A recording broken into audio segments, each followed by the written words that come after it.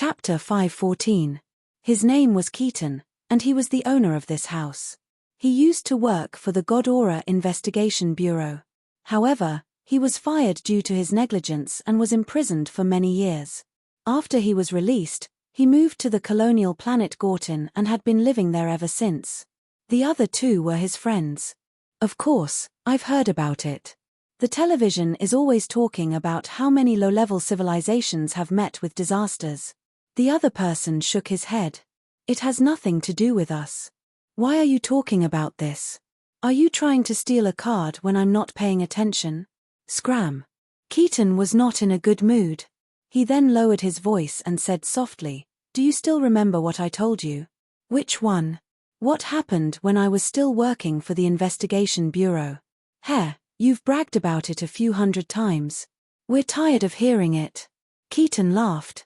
"Do you know, that planet is also on the list of disasters. I don't know what it has become over the years. I want to go back and take a look. How about it? Do you want to come along?" "Are you sure? That planet isn't safe now. The older I get, the more I want to see my past achievements." Keaton laughed. "Furthermore, my old friend has always been there. He can guide us and guide us. Furthermore, the disaster relief team is there too. We can pretend to be visitors or volunteer to help the disaster relief." The two of them were surprised when they heard this. "It can't be. He's still on a primitive planet. Won't he be bored to death? Are you stupid? His cockpit can be connected to the internet. I've always been in contact with him. Caden rubbed his hands excitedly. Just as he was about to continue speaking, the doorbell suddenly rang. Ding dong, ding dong, ding dong. The three of them jumped in fright. "It's already so late. Who's looking for me?" Keaton was puzzled. He walked to the door and looked through the peephole. There were a few people he did not recognize outside the door. They were wearing combat uniforms with a circular pattern in the center of their chest. He seemed to have seen this symbol somewhere before. Opening the small window on the door, Keaton revealed his face and asked cautiously, "Who are you looking for?" The man sized Kieran up and asked, "Are you Golden Midland?" Strange, how did this group of people know my username? Caden felt that something was wrong and denied it. Just as he was about to close the window, the person outside the door suddenly raised a laser pistol and aimed it at Caden's forehead. Caden's entire body stiffened, and he did not dare to move. His legs trembled uncontrollably, thinking that the other party was going to rob him. Before he could even beg for mercy, he heard the other party's next sentence, causing a chill to run down his spine. "Do you remember Anjali?" I don't know." Caden's eyes widened as his lips trembled. At this moment, his panic was completely different from before. It was as if this name carried a terrifying curse. The person outside the door tilted his head. "It doesn't matter if you don't know him. If you don't want to suffer, come with me." Where are we going?" "Black Star wants to see you." Several days later, the Sky Ring mercenary group spaceship was quietly waiting outside the atmosphere of Blue Star. Han Xiao was piloting the Blacklight Stealth. He saw the other party from afar and approached to dock. Only Honus and Bennett were in the cockpit. This was the first time they had taken a spaceship into space. They looked at the scenery outside in a daze. This was the first time they had experienced such a novel experience. From the ground to outer space, it only took a few seconds. Before they could react, they had already flown into space. Han Xiao told the others to stay on the ground. This trip was just a handover, and there was no need to make a big fuss. Sky Ring's progress was gratifying. They had followed the clues he had given them and found Anjali's friend. He seemed to be called Caden, and they seemed to know Anjali's background. They had spent a lot of effort to bring Caden out. The spaceship docked, and the hatch opened. A few Sky Ring mercenaries escorted Caden to meet with Han Xiao's group. After greeting each other, Han Xiao looked at Caden. At this time, this God Aura person had a panicked expression on his face, and his eyes were filled with fear. "Don't be afraid. I just want you to tell me some information."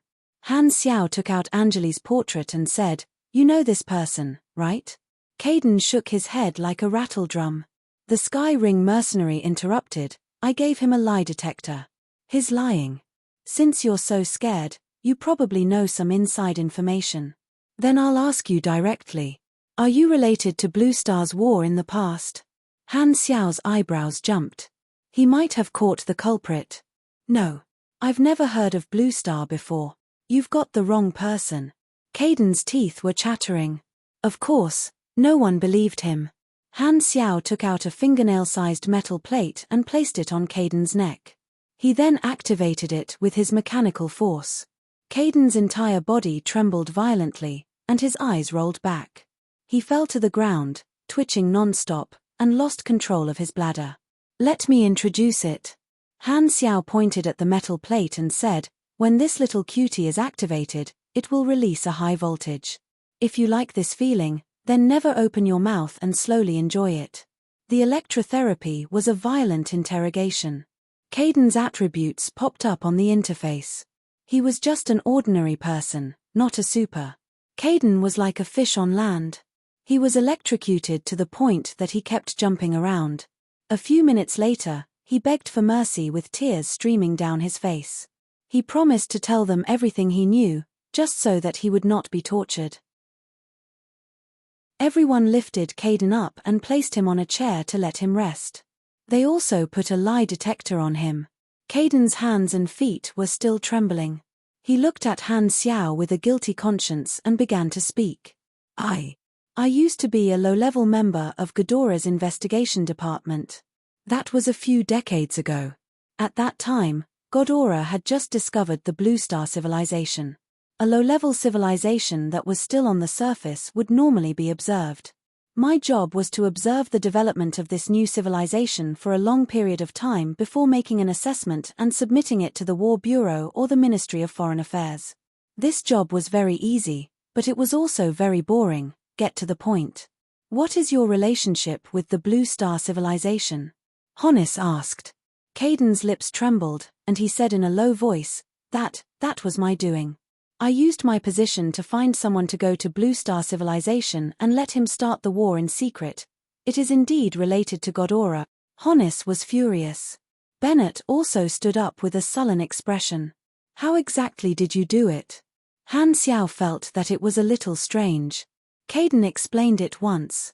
He pretended to be a guest from a high-leveled civilization and contacted some countries privately, making some false promises or emphasizing some theories. In any case, the words of a high-leveled civilization were easily accepted by the indigenous civilizations. Then, he secretly fanned the flames. During this period, he also met some people with bad intentions, but the disguised emissary had an invisible spaceship, so he was not afraid at all.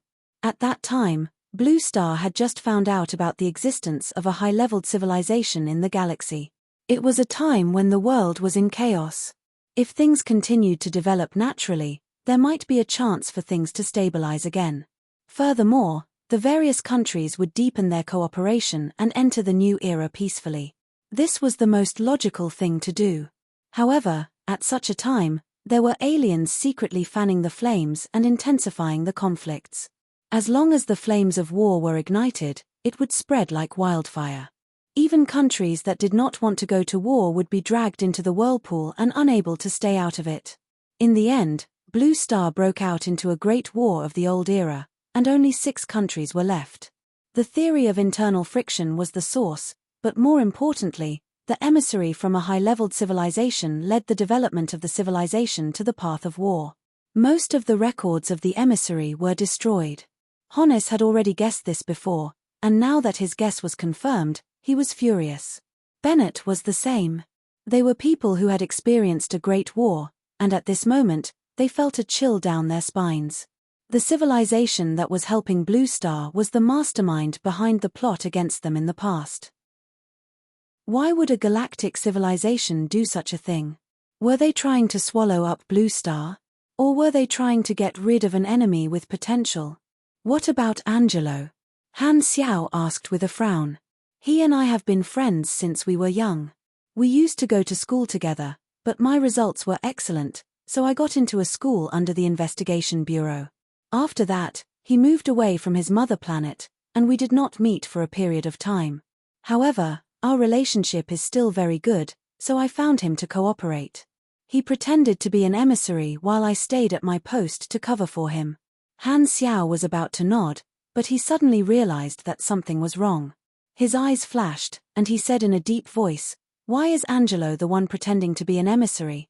He's just an ordinary citizen." He found something suspicious. If this was done by Godora, they would have definitely sent professionals. Why would they choose Angelo? Could it be that Angelo had another identity? Chapter 5:15. The more Han Xiao listened, the more confused he became. What do you mean? Wasn't it Godora who asked you to do this? Caden was stunned for a moment and realized that this group of people had misunderstood something. He hesitated, but then he remembered that the other party had the ability to detect lies. His face turned pale, and he said softly, "No, this has nothing to do with Godora. This is my personal plan." Honnis and Bennett, who were filled with righteous indignation, were suddenly stunned. "I have such authority in my hands, and my daily work is too boring. One day, when I saw the situation of the Blue Star civilization, I suddenly thought of using the Blue Star civilization as a sandbox and playing with this planet. After all, it is a native civilization, and it is very easy to fool them. Furthermore, there is no risk. Because the upper echelons do not care about the internal conflicts of low-level civilizations, I wanted to start a war and watch you guys fight because of it. I felt that this would be very interesting. I thought of it, so I did it. Angelo cooperated with me, but he chose to stay in Blue Star. He felt that returning to Godora would be meaningless, so he would rather stay on a native planet and personally witness the effects that he had caused on this planet. He felt that this matter was very interesting. After Caden finished speaking, everyone became silent. The lie detector did not sound any alarm, which meant that everything was true. Honnis and Bennett opened their eyes wide in disbelief. This was not the plan of the Godora civilization. Was it just because it was interesting? Impossible. Honnis lost his composure. You are just an ordinary person. If Godora did not interfere, how could two ordinary people do such a thing? Caden shrunk his head and said softly, "Actually, it is quite simple. No one suspected that the emissary was fake, because we are really Godora people." Honnis was stunned. He had thought that two ordinary people would not be able to cause a war to break out on Blue Star, but at this moment, he was speechless. That's right, they were all Godora people. That was enough, because Godora's civilization was advanced, Godora's people were also advanced. Who would suspect that? Bennett's face was ice cold as he grabbed Caden by the collar. Countless people from Blue Star had died because of the war, and the reason was that this Godora person in front of him thought that it was fun. However, looking at Caden's panicked but not guilty expression, Bennett swallowed the words that were about to come out of his mouth. At that time, in the eyes of this Godora, the Blue Star civilization was like an ant's nest. How could playing with ants be a sin? Han Xiao had a strange expression on his face. He felt that it was ridiculous. He had thought that the internal strife of Blue Star was because there was an organization plotting in the dark, but the truth was out of his expectations. There was no organization plotting against the weak Blue Star civilization at that time. The real reason was that an audacious outsider suddenly had a wicked idea. There was no conspiracy, no trickery, it was that simple. A small Godora person was bored and started a war for fun. After watching the show, he pretended that nothing had happened. In the end, due to the convenience of his position and the fact that Godora civilization did not value Blue Star, this matter was kept secret for decades. As for Angeli, he was a loser who could not survive in his own society. He purposely bullied the weak and stirred up trouble. He saw it as a form of entertainment, looking for a sense of superiority on an aboriginal planet.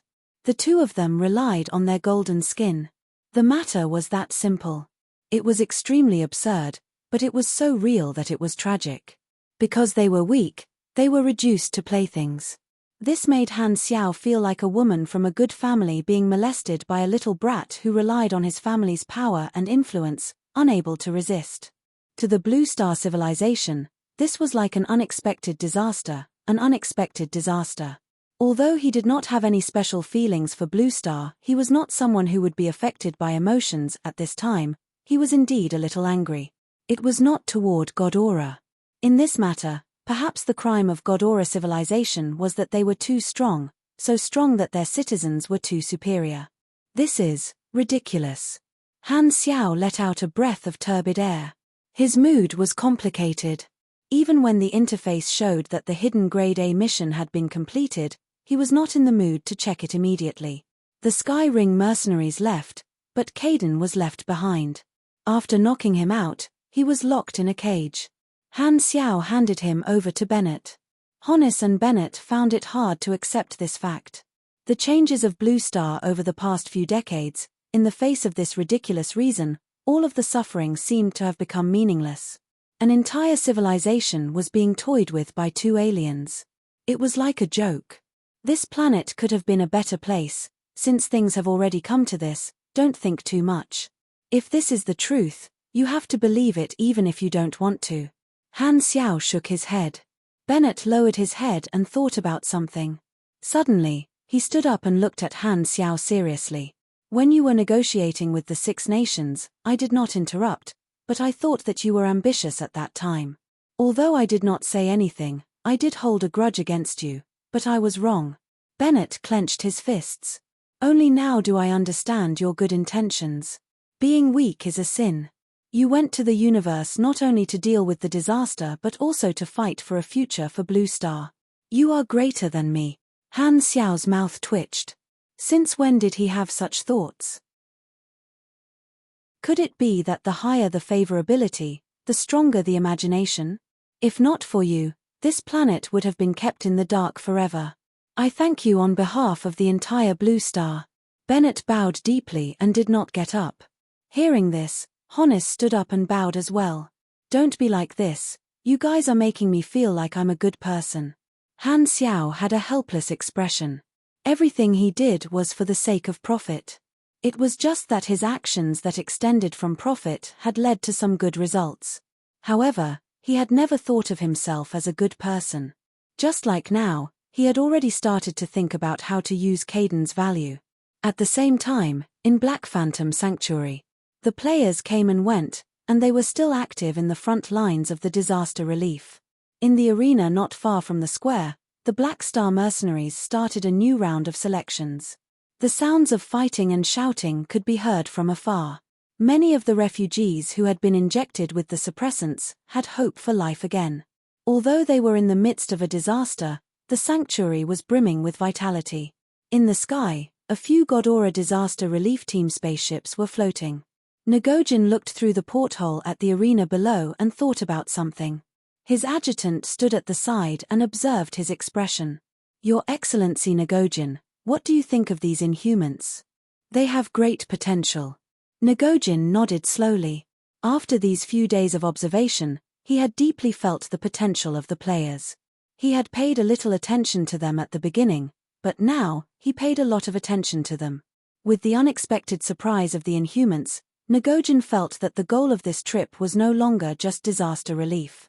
Although they were helping Blue Star with the disaster relief, it did not mean that God Aura cared much about a low-level civilization. It was just the influence of public opinion and their identity. However, in Ngojin's eyes, the Inhumans seemed to be able to bring them greater benefits. There are a lot of Inhumans. There are about 1 million of them in the entire Blue Star. With so many supers and the potential to grow, they are a force to be reckoned with no matter where they are, the adjutant said. That's right. Maybe we should have a deeper interaction with the Inhumans. They are worth roping in. What do you want to do? Send out a recruitment notice to them. Just like Black Star, our God Aura should be more competitive than a mercenary group. Nagakin made a decision. He respected Black Star's strength, but with such a large amount of super resources in front of him, for the benefit of the civilization, he could not sit back and do nothing. He also wanted a share of the pie. Chapter 516. Caden was a citizen of God Aura, and there was a small risk involved in this kidnapping. Thankfully, Caden only lived on the fringes of society on colony planet Gorton, and the Sky Ring mercenaries spent some effort to bring him over. However, according to them, there were 2 other people present at the scene, and there were many loopholes in this matter. After all, it was not Han Xiao who personally led this operation. There was a risk involved, and even if it was a shut-in who did not work, God Aura would still protect their citizens. However, Han Xiao would not release Caden. Although Caden's actions were against the law in God Aura, and he would be convicted if he was released, God Aura would not compensate Blue Star for this. However, in the interstellar era, the movement between planets was extremely fast, and many citizens did not live on colony planet Gorton. Instead, they would take spaceships to other star systems. The huge population and complex distribution of the population resulted in more freedom in the administration of law and order. It was a small matter for a citizen living on the fringes of the colony planet Gorton to be kidnapped. The local law and order department did not have the manpower to pursue this matter into the universe, and the efficiency was not high. As long as God Aura could not find Caden, this kidnapping would be left unsolved. After all, it was just a case of an ordinary person going missing, and it was impossible for them to invest a huge amount of resources to search for him. If they could not find him for a period of time, it would become an unsolved case. The Sky Ring mercenaries had activated stealth on the way, and it was difficult to track them after they jumped. At the end of the day, they were not teammates, and Han Xiao was very gratified. "You remind me of my hometown." Rizda's voice suddenly sounded from the cockpit. "It's very tragic, isn't it?" Han Xiao shook his head. "At least there's still hope." After saying that, Rizda fell silent again. He had always been in the blacklight stealth, controlling the spaceship, and did not like to show his face. Rizda allowed Han Xiao to use his body and was very cooperative. Han Xiao also did not let Philip control the spaceship. In terms of artificial intelligence, Rizda was naturally much better than Philip. After all, he was an AI lifeform. The blacklight stealth landed in the sanctuary, and Han Xiao instructed Bennett not to kill Caden for the time being before he went about his own business. As usual, he inspected the situation of the recruitment and checked on Sylvia's homework. Then, he returned to his residence and checked the quest reward, 8 million EXP, 1 chance of a random reward, which he had not used yet. In addition, he was also rewarded with 2 free attribute points and 1 potential point. High difficulty quests would reward some attribute points. The best reward was naturally the Medal of Honor, which increased all attributes by 3%. You have gained. This thing was the same as the character summon card. It would take effect immediately on the interface. He still had the Medal of Honor from the Germinal Organization mission. It had the same effect, but only 1 could be used at a time. Only by collecting 3 Medals of Honor would he be able to exchange them for a special badge that increased all attributes by 12%. After looking at the rewards, Han Xiao opened his status window. Today was a good day. He had finally finished practicing Harmon's energy training technique, and his energy had broken through the 9,000 mark. He had finally entered the next level and obtained a new bonus. Energy attribute. Increases machinery affinity. Energy, plus 18 SDR, plus 25 DEX, plus 28 END, plus 32 INT, plus 22 MAS, plus 3,400 maximum stamina, plus 25% machinery affinity. Just this level of attributes alone increased his energy points bonus by almost a third. The higher his energy points were, the more significant the bonus would be for each level. The class advancement mission had been completed, and the class advancement requirement was to choose a specialization from the 3 branches of large machinery, micro machinery, and virtual technology. The method was to max out the relevant high-end knowledge. Han Xiao had not bought any of the 3 branches of armed, energy, and control.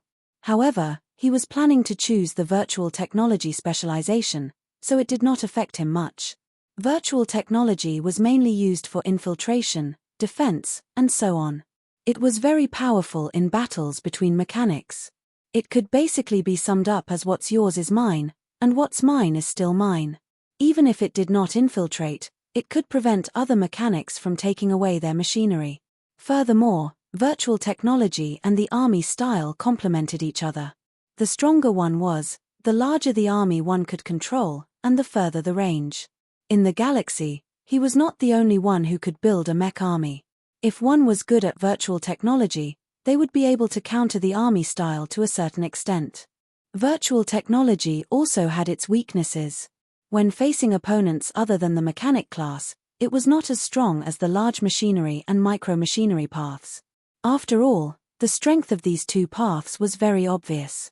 Their combat power was on the table, and it was nothing more than stacking up the attributes of the machinery.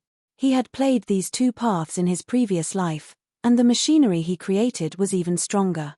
He just had to close his eyes and leave it all up to fate. Of course, this was an exaggeration. The experts of these two branches still had to operate the battle. Only those who did not want to operate the battle would be able to do it. In his previous life, the majority of players had chosen these two paths because the difficulty of the virtual technology branch was too high. More importantly, even if one did not choose the army style, the large machinery and micro-machinery paths also had many strong battle strategies.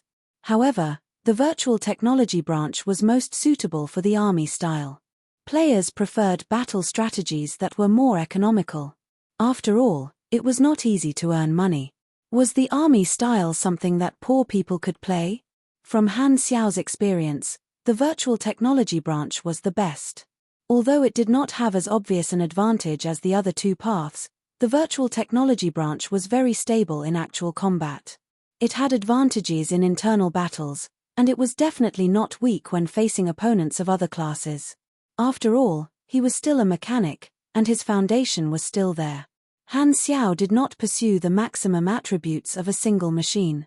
If he did not have enough quality, he could make up for it with quantity. With the huge market of players, he was not worried about the cost. Compared to strengthening his strengths, he preferred to make up for his weaknesses. As long as he had enough experience, he could even raise the level of his blueprints and manufacturing skills very high. This way, even the quality of his machinery would not be much worse than the other two paths. Furthermore, he had a more personal reason for choosing the virtual technology branch. You have completed the LV120 promotion. END bonus increase. 1 END equals 65 HP equals 75 stamina. At this level of promotion, the amount of HP converted from END is much higher. At the start, every promotion would increase the HP conversion by 5 points. After the first race evolution, every promotion would increase the HP conversion by 10 points. Now, it has increased by 15 points. Previously, the HP conversion rate was 150, but now, it is 165. You have reached LV5, Max. Class promotion successful. You have received a new class. Plus 150 energy, plus 3 DEX, plus 3 END, plus 6 INT. You have received 6 free attribute points and 1 potential point. You have learned a new skill. You have learned a new skill. You have learned a new skill. You have learned a new skill. You have learned a new skill. You have learned a new skill. You have learned a new talent. The new talents were basically all skills that strengthened the virtual technology branch, such as hacking calculations, artificial intelligence defense, and network defense. They were the core of this branch. It slightly increased the overall attributes of an independent machine. The skill introduction was excellent. Intelligent system improves machine efficiency. The former was to reduce the cost of production, while the latter was to increase the production speed. The virtual technology branch was the most suitable for the army style. This was the core skill of the mechanic class, and the effect when it was raised to the max level was plus 60% machinery affinity. As for the new talent, it gave him an additional bonus to the virtual technology branch, similar to that effect. Because this was a class advancement that confirmed his specialization, he learned more skills than before. These skills were even more important than simply leveling up. Without any hesitation, Han Xiao directly leveled up all these skills to the maximum level, hoping to obtain the strongest effect. In the past few days, he had obtained more than 3 billion experience points from the players by teaching them skills. Raising all of these advanced skills to the max level burned through more than 1 billion experience points. The investment was worth it, and the effect was obvious. His combat power had increased by more than 800 owner. After reaching the advanced level, the increase in combat power from the skills even exceeded the effect of leveling up. He still had 2 billion experience points left. At this level, the cost of leveling up his main class was also extremely high. Similarly, the experience reward from the missions that the players came in contact with would also increase, but it would still take a long time to accumulate. Only Han Xiao could accumulate such a large amount of experience points in such a short time. All of the experience points were invested into leveling up, and his main class leveled up 4 times. The remaining experience points could be used to level up one more time. However, Han Xiao stopped and did not continue to level up his main class. Instead, he used the remaining experience points to level up his secondary class from LV5 to the max level of LV10. In the end, he still had more than 100 million experience points left, which was not enough to level up anymore. The cost of leveling up his secondary class would increase along with his overall level, but it was still much lower than leveling up his main class. This attribute class was somewhat useful, as it gave him another 50 intelligence and 5 potential points. After leveling up to LV5, the total bonus was 15 dexterity, 15 endurance, 30 intelligence, 30 free attribute points, and 5 potential points. All of the free attribute points were thrown into intelligence as usual. Energy boiled in his body. Enduring the discomfort, Han Xiao carefully looked at his attributes that had greatly changed. Level 130 main class, mechanic race, void prowler, human form, 181 SDR, 401 DEX, 361 END, 1110 INT, 124 MAS, 41 CHA, 1 LUK free attribute points, 0 potential points, 49 health, 37824 stamina, 37995 energy, 9770 LV10 energy bonus, plus 71 SDR, plus 97 DEX, plus 180 ND, plus 122 INT, plus 77 MYS, plus 10920 stamina limit, plus 85% machinery affinity energy rank, 8945 owner grade, B plus hair. This remark is quite naughty. Level 130, close to 9000 combat power. If I calculate, as long as I reach LV 140 and complete the promotion, I will officially enter grade A and have the destructive power of a calamity. Han Xiao calculated in his mind. Although he leveled up quickly, he did not fall behind in terms of skill levels. Furthermore, most of the skills he leveled up were in his main class, so his progress was about 20 to 30 levels ahead of the players. His actual combat power was also above the average standard of his level. He could basically sweep through most grade B supers. If he faced Ashes again now, even if he did not plan beforehand, he would be able to fight for a long time. Even if he could not win, he would be able to disgust the other party to death. This was especially so for his health. Every time he saw this number, Han Xiao could not help but feel numb. In his previous life, when he was at this level, the average health of a mechanic was less than 20,000. Even the main tanks of his level did not have as much health as him. This molding talent was simply too ferocious. If he allowed this talent to level up again, he would probably vomit just by looking at it. Leveling up from LV 130 to LV 140 required billions of experience. He had used the skills he taught to harvest a wave of players, and most of the profits had already been earned. At this time, he could still earn about 1 billion experience from selling the skills. After that, he would have to find new ways to harvest the players. It had been so many days since the start of the version, and the experience of the players had basically been used up. He had to wait for their experience reserves to accumulate again. Looks like I still need some time. Han Xiao was already very satisfied. At this level, he could not expect to level up 20 times in a row like in the early stages. The pain lasted for more than an hour before it slowly subsided. Han Xiao exhaled, feeling full of strength for a while.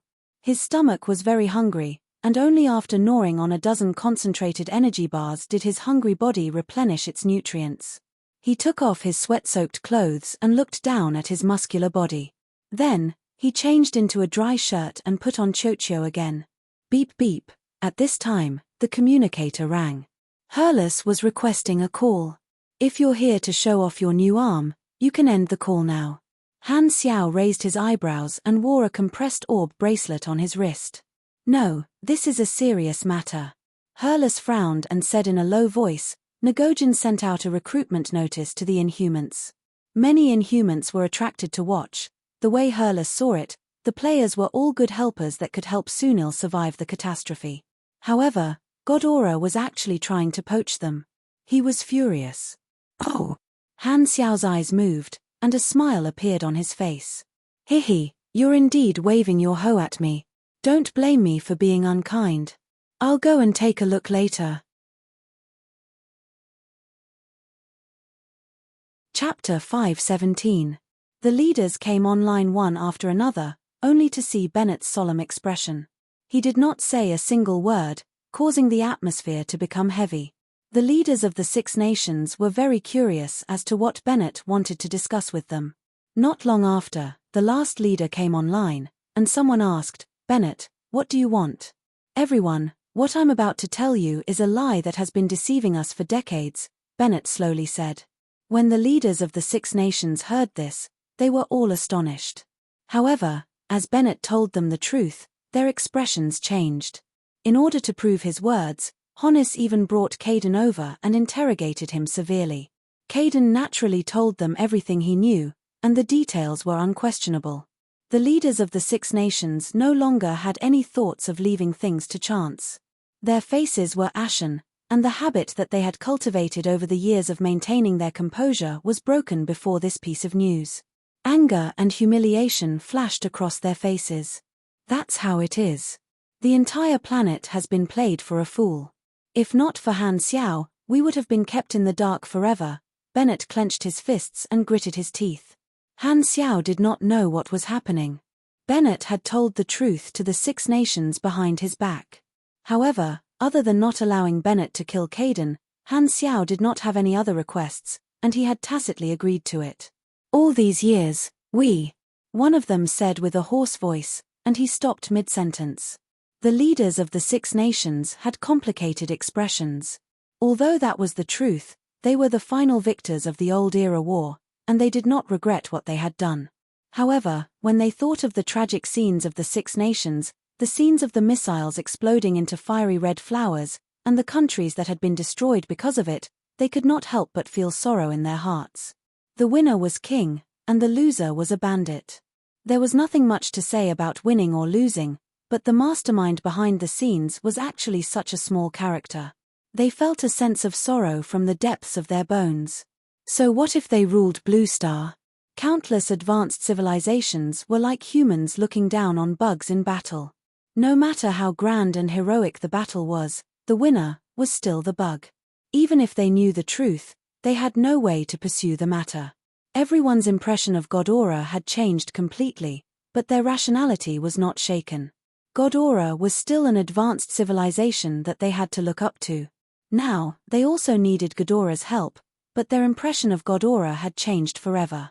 Bennett took a deep breath and said in a deep voice, Last time, when Blackstar was negotiating with you, I was behind him. To be honest, at that time, I didn't agree with his way of thinking. But now, I understand his good intentions. He has long seen through this truth. Being backward and weak will only result in being toyed with. I don't know how much of your compromise was fake, but now, I feel that you can see the reality clearly. The leaders of the Six Nations were silent. They suddenly recalled the scene from not too long ago.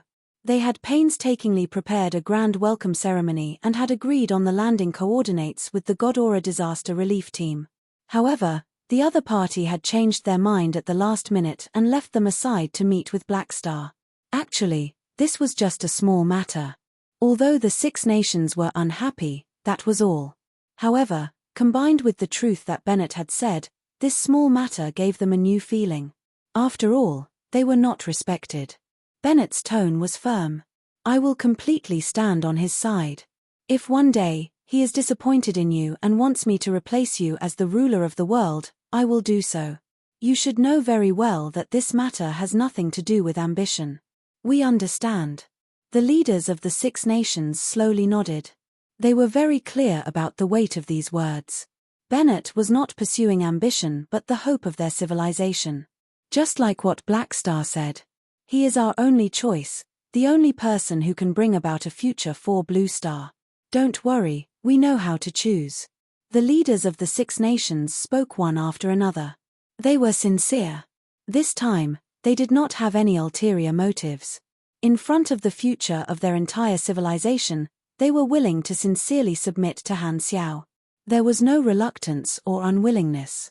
At this time, the leaders of the Six Nations were only thankful. They were thankful that a legendary character like Black Star had appeared in Blue Star. He had single-handedly changed the fate of their entire civilization. Under the scorching sun, the plaza of the sanctuary was bustling with people. Han Xiao was leisurely heading toward Ngojin. He did not know that Bennett had secretly given him the best assist. Not long ago, Hurlus had called and said that Godora was trying to poach him. He was now preparing to go and see how Ngojin was trying to recruit players.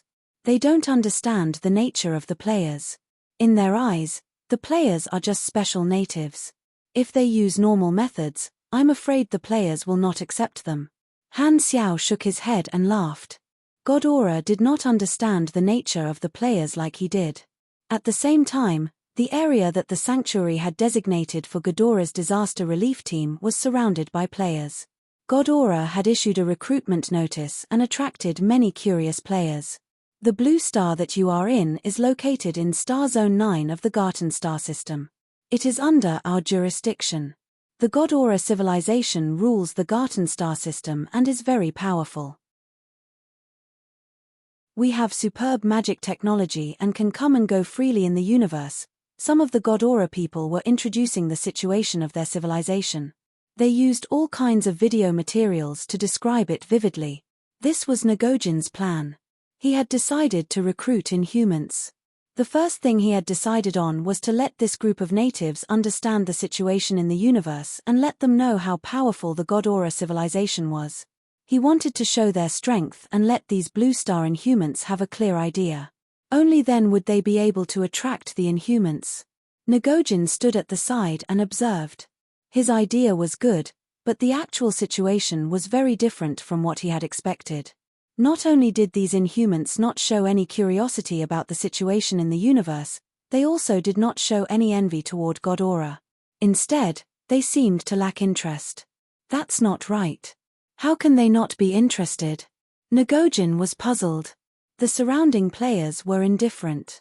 Ngojin's method was a normal method to deal with the natives, but it was completely useless against the players.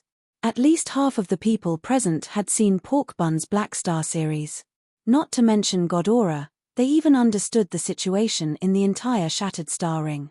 The information that these Godora people were talking about was no longer new. Ngojin was confused. Naturally, he did not know where the problem was, so he patiently watched.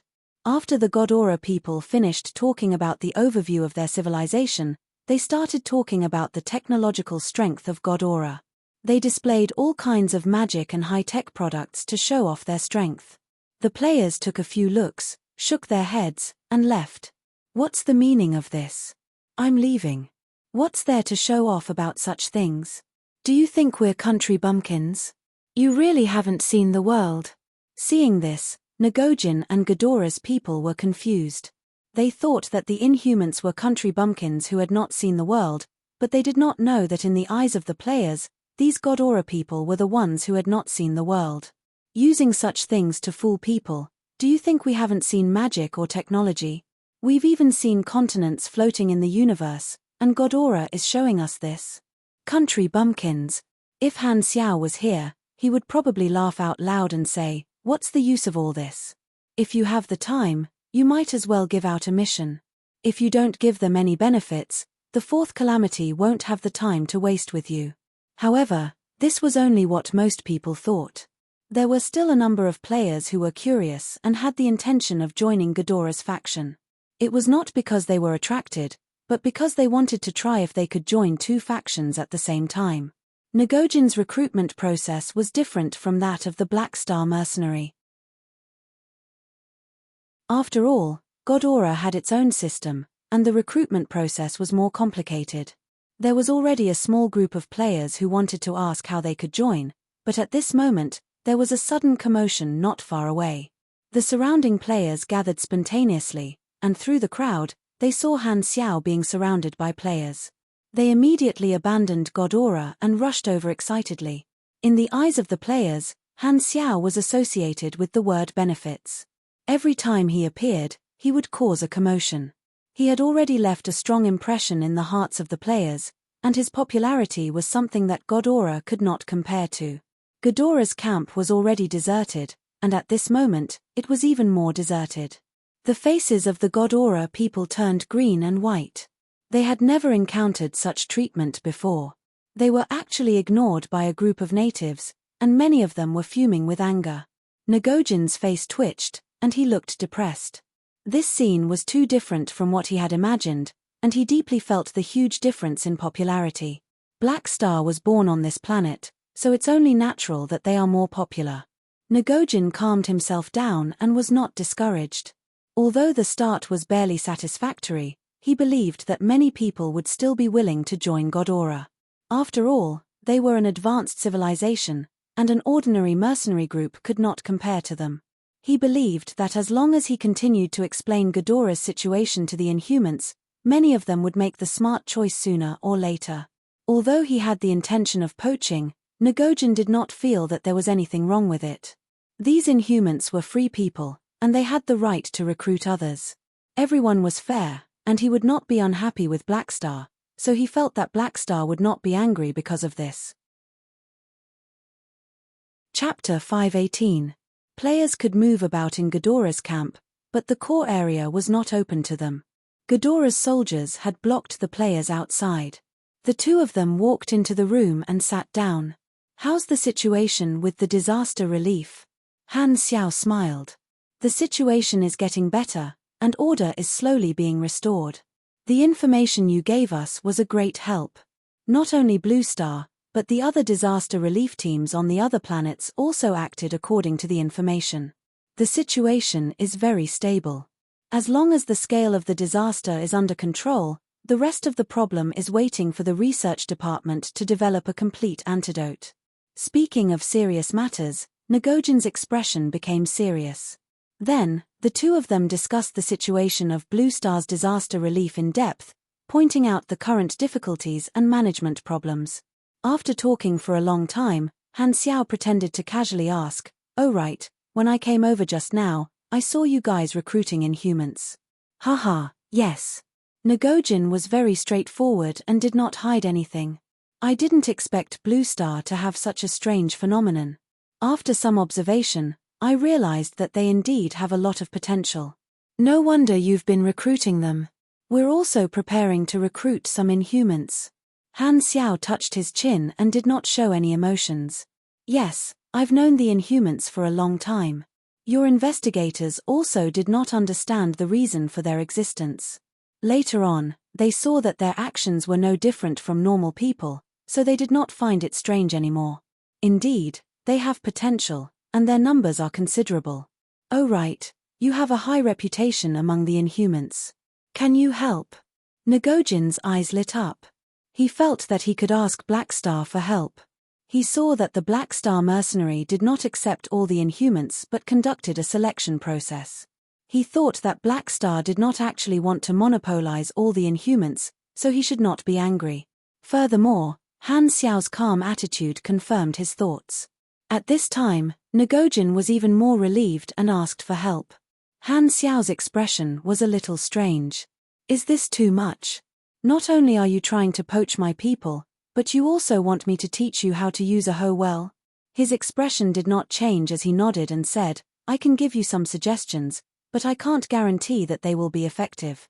After all, the Inhumans are not my subordinates." Ngojin thought for a moment and said, "What method did you use to make those mutants so eager to join your mercenary group?" Han Xiao chuckled. "Actually, it's nothing much. It's just the same as what you guys are doing. Introduce the background of the mercenary group, the structure of the galaxy, and mention the benefits. The rest is up to the Inhumans. As long as you continue to spread Ghidorah's background, You will definitely attract some people. I think so too. Nagojin nodded. His plan was not wrong. It was just that Black Star had beaten him to it. Since the direction was correct, Nagojin was not prepared to change his approach. Compared to a mercenary group, it was naturally better to join the God Aura civilization. It seemed like he only needed time to slowly let the Inhumans understand this point. After chatting for a while, Han Xiao said goodbye and walked out of Ghidorah's camp. He shook his head and laughed secretly. Actually, Nagojin's guess was not wrong. He was not angry because he already knew that God Aura would be his competitor. Nagojin's actions were within his expectations. Originally, there was another competitor, Darkstar. However, as the germinal organization was long gone, Darkstar would not appear for the time being. Furthermore, he was tied to God Aura, so Darkstar was almost out of the game. He had one less competitor. Han Xiao was clear about Nagojin's recruitment process. There was nothing special about it.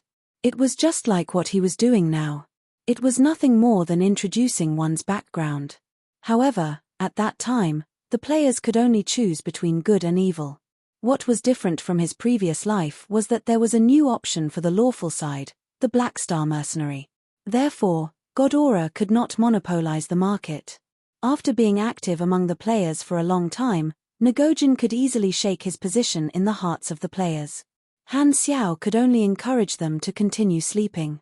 Even if God Aura gave out all kinds of benefits, their core competitiveness was far inferior to his. Pork Bun had released so many videos, which had a huge effect. It allowed the players to have a clear understanding of the Black Star mercenary. Furthermore, it also caused the players to look forward to it. The serial-like mode formed a preliminary sense of belonging. Benefits, he had the advantage. Feelings, he had the advantage. Interest, he still had the advantage. He had all the advantages, but he did not know how to lose. On the path of collecting leaks, God Aura was like a younger brother. Because he was well prepared, he had a strong foundation. There was no need for him to do anything, and God Aura would not be able to do anything. Furthermore, in theory, the players could indeed join both sides at the same time. From Han Xiao's point of view, the real choice would appear when they left the planet. At that time, the players would have to choose who to follow. Therefore, he was not in a hurry at all. When the players had to choose between the two sides, he would definitely have the absolute advantage. Furthermore, with the crowd effect, more players would choose him. It was almost like a moving main city. On the other hand, Ghidorah's side would definitely be cold and desolate. However, Han Xiao never complained about having more tricks up his sleeve.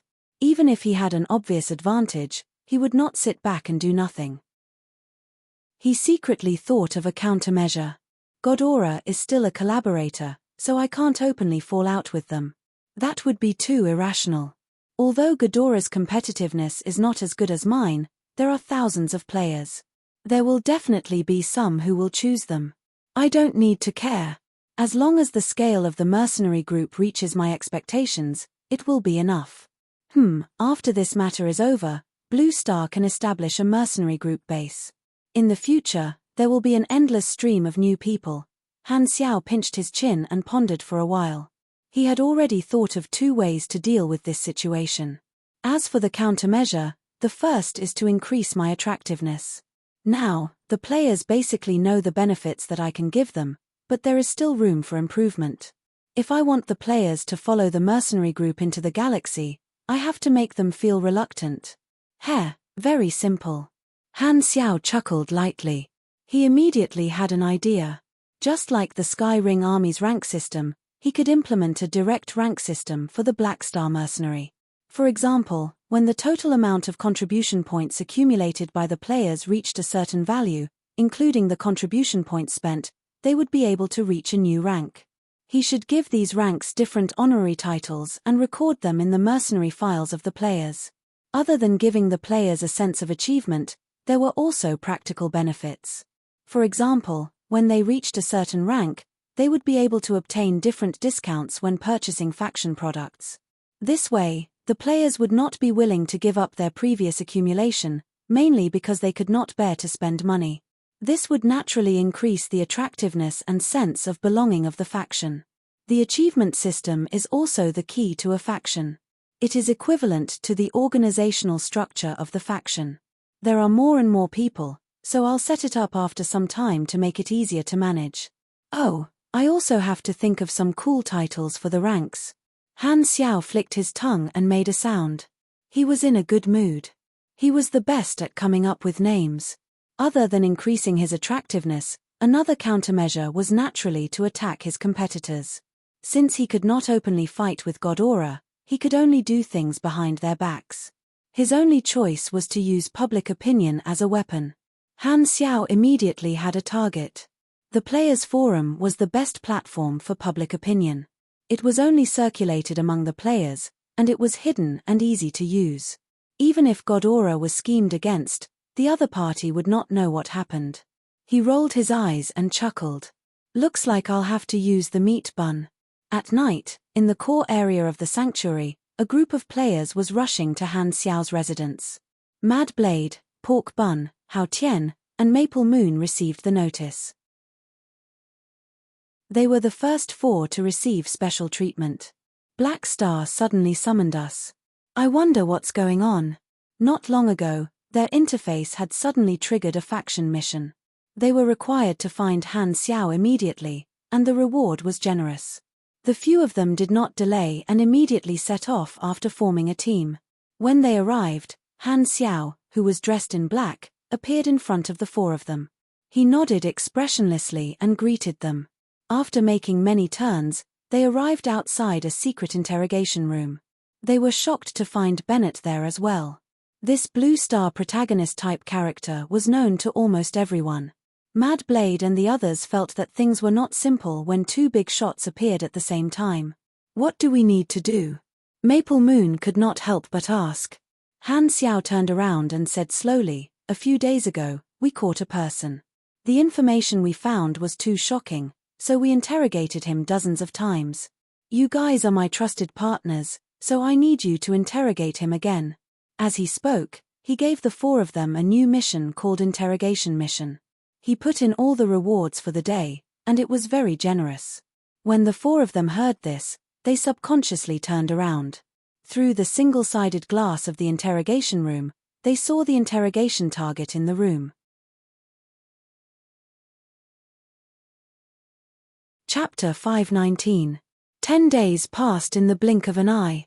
It had been more than a month since the start of version 2.0. The overall situation was good. The number of refugees who were sheltered continued to rise, and the rampaging beasts were killed in batches. The players integrated into the new version and ran around, contributing to the overall progress of the main storyline mission. In addition to the disaster relief, there was a competition going on in the dark. These days, Ngojin's policy was effective. As the saying went, a strong woman is afraid of a strong man. Under the insistence of Ghidorah's marketing staff, the players tried to join the Ghidorah faction.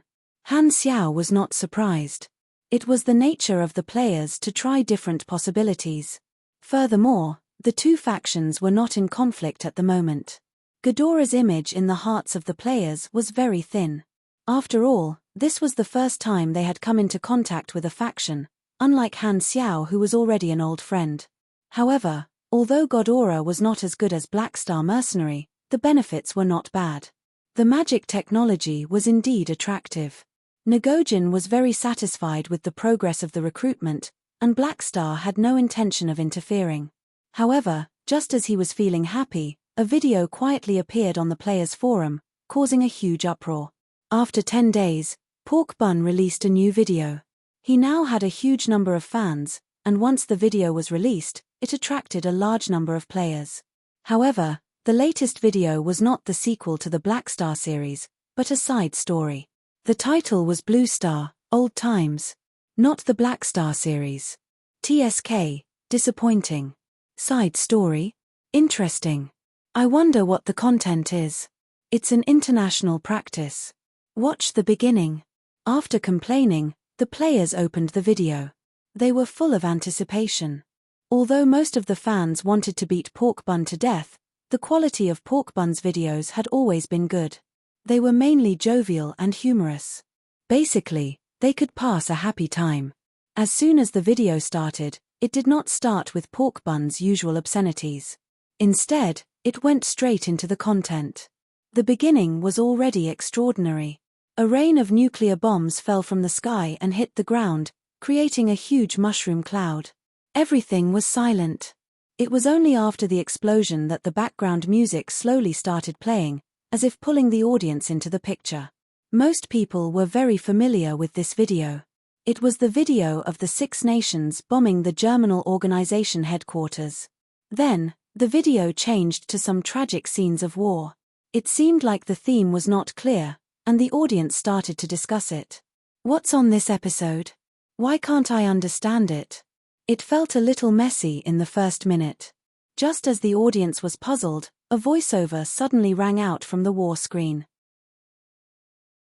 It was Caden's voice, his voice trembling and weak as he slowly confessed his crimes.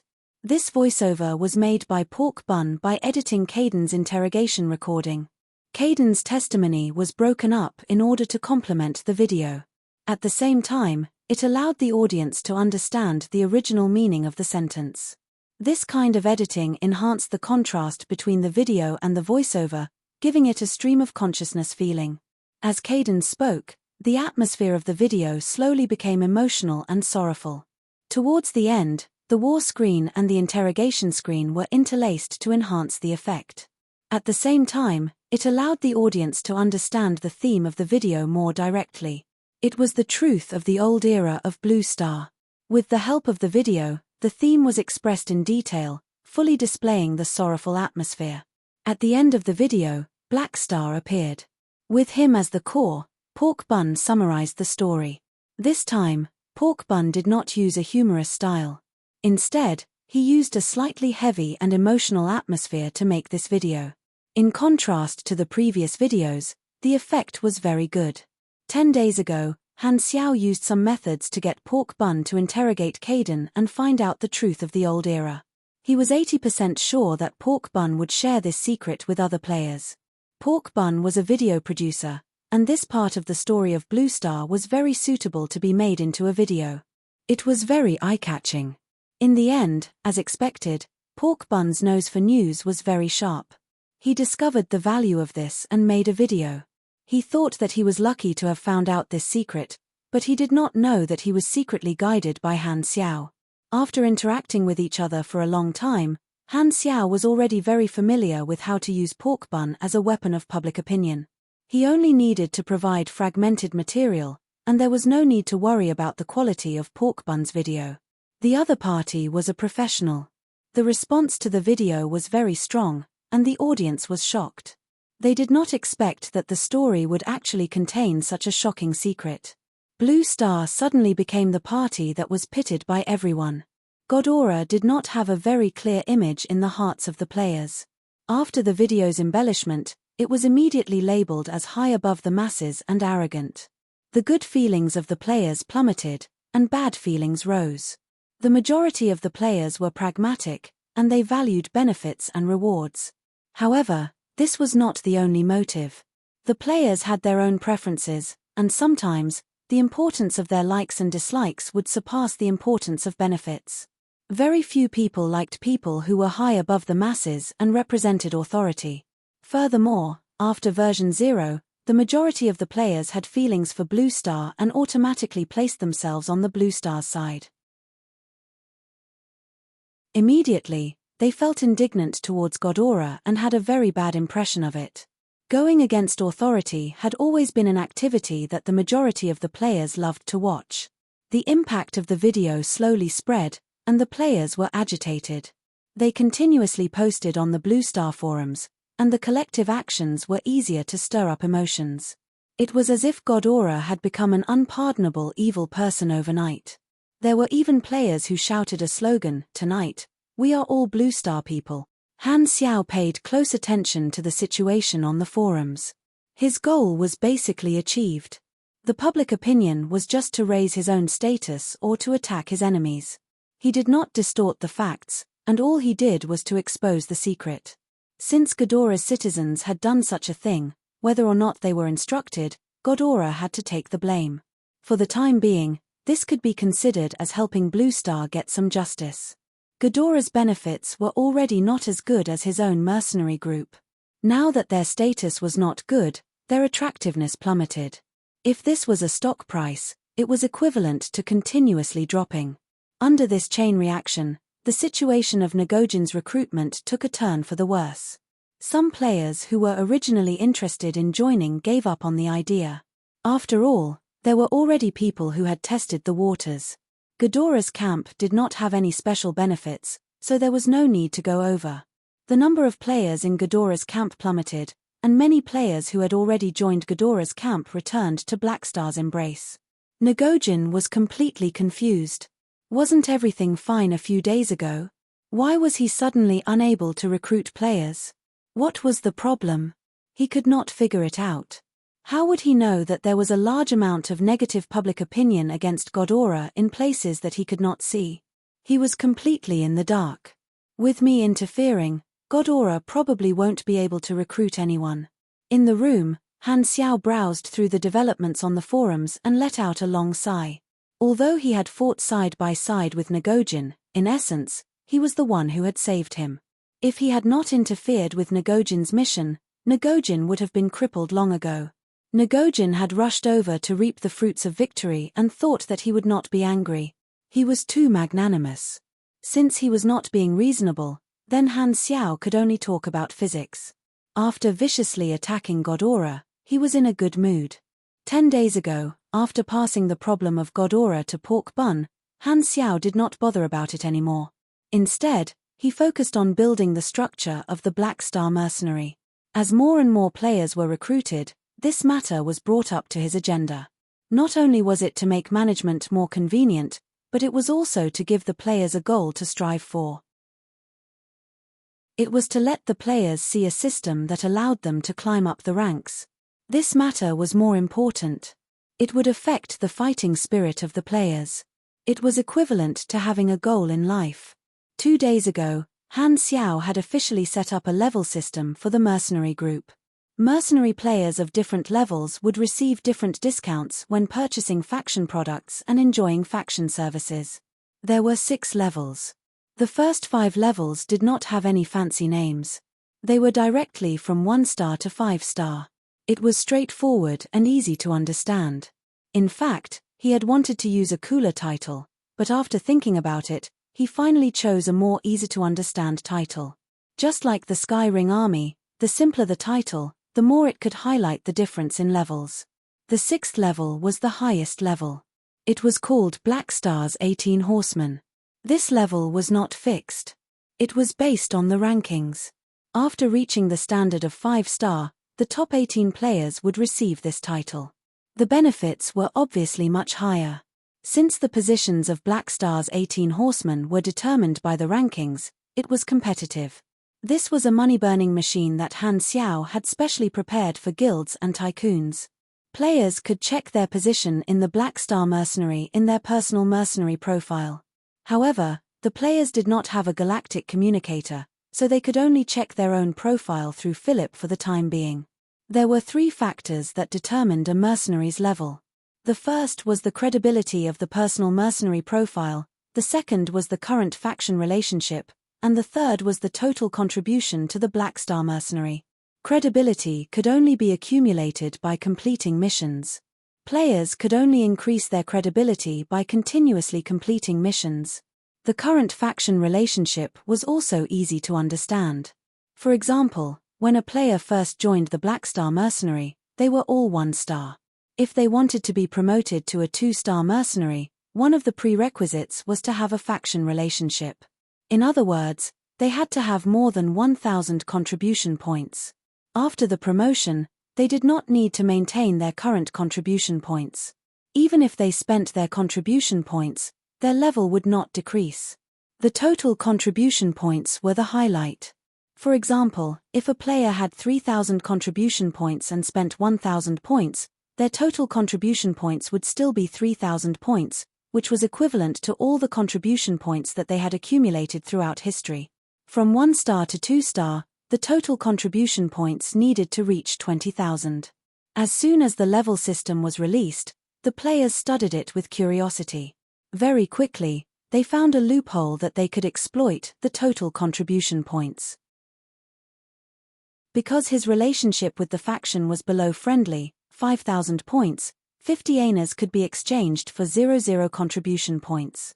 If his current contribution points were between 5,000 and 3,000 points, he would need 500 annas to exchange for 00 contribution points. Thinking about it this way, as long as he kept his contribution points below 5,000 points, he would be able to increase his total contribution points with the least cost. With this discovery, many players were overjoyed. They felt that they had found a shortcut. Han Xiao had already expected this. He liked it when the players felt that they had profited. The reason was simple. As long as the current contribution points reached 1,000 points, if they wanted to save money, they would have to spend all the contribution points they had. Contribution points could only be used to buy faction items, and the players would have to spend extra annas to buy the items. This cycle kept repeating, which was equivalent to urging the players to spend money. The players would think that accumulating the total contribution points was a profit. Furthermore, the other two factors that affected the mercenary level were hard requirements. There was no way to exploit them, so the players could not use shortcuts to quickly increase their mercenary level. The shortcut of the total contribution points was actually Han Technician's scheme. He used the players' psychology and purposely left a loophole for the players to discover on their own. There were many new players in the mercenary group. Currently, only the few dozen players that had followed him from the beginning were close to the standard of 2-star. The requirements for this system that Han Xiao had set up were not low. Based on the current progress of the players, he estimated that no players would be able to reach the highest level in 1 or 2 versions. This was a long-term plan. In the room, Han Xiao leaned against the back of the chair, crossed his legs, and muttered to himself, "The mercenary group's official planning has just begun. Let's take it slow." As long as he recruited enough players, the strength of the players would be equivalent to his own force. He had enough patience to wait for the players to grow. Beep beep. At this moment, an emergency notification popped up on his communicator. He opened the virtual screen and casually glanced at it. What he saw was the emergency news of Darkstar attacking a few mutation disaster planet. Han Xiao's eyes narrowed, and he sat up straight with a solemn expression. It has finally begun. Chapter 520. This news caused a huge reaction in the Garten star system, and many galactic residents knew that the main show was about to begin. As Ghidorah's archenemy, it was obvious that Darkstar would not let go of such a good opportunity. Now, they had finally completed this missing piece of the puzzle. There was still no evidence to prove that the mutation disaster was Darkstar's scheme, but it was no longer important.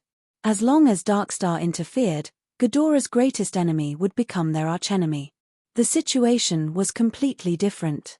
Darkstar's first wave of attacks on 3 calamity planets encountered the local Ghidorah disaster relief teams, and both sides engaged in an intense battle. Because the battle was rushed and the size of the fleet was very small, the 3 Ghidorah disaster relief teams suffered heavy losses. Logically speaking, the civilizations of these 3 planets would not be able to withstand a single blow from Darkstar's fleet. However, Darkstar did not destroy these 3 planets and seemed to have come to attack the disaster relief teams. They symbolically destroyed the planets and retreated before Ghidorah's reinforcements arrived. The result of the attack was that 70 to 80% of the disaster relief efforts on these 3 planets were destroyed, and the situation that had been stabilized with much difficulty became chaotic once again. As a result, Ghidorah raised their alert level and sent out their military fleets to the various calamity planets to act as guards to prevent Darkstar from launching another attack. Even so, Darkstar was unable to let the matter rest. The second wave of attacks happened very quickly, and the other calamity planets were attacked this time. It was the same process as before. Although Ghidorah increased the strength of their guards, Darkstar also increased the strength of their attacks. This time, both sides clashed head-on, and a large-scale galactic battle broke out. Spaceships bombarded each other, and shields flickered. The light from the ion cannons was like a new star being born, and the photon pulse was like a rainbow bridge that traversed the dark universe. After a huge battle, Darkstar retreated in time again, and it did not evolve into an all-out war. Ghidorah's fleet suffered once again, and the calamity planets that they were protecting suffered the same fate as the first 3 planets. The disaster relief efforts were destroyed. Most of the time, Darkstar was only hiding in the dark and plotting against Ghidorah. It had been many years since their last battle, and now that Darkstar had come out in full force, it was no longer a small matter. This immediately put pressure on Ghidorah. Ghidorah had the absolute advantage in terms of raw power, but Ghidorah's territory was vast, and its fleet was stationed in different bases and colonial planets in the Garten star system. The free forces that Ghidorah could mobilize were not enough to crush Darkstar. Furthermore, Ghidorah did not know how much military power Darkstar had. For a long time, the scariest thing about Darkstar was that it hid in the dark and could not be detected in advance. Ghidorah had a headache over this. If they did not know where Darkstar would attack next, they would not be able to come up with a targeted strategy. They could only passively defend, which was very inefficient. After 2 rounds of attacks, Darkstar seemed to be targeting the disaster relief team. However, Ghidorah would not withdraw the disaster relief team because of this. Otherwise, it would seem that they were afraid of Darkstar. Ghidorah would not show such an attitude to their enemy. Furthermore, since they had already started the disaster relief, if they gave up halfway, it would be a serious blow to their ruling status and reputation. The situation had not reached that stage yet. The 2 sides clashed again after so many years, and the Garten star system was in an uproar. It immediately became the center of attention in the Colton star cluster. Darkstar will not stop here. They will continue to attack, and we will be attacked sooner or later. In the meeting room of the sanctuary, Ngojin explained the situation with a serious face. Among the participants present, only Han Xiao was clear about the situation. Bennett and the leaders of the 6 nations listened attentively to Ngojin's speech. After Darkstar's first wave of attacks, the situation became serious. A few days ago, a Ghidorah fleet had arrived to protect Blue Star. 120 Ghidorah battleships were on standby outside Blue Star's atmosphere, guarding against Darkstar's attack. Ngojin did not care about the disaster relief or the recruitment of Inhumans. Guarding against Darkstar became his most important task, and he had discussed this with Han Xiao many times over the past few days. The meeting was held to increase the alertness of the sanctuary and the 6 nations. Of course, the Blue Star civilization did not have much ability to resist in a galactic war. Ngojin mainly wanted them to be mentally prepared so that they could take refuge immediately when the enemy attacked. As we have to provide disaster relief, we can only passively defend, and the situation is not good for us. Darkstar's goal is most likely to make use of the weakness of Ghidorah's scattered forces to attack Ghidorah's forces one by one. We do not know what Darkstar's next target will be, Ngojin said with a deep voice. Han Xiao nodded. This was indeed Darkstar's goal, but it was only one part of the plan. Darkstar's mutation disaster plan was to weaken Ghidorah's strength, not only in terms of military strength but also in terms of all aspects of Ghidorah's rule. Attacking a calamity planet would not destroy the low-level civilizations on the planet. If the civilizations were destroyed, Ghidorah would not need to provide disaster relief, and Darkstar would need to delay Ghidorah. Bennett and the others had grave expressions. They could not panic, and the problem was very serious. There was no point in panicking. How do you plan to deal with it? Bennett asked. The War Bureau will deploy troops from the other star zones, and the 2nd and 3rd batches of reinforcements are on their way. The higher-ups want us to continue our work and maintain our vigilance, as well as speed up the disaster relief, Ngojin frowned. In truth, the higher-ups had the intention of forcefully moving the refugees from the Calamity Planet. However, this action would not have a good effect, and there were many hidden dangers. They would not be able to discover if the mutation source had followed the refugees into the spaceship. After considering various factors, this plan was temporarily shelved, and the War Bureau decided to face Darkstar head-on. Some of the more radical officers even felt that this was an opportunity. Darkstar had been hiding all this time, and now that they had finally revealed themselves, they could lure Darkstar's fleet out and attack the enemy. Thus, the War Bureau's decision was to deploy troops. Thus, we can only wait. Ngojin's tone was grave. In truth, he had hidden an order. If they realized that they were not a match for Darkstar's fleet, the higher-ups would request them to strategically avoid the battle and protect their own forces. If the Calamity Planet was destroyed by Darkstar, God Aura could only express its regret. Han Xiao shook his head. Darkstar's attack order was random, and he could not be sure. Even if he knew the overall plan of Darkstar, he had to block the enemy first. If Darkstar's fleet attacks, I will have to participate in the battle as well. This time, it will not be a ground battle but a space battle, Han Xiao sighed.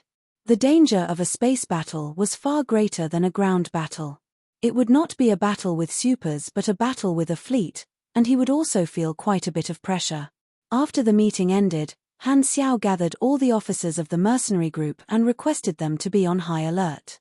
He also ordered them to store all the resources in the warehouse of the spaceship in the secret underground base of the sanctuary. The spaceship he rented was a traveling model, and its combat power was not strong. He was not prepared to use these rented spaceships in battle. Not only would they not be of any use, it would be a huge loss if they were destroyed. He had other uses for these spaceships. Thus, the only battleships the mercenary group could use were the Blacklight Stealth. Although there were not many of them, they were of high quality. The sanctuary also mobilized to disperse the refugees and reduce the population density. They also built some simple defensive measures. With limited technology, they could only do their best and leave the rest to fate. Although the refugees did not know what was going on, they all obeyed orders. However, the atmosphere in the sanctuary gradually became tense. The players still did not know what they would encounter. Han Xiao still remembered that every time they were attacked in his previous life, the overall progress of the main storyline mission would decrease greatly. With the current strength of the players, it was very difficult for them to be of any use in a space battle. It would be best if Darkstar did not come. Han Xiao sighed. A hidden Darkstar fleet moved slowly in the universe. This was a highly mobile armed force. The main ship was not a Darkstar mothership, but a Berserker-class command ship called Bloodgore. More than 200 battleships surrounded the main ship, and most of them were assault ships with ferocious firepower.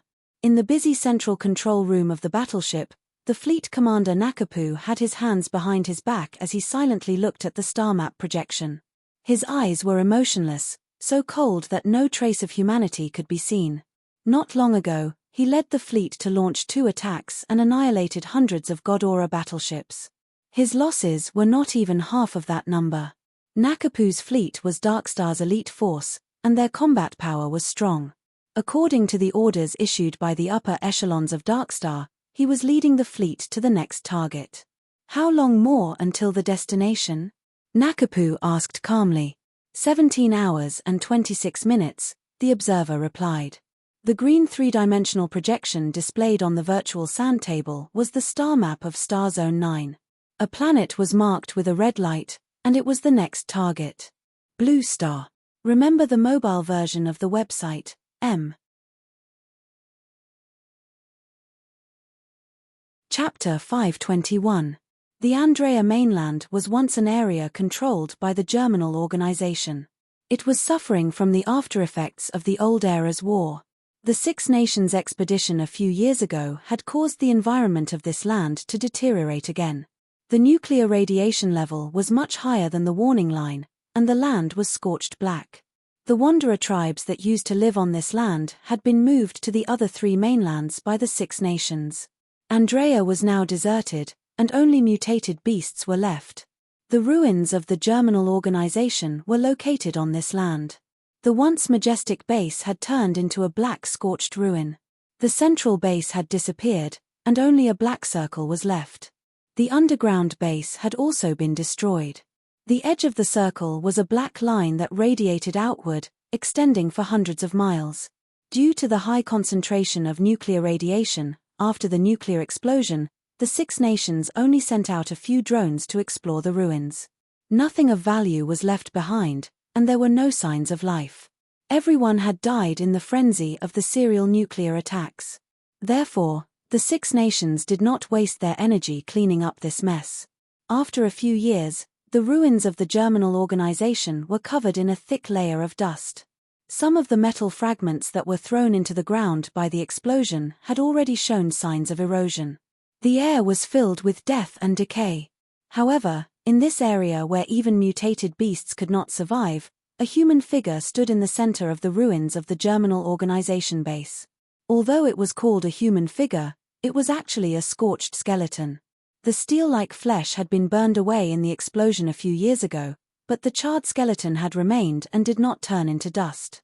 After a few years, it still had not decomposed into dust. Only the body of a super had far more tenacity than that of a normal person. However, it was obvious that the signs of life of this body had long disappeared. The grey dust in the air danced in and out of the empty eye sockets. However, such a corpse was moving slowly at this moment.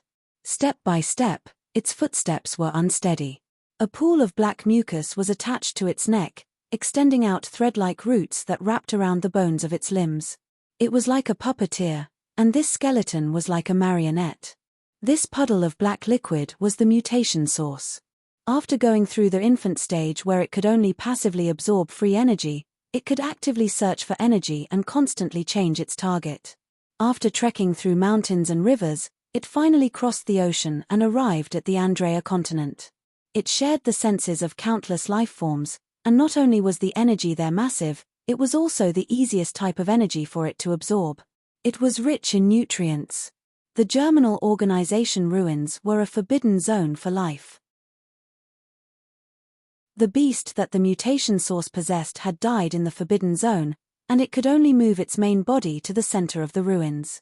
At this moment, the skeleton that it was controlling was the only corpse in the center of the germinal organization ruins. It was the corpse of the germinal organization leader. At the time of the explosion, the leader was located in the underground base. With layers of barriers and a strong body, he was able to preserve his body. However, the others had long been reduced to ashes. On an unseen level, the nuclear radiation in the center of the germinal organization ruins was being continuously absorbed by the mutation source. On a microscopic level, the rate at which the mutation source was reproducing had increased by 100 times. The reproducing material was also continuously evaporating, turning into energy that the mutation source could control. In the storyline of his previous life, Tyne had discovered the mutation source after being released from prison and became the host of the mutation source. However, Tyne had now been captured by Han Xiao for labor reform. Without this powerful carrier, the mutation source had wasted a lot of time on the road. However, in the storyline of his previous life, it was not as good a cradle as the germinal organization ruins. The skeleton moved slowly, and the mutation source absorbed the energy as though it was thirsting for it.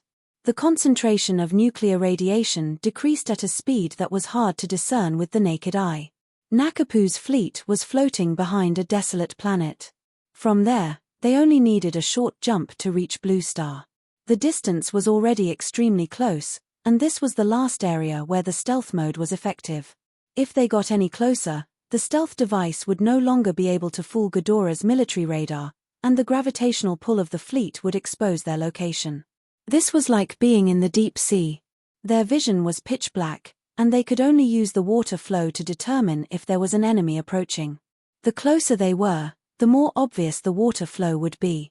Gravity was like water flow, and the stealth mode would lose its effectiveness if they were too close. The exact distance depended on the radar. Both sides had been enemies for many years, and Darkstar was extremely clear about the capabilities of Ghidorah's military equipment. At the same time, they were also constantly improving their stealth technology. The interior of the command ship was extremely busy, and they were making the final preparations before the attack. Nakapu confirmed all sorts of information with the scouts. How many defenses does Blue Star have? There are 120 Ghidorah frigates outside the atmosphere. This is a medium-sized fleet and should be a force sent out from the Nadban military base.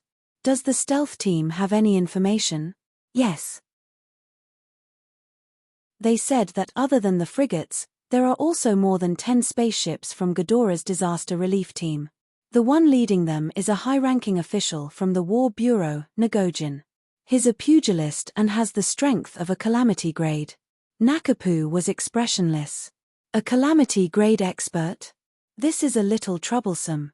We don't have any high-level combatants on our side, so we can eliminate the option of boarding. Luckily, it's just a pugilist. Is there any other information? Other than Godora, there's another organization on Blue Star, Floating Dragon Island's field Team Black Star Mercenary. They also have more than 10 spaceships. Nakapu's eyes did not waver. Black Star is the mercenary who killed Anna in Norios a year ago. They're also a group of troublesome fellows. It seems like Blue Star is a little special. Their defense is stronger than the previous 2 planets, so it will be a little troublesome. Then, we'll proceed with Plan 4. Nakapu was not too surprised to know that Black Star was on Blue Star. To him, it was just one more enemy to deal with, and there was no need to make a fuss. It was not that Nakapu was underestimating the enemy. After quickly estimating the strength of the enemy, he had decided to continue with the mission. In other words, the addition of the Black Star mercenary only increased the difficulty of the mission by a little. Dark Star might appear at any time. I want all of you to react immediately. Open your eyes wide and stay alert. In the atmosphere of Blue Star, the commander of Ghodora's guard fleet, Barrett, spoke loudly in the communication channel. He was a short Ghodora with a fiery temper, and his voice was like thunder. Commander Barrett, the radar has found the target. A fleet is rapidly approaching. They stopped. Their position is in the direction of 0207. Barrett immediately looked at the radar screen. More than 100 light spots were displayed on the screen. This was Darkstar's fleet. He looked out the porthole, but he did not see any Darkstar's fleet in that direction. The distance between the 2 sides was beyond visual range, and both sides were at their maximum firing range. Buzz buzz buzz at this time, the alarm in the command room suddenly sounded, and a red light flashed. Warning. Detected a high-index energy reaction approaching. A collision is about to occur. Outside the porthole, thousands of green light spots suddenly lit up in the dark universe, and a dense cluster of ion cannons shot over. Nakapu's fleet had used an over-visual range attack. Chapter 522. The attack came abruptly. Beam after beam of ion cannons exploded on the golden shield of Ghodora's frigate, but a dozen or so managed to slip through the gaps between the frigates and landed on the surface of Blue Star. The beams of light became smaller and smaller in their field of vision. Some fell into the sea, causing small waves, and some exploded into mini mushroom clouds on the ground. At least from the perspective of outer space, the movement was very small. Activate the Vichy magic shield, Barrett roared. Ghodora's frigate fleet changed their formation and gathered in the direction of the attack. They shot out golden rays, forming 10 semicircular golden shields in front of the fleet. They were very tight and basically covered the entire direction of Blue Star. Immediately after, Nakapu's fleet fired another wave of ion cannons, all of which landed on the shield. The ion cannons were fired continuously, like a rain of light. The golden shield was hit countless times, and energy ripples continuously appeared on it. Increase the power of the shield, hold on for me. Barrett waved his hands continuously. Don't just take the hit, counterattack, counterattack. Ghodora's fleet locked onto the radar target and also started to attack beyond the horizon, shooting out golden lasers into the empty space. Both fleets could not see each other with the naked eye. The golden and green lasers were exchanged back and forth, and the battle was very intense. If not for the vacuum environment, the people of Blue Star would have been able to hear the sounds of the battle between the fleets. It was like continuous thunder. Barrett quickly notified the upper echelons and also reported the situation to Ngojin. At this time, on the surface of Blue Star, the Six Nations had already discovered the battle in outer space through the satellite and were all panicking. Although they did not have a clear understanding of Darkstar, they had already learned from Ngojin that this was a strong intergalactic enemy that could easily crush them. The Six Nations did not dare delay and immediately started to evacuate, allowing the refugees to enter the Sky Fortress underground. During the first wave of attack, more than 10 ion cannons hit the surface of the planet.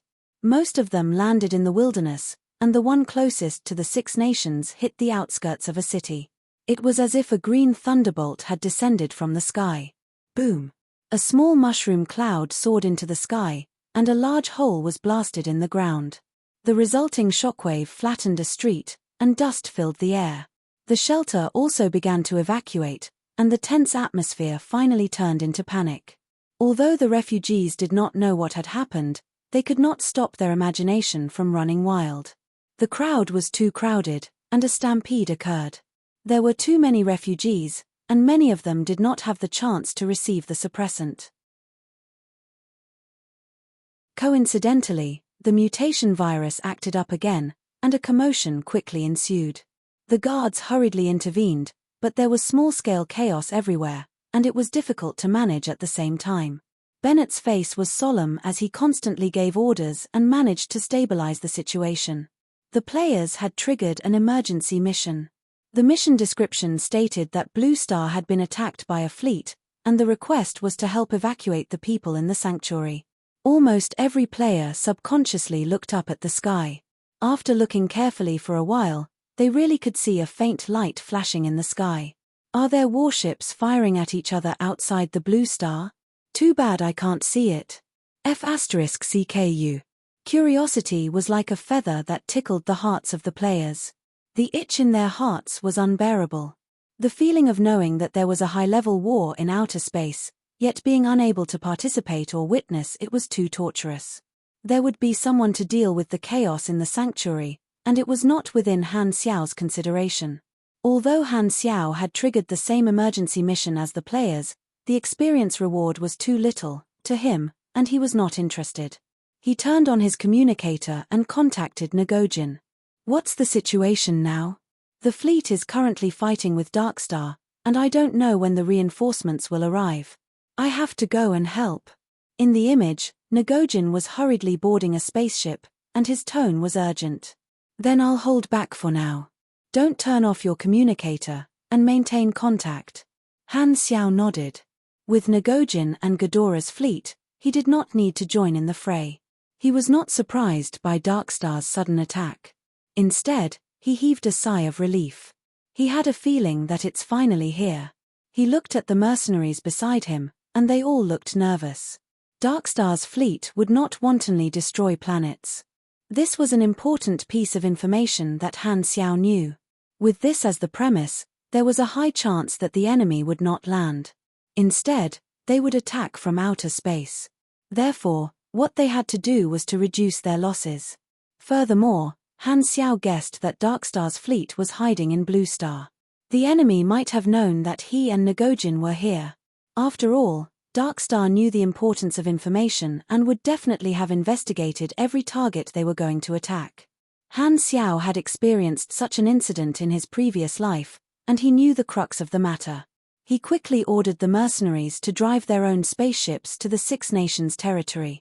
Although these rented spaceships had limited combat capabilities, they could activate their shields to block the cannon fire from the sky to reduce their losses. The power of these spaceships' ion cannons was very impressive. If he were to take a direct hit with his body, the damage would be around 2,000. If it were the current players, one shot would be enough to kill a group of children. Of course, he would not be so stubborn. After all, a mechanical suit was not for show. In a battle of this level, only pugilists dared to run around naked. Who asked them to be so tough? As such, the overall progress of the mission would not drop too much. To the players, every time Darkstar attacked, it would be a scam that would cause the progress of the mission to drop by a large margin. Darkstar naturally did not only attack Blue Star. There were also other Calamity planets that were attacked at the same time.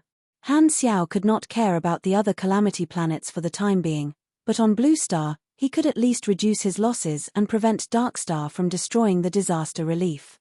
Otherwise, all the previous construction would be ruined. Ghidorah's fleet is blocking the enemy, and Ngojin has gone up. I don't know what the situation is like.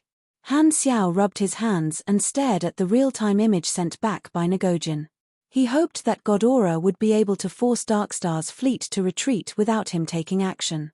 Darkstar did not know that his strength had increased, so it was better to keep his trump card hidden for as long as possible.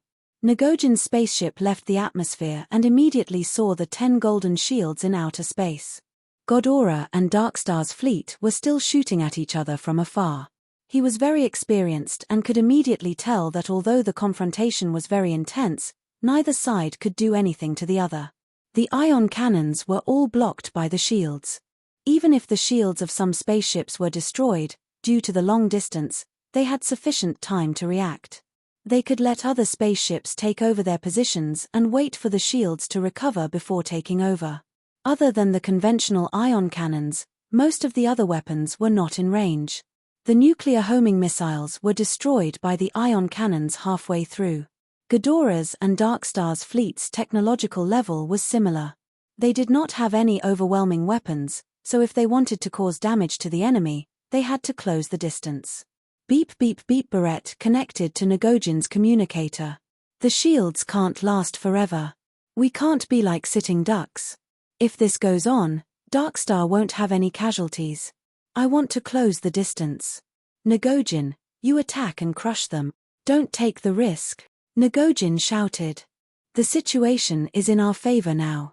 As long as we continue to be in a stalemate, Darkstar will naturally retreat. What a joke. The size of Darkstar's fleet is similar to ours, but with you around, our strength is enough to suppress them. This is a good opportunity to attack Darkstar, Barrett shouted. He was an officer of the radical faction. Compared to guarding the Calamity planets, he was more inclined to attack Darkstar's armed forces. Ngojin was about to speak when Barrett suddenly exclaimed, "Wait, the radar shows that the enemy is retreating." They are retreating. Nakapu's eyes narrowed into slits as he stared at the radar screen. His hands were crossed behind his back, and his fingers subconsciously flicked the hem of his clothes. He shook his head and gave the order. His tone did not fluctuate, and no emotions could be heard.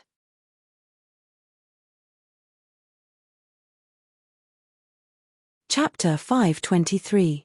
On the radar screen of Ghidorah's fleet, the 100 or so dots representing Darkstar's fleet were distancing themselves from each other. The oncoming ion cannon arrays were also becoming sparse. This was clearly a sign that the enemy had begun to retreat. Barrett's expression changed, and he had a guess. Darkstar realized that they can't break through our defense line, so they decided to retreat before our reinforcements arrive. They want to give up on this attack. Ngojin was also observing the battle from his ship. He frowned and said, "That should be the case, they're getting further and further away. I'm going to chase after them." "We can't let them get away so easily," Barrett shouted. "Don't be careless. This might be the enemy's plan to lure us in. Let's not make a move." Barrett's expression was unhappy. It wasn't easy for Darkstar to appear. "I don't want to let this opportunity slip away. We took a round of cannon fire passively, and now we have to watch the enemy swagger away. That's not my style." Darkstar's fleet continued to move away. Once they exceeded a certain distance, the radar would no longer be able to see through the enemy's concealment device, and Darkstar would once again enter stealth mode and become a stealth fleet. Looking at the dots on the screen getting further and further away, Barrett was ready to make a move. Ngojin was a little hesitant. Biding their time was naturally the safest strategy. However, opportunities were always fleeting, and he could not be sure if the enemy was truly retreating. If they chased after Darkstar, with their strength, they could at least destroy some Darkstar's assault ships. Furthermore, their fleet could delay the enemy's transition. If they could delay until their reinforcements arrived, they could deal a heavy blow to Darkstar's fleet. The first two attacks had caused Ghidorah to suffer significant losses, and the War Bureau was very angry. Even Ngojin wanted to achieve victory. Furthermore, Barrett was the commander of this fleet. Although Ngojin's rank was higher, he could not directly give orders to Barrett's fleet. "Ngojin, don't hesitate," Barrett said in a deep voice. "Whether you come or not, I'm going to make a move. Leave a portion of the fleet on standby." Ngojin's eyes narrowed as he made a decision. He no longer tried to dissuade Barrett and prepared to chase after them. "I don't need you to remind me." Barrett's eyes lit up as he immediately issued a new order. The next moment, the God Aura fleet split into two teams. 80 spaceships chased after the Dark Star fleet, while the remaining 40 spaceships remained in the Blue Star's atmosphere, awaiting further orders. Barrett decided to give chase, but he did not mobilize all of his forces. The enemy fleet numbered around 110 ships, and they were the pursuing force. 80 ships would be barely enough to pose a threat, and they would not have to worry about the enemy retaliating. Furthermore, they had Nagojin, a Calamity-grade super. Even if the enemy had Calamity-grade officers, they would be able to hold them off for a short period of time. The pursuing troops quickly caught up, and the ion cannons fired continuously. Golden light flashed continuously as they attacked from a long distance away. They also released interference rays to prevent the enemy from escaping through hyperdrive. Since the Dark Star fleet was retreating, Barrett adjusted his strategy and maintained a sufficient reaction distance during the pursuit. His main goal was to delay the enemy and prevent them from turning back. The two fleets moved through the universe and gradually distanced themselves from Blue Star. Right at this moment, in the opposite direction of where Barrett had left, hundreds of hyperdrive streams approached from afar and stopped outside the Blue Star's atmosphere, revealing their true appearance. It was a new Dark Star fleet, and the hundreds of spaceships were all assault ships. Nakapu's fleet had a total of more than 200 battleships, while the God Aura fleet only had 120 ships, which was only half of the Dark Star fleet. Thus, he had split his fleet into two teams, and the main team that the command ship was in would divert the attention of Ghidorah's fleet. This assault team would then take the opportunity to attack and break through the blockade of the remaining God Aura fleet, completing the strategic mission of destroying Blue Star. Even if the God Aura fleet was not split up, this assault team would still appear and attack from both sides. Attack! Nakapu, who was far away in the command ship that Barrett was chasing, gave the order and passed it to the assault team. At this moment, the 40 God Aura battleships guarding outside the Blue Star's atmosphere reacted and hurriedly began to resist. This time, the Dark Star assault team did not attack from beyond the horizon but fought at close range. The shields of both sides exploded repeatedly, and the battle was intense. The size of this Dark Star assault team was more than twice the size of the Godoran fleet that was left behind. The Godoran fleet that was left behind was caught in a bitter battle, and they immediately sent the news to Barrett. After receiving the news, Barrett's eyes flashed, and he said in a deep voice, "So this is their strategy. Humph, the enemy has a total of more than 200 battleships, which is close to twice our number. That's why they can do this. Everyone, listen to my orders. Speed up and chase after them. Don't let the enemy's command ship escape. Tell the remaining troops to abandon Blue Star and join up with us immediately." Nagojin was shocked. "You don't want to go back and help? There's no need. There's not enough time. Going back to help will be futile, and we will also let the Dark Star fleet escape. The losses outweigh the gains. The enemy's scale is larger than ours, and this is the difference in strength. If we fight them head-on, we will definitely suffer heavy losses. Thus, it's a good thing that the enemy has split up. We can gather all our forces and destroy the Dark Star fleet in front of us one by one. If we give the command ship enough pressure, the assault team will have no choice but to change their target and rush to the command ship's aid." Barrett snorted. If this was an important planet guarding God Aura, he would definitely not dare to leave and would definitely prioritize safety. However, this calamitous planet called Blue Star was not important to him and could be abandoned at any time. Between protecting Blue Star and attacking the Dark Star fleet, he would not hesitate to choose the latter.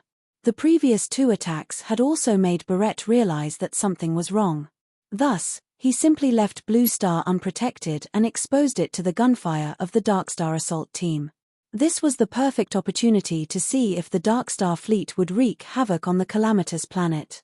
If the Dark Star fleet still did not cause any destruction, then it would at least expose the enemy's intentions. It did not matter if he guessed wrong. With one less calamitous planet, the War Bureau would feel less pressure. Nagojin frowned. At this point, he could not influence Barrett's decision. "I have to inform Black Star first." "No need. I heard you." Han Xiao's voice came from the communicator. He did not say much and slowly said, Leave the assault team to me. Try to hold on. Ngojin clenched his fists and turned off the communicator. He let out a deep breath and quickly went to the hatch. At this time, the fleet he was in had accelerated and caught up with the Darkstar fleet that Nakapu was in. The battleships of both sides collided into each other's formation, and gunfire filled the sky. The spaceship he was in was rapidly approaching a Darkstar battleship.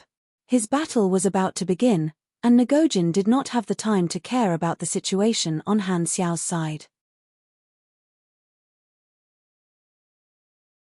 Chapter 524. Boom. Ngojin's spaceship collided with a Darkstar battleship that was almost 100 meters long. The interior of the two spaceships shook violently, and the hatch in front of Ngojin opened. He was directly exposed to the universe, and the God Aura combat suit on his body activated to provide him with a life support system. Then, golden flames ignited on Ngojin's body and exploded behind him. Like the tail flame of a propeller, Ngojin seemed to have turned into a golden meteor and slammed into the outer armor of the Darkstar battleship. The difference in size between a single person and a battleship that was almost 100 meters long was extremely huge. It was like an ant colliding with an elephant. However, the strength of this punch left a deep dent in the outer armor of the Darkstar battleship. The next second, Ngojin punched a hole in the Darkstar battleship, and a large number of metal fragments shot out. Ngojin charged into the battleship with golden flames wrapped around him. Boom, boom, boom. This Darkstar battleship began to explode continuously. Ngojin charged forward and disintegrated this Darkstar battleship from the inside. Not a single Darkstar warrior on the ship could stop him. It was as if he had entered a no-man's land, and all the equipment and devices were smashed into pieces. Under the chain reaction, more and more parts were paralyzed. Very quickly, Ngojin charged out again, jumped into the spaceship, and left this battleship in search of his next target. Behind him, the battleship that was riddled with holes suddenly exploded, turning into fireworks in the universe. In space battles, powerful supers were usually the vanguard, engaging in side battles and attacking the enemy's spaceship from the inside. After all, tearing the spaceship apart with bare hands was too dangerous, and the efficiency was far less than destroying the interior. Ghidorah's remaining troops retreated according to Barrett's orders, preparing to rendezvous with the main force. Nakapu sensed Barrett's radical thoughts and quickly reacted, splitting the assault team once again. Most of the assault ships chased after the remaining troops to prevent the command ship from being besieged. There were only 30 assault ships left to attack Blue Star. Although Black Star had yet to make a move, Nakapu had estimated Black Star's strength based on the records and believed that these forces were more than enough. Without the protection of Ghidorah's fleet, Blue Star was like a delicate young lady. 30 Darkstar assault spaceships entered the atmosphere and fired at the surface. Boom. Boom. Beams of green ion cannons rained down from the sky like thunderbolts. These assault ships were not attacking randomly. Instead, they were firing at the 6 nations' capitals and shelters. Their goal was to destroy these locations and destroy the disaster relief efforts. Han Xiao had already ordered more than a dozen mercenary spaceships to guard these areas. At this time, they were activating their shields to block the lightning-like green ion cannons. Boom! Explosions resounded through the clouds, and the shields of the spaceships flickered incessantly. The strength of the shields was gradually weakening. The players in the shelters could not see the spaceships in the sky, but they could see the green ion cannons raining down endlessly. It was like a series of thunderbolts raining down continuously. It was like a scene of a natural disaster. This scene shocked many of the players, and they began to discuss among themselves. Are these spaceships attacking us? F***CK, the mission progress is decreasing. Is it because of the attack? If not for these spaceships blocking the attack, the shelters would have been destroyed. The refugees in the 6 nations' capitals and shelters were not as confident as the players. Every beam from the ion cannons rained down on the spaceship's shields, and countless refugees were scared out of their wits. Their faces were as white as paper, and they hurriedly covered their heads and fled. The situation was chaotic. Han Xiao had already boarded the Blacklight Stealth, and the officers of the mercenary group had also gathered on the ship. Their faces were solemn. Ghidorah's fleet had gone out to chase after the enemy, and they could only rely on them to deal with the remaining enemy spaceships. If he had known that Ghidorah was not reliable, Han Xiao would not have placed his hopes on them. Thus, he was not too disappointed and shook his head helplessly. In this day and age, no one can be relied on. We have to take matters into our own hand. Sylvia observed the situation and hurriedly said, "There are 30 small Darkstar spaceships. Based on their current firepower, the shields can only last for a few more minutes. We have to get rid of these enemies before then. If not, the shelters will be severely damaged." Han Xiao nodded. Currently, he only had a single spaceship that could deal with the enemy, which was the Blacklight Stealth. If he wanted to get rid of the enemy quickly, it would be best to engage in a boarding battle and let his officers enter the spaceships to wreak havoc. However, the firepower of the 30 spaceships was rather ferocious. If they got close, even with the Blacklight Stealth, they would still be in danger. Luckily, he had chosen the virtual technology path. If the hardware was not strong enough, he could make up for it with the software. Jeanette, you will control the spaceship. Sylvia, you will be his assistant. In order to maintain the combat power of his officers, Han Xiao decided to let someone else pilot the spaceship. He turned around and opened the control panel beside him.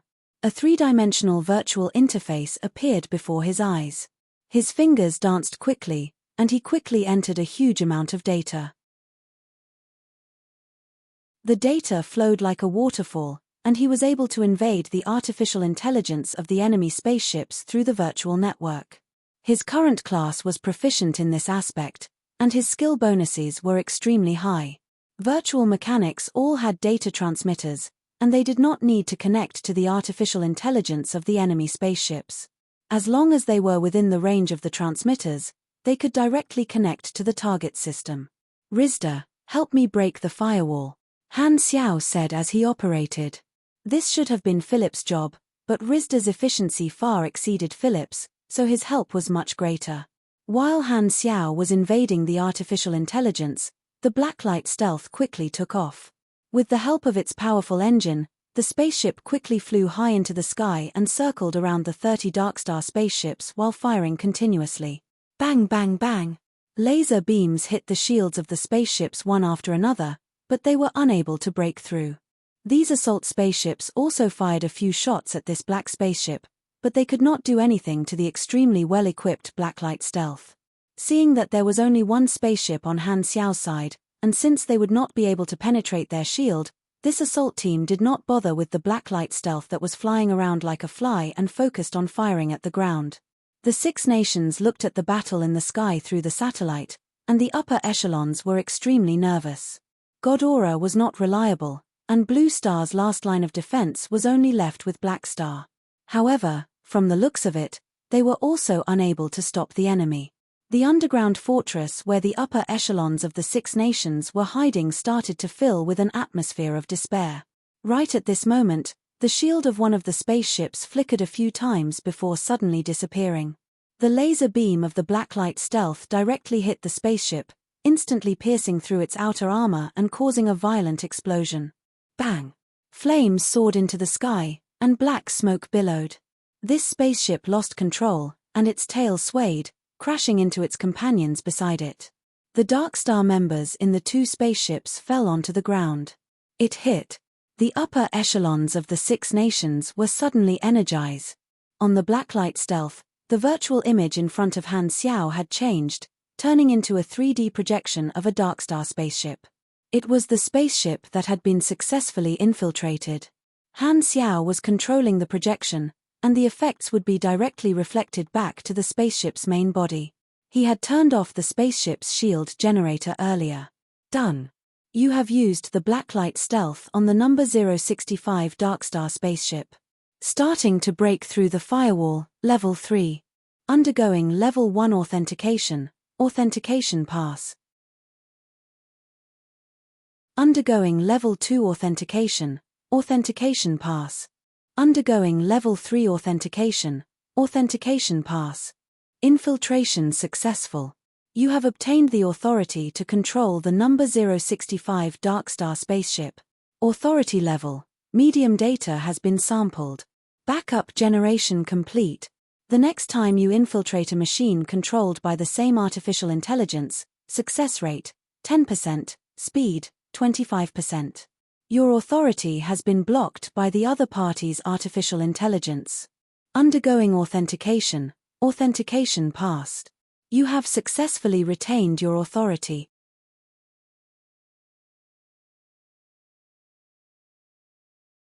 Chapter 525. As long as it was a machine controlled by artificial intelligence, the virtual technology intrusion could tamper with the data and gain control of the machine. Naturally, the spaceship was included. Everyone, please search BookNet for the most complete. What the hell? The difficulty of infiltration depended on the intelligence level of the target machine. After successful infiltration, one would be constantly blocked by the enemy's intelligence. Every once in a while, one would have to go through a new authorization test. Only after passing would one be able to retain the operation authorization. The level of the operation authorization could be understood as how many positions one had unlocked, as long as the first infiltration was completed and the data of the target artificial intelligence was obtained, the difficulty of the next infiltration would be reduced. Therefore, virtual mechanics were hated by everyone in the Civil War. Every mechanic who fell in love with them would feel as though their wife had turned into someone else's appearance. The ability of a virtual mechanic was very suitable for space battles. Among the 5 superclasses, a virtual mechanic was the class with the highest efficiency against fleets. The defense of the spaceship's AI firewall was very strong, and with Han Xiao's current standards, the success rate of his infiltration was not high. However, the auxiliary AI on his side would increase the success rate and the speed of his infiltration. Rizda was an AI lifeform, and its calculation speed was extremely shocking. It would increase the chances of his judgment by at least 30 to 40%. On the battlefield, Han Xiao seized an assault ship and disabled it by firing its cannons. Then, he controlled it to crash into his companions and disrupt the enemy's formation. This Darkstar assault team was shocked by the sudden turn of events. They had originally thought that the Blacklight stealth would not be able to break through their defenses, so they had ignored it. They had not expected the other party to be able to break through the artificial firewall and invade their spaceship. They could not sit back and do nothing. The assault team split up 10 spaceships to engage the Blacklight stealth, while the remaining spaceships fired at the surface of the planet while maintaining their formation. The enemy's reaction was exactly what Han Xiao wanted. As long as he reduced the enemy's firepower on the surface, he would be able to buy more time. The Blacklight stealth's configuration was extremely high, and speed was its greatest advantage. Jeanette's driving skills were excellent, and she constantly dodged the crisscrossing green lights. Boom boom boom in the sky, a pitch-black spaceship was being besieged by 10 assault spaceships, flying left and right nimbly. The only way to get rid of these enemies is to board the ship. Other than those who are flying the spaceship, everyone go to different hatches and wait to be released. Han Xiao ordered loudly. He immediately opened up the Void Dragon mecha and connected the internal system of the mecha to the Blacklight stealth. With a faint flash of light, the virtual intrusion interface appeared, forming a virtual projection on his arm. This way, he could operate the virtual intrusion without needing to stay in the spaceship. He also walked to the hatch like the others. Han Xiao himself was also extremely strong, so he naturally made the best use of it. The enemy has 30 enemy ships. If we attack them one by one, we won't make it in time. We can only use destructive means.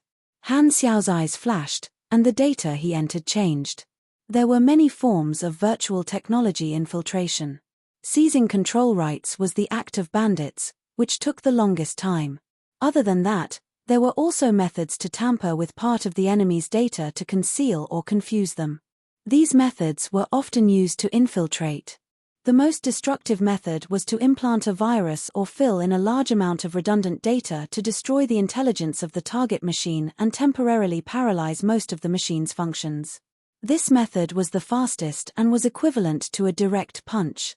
The most direct method to destroy the intelligence was to let the intelligence on one side fight against the intelligence of the enemy. With Rizda's level, the intelligence of these Darkstar assault ships was not even comparable to children in front of him. He could easily tear apart these tool-type AI that had not even developed its own independent thought. If seizing control rights was like snatching someone's wife, then destroying the intelligence was like breaking the other party's wife. In terms of data flow, Rizda was like a star, shooting out scorching torrents. The firewall of the assault ships was like a shield in the data layer, constantly blasting large holes in it. The AI structure inside was riddled with holes. The results of the data battle were immediately reflected in the material world. Hum hum hum. With a series of loud sounds, the engines of the 4 assault ships suddenly stopped, and they rapidly fell downwards. The shields also flickered a few times before disappearing. The AI controlling the entire spaceship was temporarily paralyzed, and it was unable to continue operating the spaceship. The pilots were flustered, and they could only try to switch to manual mode as they fell. Before they hit the ground, they had sufficient time to switch to manual mode. However, at this moment, the Blacklight stealth swooped down, and its laser cannon locked onto the 4 assault ships and opened fire. With a series of bangs, holes were blasted in the armor of the 4 enemy spaceships. At the same time, with its absolute speed advantage, the Blacklight stealth swept past the 4 enemy spaceships that had lost control. The mercenaries waiting at the hatch jumped out one after another, and the hooks in their hands shot out at the holes in the armor. The cables quickly retracted, dragging the mercenaries into the enemy spaceship. Although the Darkstar assault ships had lost their shields, their armor still had a certain level of defense. The laser cannon would not be able to destroy the enemy spaceship so easily. If they wanted to quickly destroy the enemy spaceship, the best choice was to destroy it from the inside.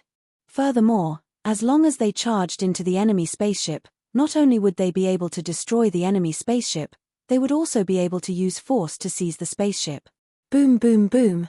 The mercenaries wreaked havoc inside, and the bodies of the 4 enemy spaceships exploded with flames. The Darkstar guards inside were completely unable to stop them, and the command room was completely wiped out. The mercenaries quickly took over the spaceship. As the AI of the assault ship had been hammered into an idiot by Rizda, there was no way to verify the pilot's authority. The mercenaries directly switched to manual mode to take control of the assault ship. In an instant, there were 4 more battleships on Han Xiao's side, and the team suddenly grew larger. The 4 spaceships opened fire at the other Darkstar assault ships. At this moment, the other 6 assault ships surrounding the Blacklight stealth were also paralyzed. The mercenaries charged in and started a massacre, including Han Xiao. After flying into the hole in the armor, Han Xiao landed in the aisle of the spaceship.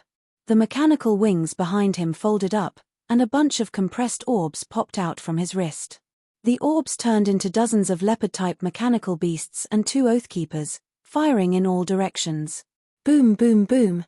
Lasers shot in all directions, and explosions occurred one after another. The interior of the assault ship was quickly filled with smoke, and the cabin walls were torn into pieces. Following these openings, the mechanical warriors advanced toward the other areas of the spaceship, starting to clean up the Darkstar guards on the spaceship. Han Xiao bumped his fists together, and 2 giant mechanical hands appeared beside him. He raised his fists and smashed through everything. There was no need for him to take a detour, and the obstacles in front of him were all smashed through. Everywhere he passed, there would be bent metal.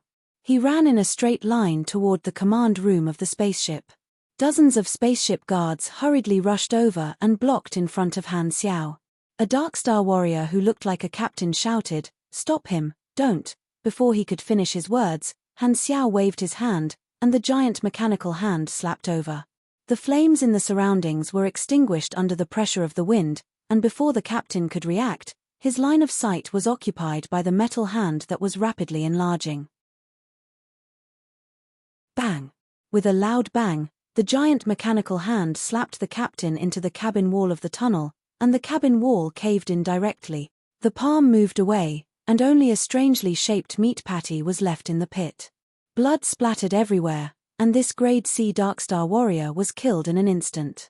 It was easier than swatting a fly. In these assault ships, there were at most Grade C guards. It was basically impossible for Grade B Darkstar elite warriors to appear. The rest of the guards were shocked. Without waiting for them to do anything, Han Xiao clapped his hands together, and the fingers of the two giant mechanical hands came together, quickly turning into a giant drill and spinning at high speed. Woo woo woo. The drill created a whistling sound in the wind. The next moment, the two giant mechanical drills swept past, and no one could stop them. Screams were deafening, and in less than 3 seconds, all the guards in the way were crushed into pieces. Blood was everywhere, and it was as gory as a slaughterhouse. Han Xiao was already used to such scenes, and he continued to move forward without any hesitation. All the enemies in the way were killed in an instant. No one in this spaceship could withstand a single blow. Amidst the explosions and screams, Han Xiao drove unparalleled all the way to the command room. Behind him was a hole that pierced through several levels. The entire process took less than a minute, and it was as if he had entered a no-man's land. After destroying everything that could breathe in the command room, Han Xiao came to the control panel and took control of this assault ship. He pulled the horse up and charged toward an empty enemy spaceship. At the same time, he multitasked and performed a virtual intrusion at a dazzling speed. In order to save time, he did not plan to return to the blacklight stealth and directly drove the stolen assault ship into the enemy. After cleaning up all the survivors in the spaceship, the mechanical warriors quickly returned to the command room and turned back into compressed orbs, automatically returning to Han Xiao's hands. In this short period of time, Han Xiao took a look at the mission list on the interface. Ghidorah's ally was a main storyline mission that focused on attacking the Darkstar spaceships.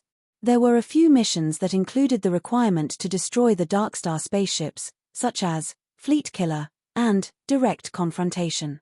These two missions had extremely high rewards, and the simplest one was Assault Ship Destroyer, which only required him to destroy 5 Darkstar spaceships.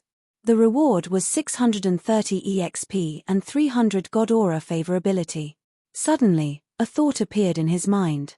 Right, this mission was originally a main storyline for the players, but since they did not join God Aura, they probably won't be able to trigger it. Han Xiao's mouth twitched, and he quickly retracted his attention. Seriously, just focus on fighting. Don't think about such trivial matters that would cause trouble for the players. He almost felt guilty. He increased the horsepower and charged toward another enemy spaceship. The distance between them quickly closed, and the enemy spaceship grew larger and larger in his vision. He could clearly see the outer armor of the enemy spaceship. Boom! The two spaceships collided, and the bow of the spaceship stabbed into the belly of the enemy spaceship. Metal fragments flew everywhere. Han Xiao drove the spaceship and fired at close range, creating a few holes.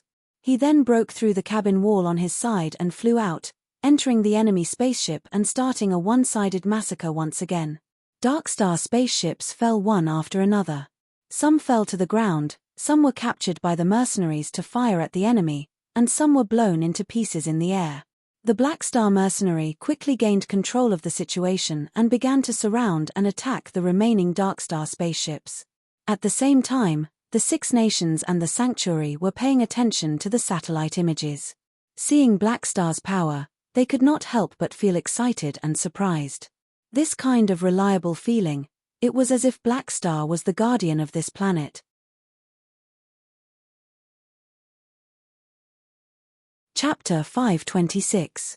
Far away in the battlefield where the Godoran fleet was fighting with the Darkstar fleet, Nakapu received the news that Blackstar had stopped the assault team and was even slowly wiping them out. A look of surprise flashed across his face, and his brows furrowed. Blackstar actually has such strength. This doesn't match the information we received. Intelligence was the basis for strategizing. With the wrong information, he had misjudged the enemy's strength and made a huge mistake in his strategy, causing the situation to slide in a disadvantageous direction. Nakapu could no longer maintain his calm expression. His expression turned serious.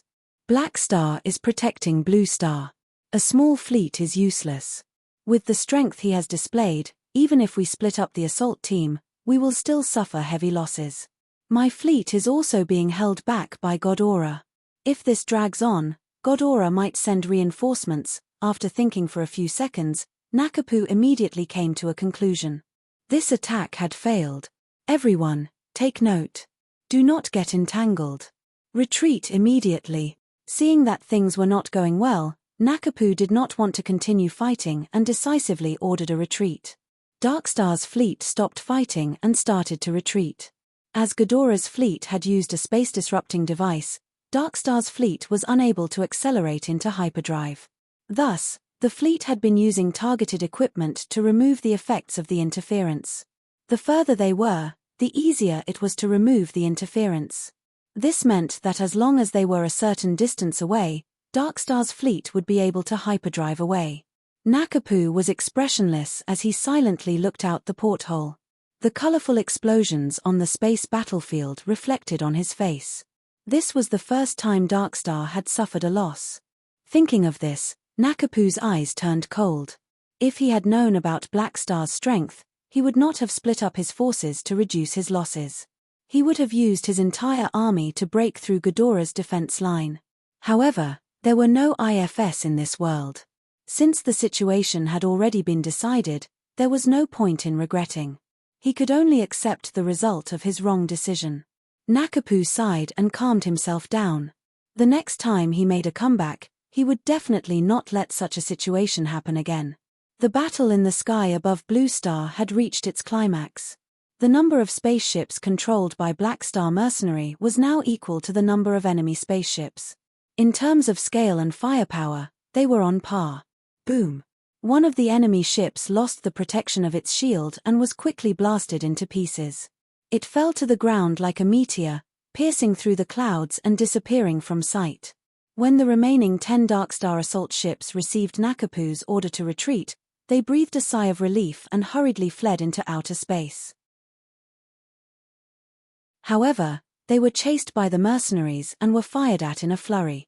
This assault team originally thought that their mission would be very simple. All they had to do was to continuously fire their cannons from the sky. Who would have thought that they would encounter a head-on attack from the Black Star Mercenary? Furthermore, they were actually unable to defeat the enemy. Although they had the advantage in terms of numbers, the enemy's spaceship was too advanced. Not to mention dodging most of the attacks, even if they took the attacks head-on, they might not be able to break through the shield of the Blacklight Stealth. In terms of supers, they were at an absolute disadvantage. As long as the enemy boarded the spaceship, there would be no hope left. Their squad had suffered heavy losses, and they had no intention of staying here any longer.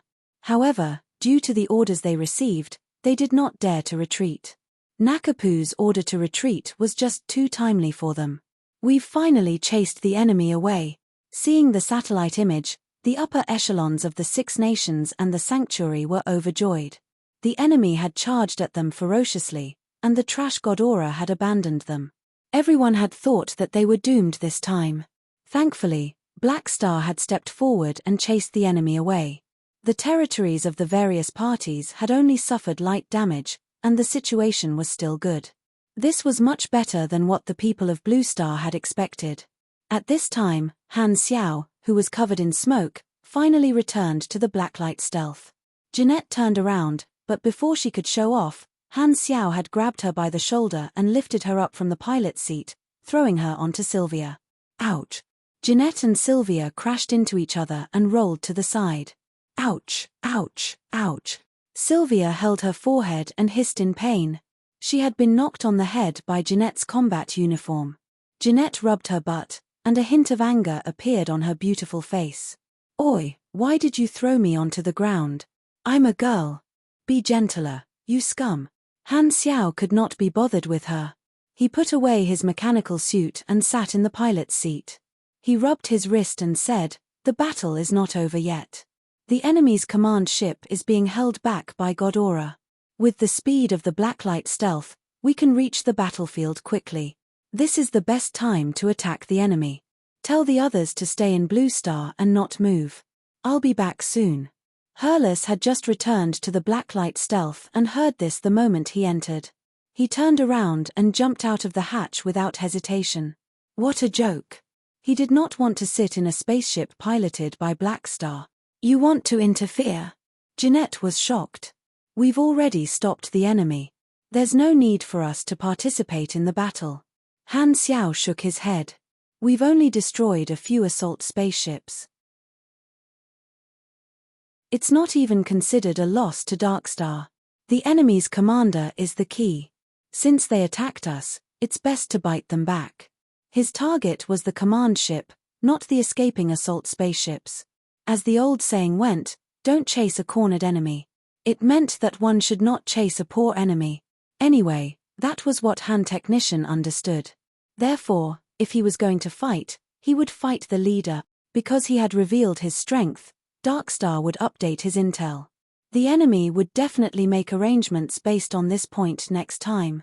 The enemy would not have any errors in their intel anymore unless he secretly killed another wave of players.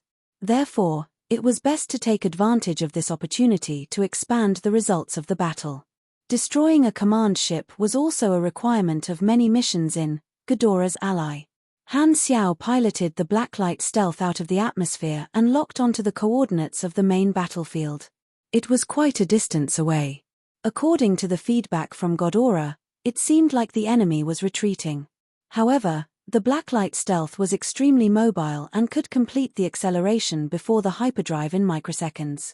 It could arrive almost instantly and definitely make it in time. The next moment, the Blacklight stealth suddenly turned into a stream of light and disappeared into the dark universe. The stream of light stopped not far from the battlefield, and further ahead was the area of space disruption. The chaotic battlefield was vividly displayed in front of their eyes. Ion cannons were densely packed, and all kinds of radiation weapons were shooting out colorful or invisible rays. Powerful homing missiles exploded into huge balls of flames, and plasma cannons melted through shields and spaceship armor. The battle is very intense. Han Xiao glanced at the radar and raised his eyebrows. Darkstar is indeed retreating. The largest spaceship in the middle is the command ship. After locking onto the target, Han Xiao measured the distance. He had to go deep into the battlefield to allow the enemy's command ship to enter the range of his data transmitter. Furthermore, the artificial intelligence defense of the command ship was much stronger. Nagojin, I've settled things on my side. Where are you? Nagojin was in a spaceship and was being targeted by Darkstar's fleet. Faced with an overwhelming number of attacks, he was barely able to dodge and was unable to get close to the enemy's spaceship. Black Star? You've come to the battlefield? Han Xiao nodded. Long story short, I can hack into the artificial intelligence of the enemy's spaceship. I'm preparing to make a move on the enemy's command ship. If you can get close, I can paralyze the command ship and the nearest few frigates, creating an instant opportunity for you to rush into the enemy's command ship. Hearing this, Nagojin's face lit up. Okay, let's do that. At the same time, Barrett's voice sounded in the communication channel. You can try. My fleet will do its best to contain the enemy's firepower and allow Officer Nagojin to get close to the enemy's command ship. Barrett judged the situation and knew that he would not be able to stop Darkstar's fleet. Black Star had also arrived at this time. He had just learned about the situation on Blue Star's side and believed in Han Xiao's ability. While he did not care much about Blue Star, Barrett would not underestimate Black Star under the Dragon Emperor. At the very least, he would not doubt Han Xiao's ability. A powerful mercenary who could make a name for himself in the Shattered Star Ring in just a few years was naturally not to be underestimated. He definitely had the strength to match his fame. Jeanette's expression changed. We're going to rush into the battlefield. The risk is too high. There are stray bullets everywhere. Even I don't have the confidence to dodge all of them. This is just a small spaceship. One mistake, and we'll be in danger. Humph, my piloting skills have been honed thousands of times. I've never made a mistake. Han Xiao warmed up his wrists and suddenly sped up. Sit tight. The Blacklight stealth suddenly sped up and entered the battlefield. It weaved through all sorts of attacks, rolling, stopping abruptly, diving, and circling. Its movements were endless. It was like an agile blackbird, moving freely between the intersecting branches and easily passing through the gaps between all sorts of beams. The view outside the porthole was spinning. Jeanette hurriedly tied herself to the seat. At first, She was afraid that Han Xiao would make a mistake. After staring at it for a while, the veins on her forehead started to throb. It was as though her brain was spinning along with it. Her face gradually turned pale, and a nauseating feeling started to brew in her chest. Slow down. I can't see clearly. Jeanette endured the discomfort and spoke. She did not expect Han Xiao's piloting skills to be far above hers. With this skill, he could be the ace pilot in any organization. Heh, you're not the one piloting the spaceship. What's the point of letting you see clearly? Han Xiao said. Jeanette turned around to take a look, and her eyes widened. Han Xiao was using a few small mechanical hands controlled by his nerves to pilot the spaceship while he performed virtual intrusion. His hands were typing in data, multitasking. Sylvia was so frightened that her lips turned white. Teacher, please don't drive dangerously. Don't be noisy. I'm busy. Don't distract me. The Dark Star fleet noticed the Blacklight stealth entering the battlefield. Nakapu looked at the screen, and his expression changed. This is Black Star's spaceship. Why is he here? Suddenly, Nakapu recalled the situation reported by the assault team, and his eyes widened. Not good. He's here for revenge. Everyone, listen up. Don't let that black spaceship get close to the command ship. Nakapu did not dare to ignore Black Star's virtual intrusion technology. If they entered the range of the other party's data transmission, the command ship would be hacked, and they would be in danger. The Dark Star fleet changed their target, and the Blacklight stealth was under even more pressure. Their formation also changed. The Bloody Gal command ship no longer stayed in the center but flew to the front of the formation, trying to increase the distance between them and Han Xiao. Han Xiao frowned. Looks like they've noticed me and don't want me to get close. At this moment, Barrett's fleet began to retaliate fiercely, suppressing the Dark Star fleet with all their might. At the same time, they tore at the tail of the Dark Star fleet to create gaps for the Blacklight stealth. Han Xiao's eyes lit up, and he immediately accelerated and rushed into the Dark Star fleet through the gaps. He was extremely agile, and with his piloting skills, he was like a fish in water even in the face of concentrated fire. The Blacklight stealth was a stealth spaceship created by the Radiant Federation, and its speed completely surpassed that of Ghidorah and Dark Star. Han Xiao felt that it was a pity that the Blacklight stealth was not equipped with the conventional weapons of the Radiant Federation. Otherwise, a single psionic particle cannon would be able to penetrate the shields and hull of more than 10 Dark Star battleships. If that was the case, there would be no need to go through so much trouble. The power of the psionic particle cannon was also different, depending on the technology used, energy source, and caliber. The psionic particle cannon used by Ghidorah and Dark Star was a common model in the universe. At the same time, the Bloody Gal sounded an ear-piercing alarm. Warning. The spaceship has been infiltrated. Please take immediate action. I repeat, warning. Fly #yuan%. The AI of the spaceship suddenly turned into static, and Nakapu's expression changed drastically. *T. Buzz. All of a sudden, almost all the lights turned black, and the engine of the Bloody Gal suddenly stopped. Its speed plummeted, and it was overtaken by the Dark Star battleships behind it in an instant. The communication channel was also cut off. Controlling an entire spaceship relied too heavily on the AI. As long as the AI was paralyzed, the spaceship would basically be paralyzed as well. If it had to be manually operated, the reaction speed would be much slower than the AI. As long as a virtual mechanic was given space to perform, it would be a killing machine on the galactic battlefield. Bang! Bang! Bang! Suddenly, a loud sound could be heard from the command room, as though something had crashed into the spaceship. However, the AI was paralyzed, and no one knew what had happened. However, just by guessing, the Dark Star members on the spaceship knew what had happened, and their faces were filled with nervousness and despair. It's Nagojin. Chapter 527. Seeing Nagojin board the Dark Star command ship, Han Xiao knew that the enemy's commander was finished. The command ship was in danger, and the Dark Star fleet in the distance did not turn back to rescue them.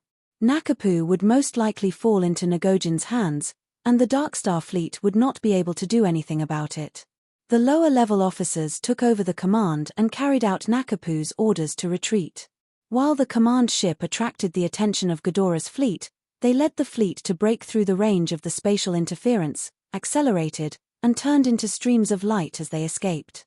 On the other side, the Darkstar commandos had also broken away from the 40 Ghidorah battleships and escaped in another direction. The Darkstar fleet abandoned the bloody command ship and fled, leaving the command ship alone in the middle of the Barrett fleet. It was like a lone wolf surrounded by a pack of hunting dogs. The blacklight stealth hovered not far away. Han Xiao did not join in the fun. Ngojin was destroying the interior of the enemy ship, so there was no need for him to do anything. He was doing something else at the moment.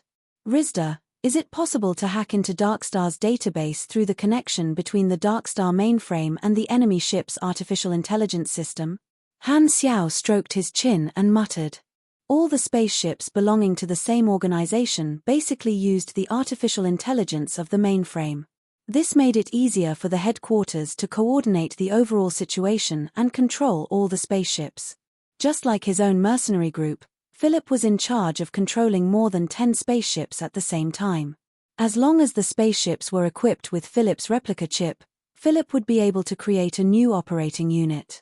The artificial intelligence was related to the main artificial intelligence.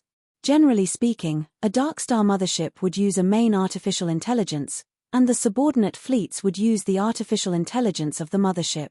If they could hack into the quantum network, they might be able to locate the position of a Darkstar mothership and find its coordinates in the vast universe. It was like picking up a thread and pulling it out. This way, they would be able to break the physical concealment state of the mothership. Rizda's voice rang out from the cockpit, pouring cold water on him. That won't do. In the instant before the enemy's AI was paralyzed, it cut off all connections with the mainframe. This is a common defensive measure against intrusions, and the sub-AIs of the other spaceships will check its identification code and assess its trust level before allowing it to reconnect with the mainframe. Darkstar is still very careful. Han Xiao nodded. This method was very simple. For example, if there were two spaceships, A and B, both using the same AI, A would automatically cut off the connection with the mainframe the moment it detected an intrusion. It would not be able to share the mainframe's data, and the mainframe would not be able to control A's location, status, and other information. After A broke free from the intrusion, if BS data transmission range was within BS range, BS AI would automatically evaluate A's AI. After confirming that A was safe, B would send a feedback to the mainframe. Only then would the mainframe reconnect with A's AI. As for the bloody gal, it would be completely disconnected and unable to continue the intrusion, cutting off the possibility of the mainframe being infiltrated. Darkstar had taken such a measure to protect the coordinates of the fleet. The Han technician was not the only virtual mechanic in the universe, and Darkstar had always been on guard against this. Although Han Xiao felt that it was a pity, he was not too disappointed. If it was so easy to locate Darkstar, Darkstar would have been smashed into pieces by Ghidorah a long time ago. The entire process of paralyzing the command ship did not take much time. Han Xiao's virtual technology had not reached the point where he could easily infiltrate Darkstar's command ship. Rizda was an important helper, and this AI lifeform's calculation efficiency was extremely high, many times higher than Philip's. He had greatly strengthened Han Xiao's ability. It was a pity that Rizda was a free man, a free AI, and did not belong to him. Han Xiao did not know when he would be able to strengthen Philip to Rizda's level. He scratched his chin and pondered. Perhaps he could get Rizda to help Philip level up. After all, artificial intelligences were still the ones that understood artificial intelligences the most. Rizda's race grew by exchanging data with each other and upgrading each other's programs. Rizda should be able to help Philip optimize his calculation structure. Jeanette and Sylvia looked at each other. These two women, one was a cannon master, and the other was a mechanical pugilist. Hearing a mechanic and an AI life form talking about artificial intelligence technology, they suddenly felt that they were being educated. Sylvia felt as though she had forgotten something. She tilted her head and thought for a long time. Suddenly, she realized that she had been too focused on being shocked, so she decided to vomit for a while. After waiting for a while, Ngojin finally sent news that it was done. He had taken control of the command ship and docked with the fleet. Han Xiao and Barrett boarded the Bloody Gal and saw Ngojin in the command room, as well as a large number of Darkstar members that he had captured. Nakapu was among them. Beautifully done, as expected of the famous His Excellency Ngojin. Barrett was overjoyed. Ngojin waved his hands and said with a calm expression, "This is not my work. It's all thanks to Blackstar.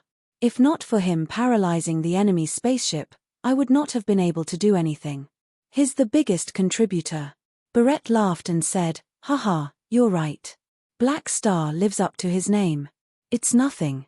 I just did some insignificant work." Han Xiao did not comment. After chatting for a while, they finally got down to business and counted their losses and gains. Godora had lost less than 10 spaceships, but they had destroyed a similar number of enemy spaceships. In the end, they had even captured a Darkstar command ship and its commander. They had kept the captives alive so that they could interrogate them for information and find out about the Darkstar's operation plan. Overall, they had profited. If Blackstar had taken care of a dozen Darkstar spaceships, they would have profited greatly.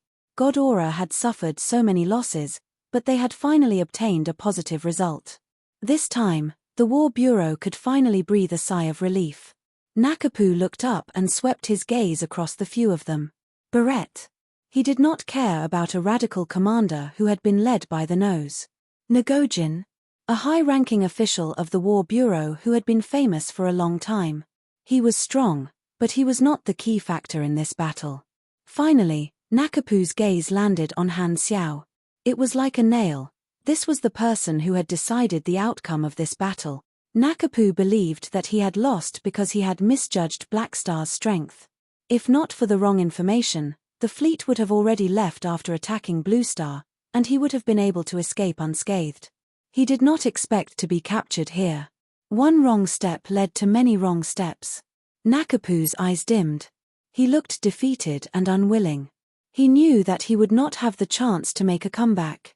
3 minutes after the Darkstar fleet had escaped, the news of the fleet's defeat and Nakapu's capture quickly reached the Darkstar headquarters. This was the first time they had suffered a loss in an ambush, and it immediately attracted the attention of the upper echelons. The battle did not take long, and the upper echelons who had stayed behind to guard the headquarters quickly understood the situation. At this time, the highest commander in the headquarters was Darkstar's deputy leader. This was another veteran with the same seniority as Anna. His name was Degulish, and he was stern and dignified. "It's Blackstar again." Degulish frowned, and his tone was filled with dissatisfaction. After the incident with Anna, Darkstar harbored great enmity toward Han Xiao. However, due to the crucial moment of the plan, they did not take revenge.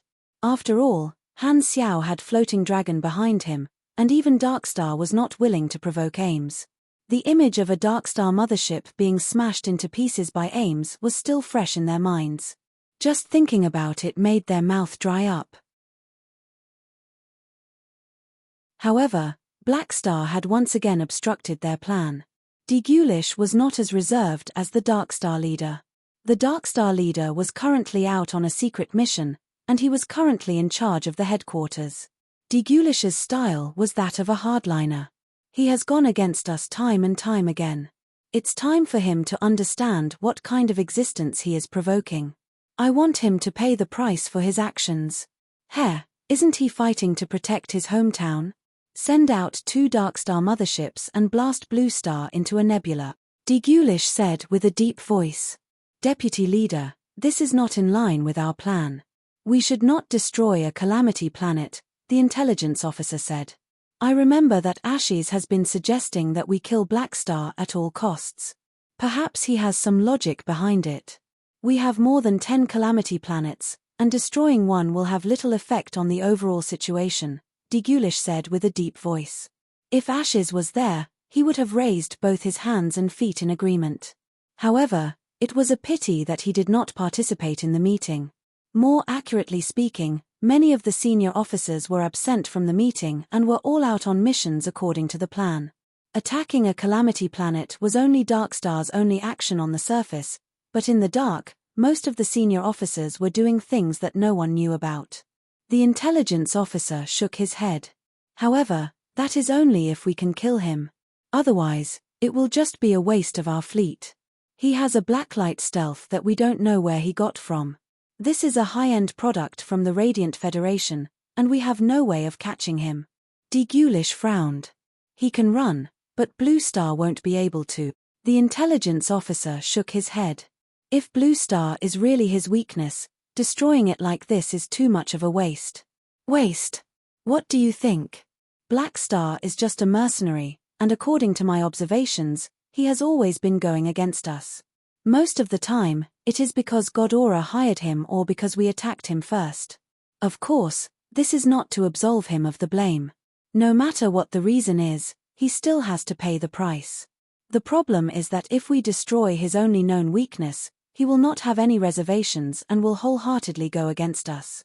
He might even ask Ames for help because of this, which is not good for us. Degulish coldly said, "Since when is it our turn to be afraid of others? For a mechanic at Blackstar's level, I can crush 3 of them with one hand. So what if it's the Dragon Emperor? Can she find us?" What I mean is that since Blackstar is protecting Blue Star, it means that he cares about this planet. The intelligence officer narrowed his eyes. Destroying Blue Star is as easy as flipping our hands. Why don't we keep this weakness and threaten him at the right time? This way, he will truly regret it and have no choice but to be used by us.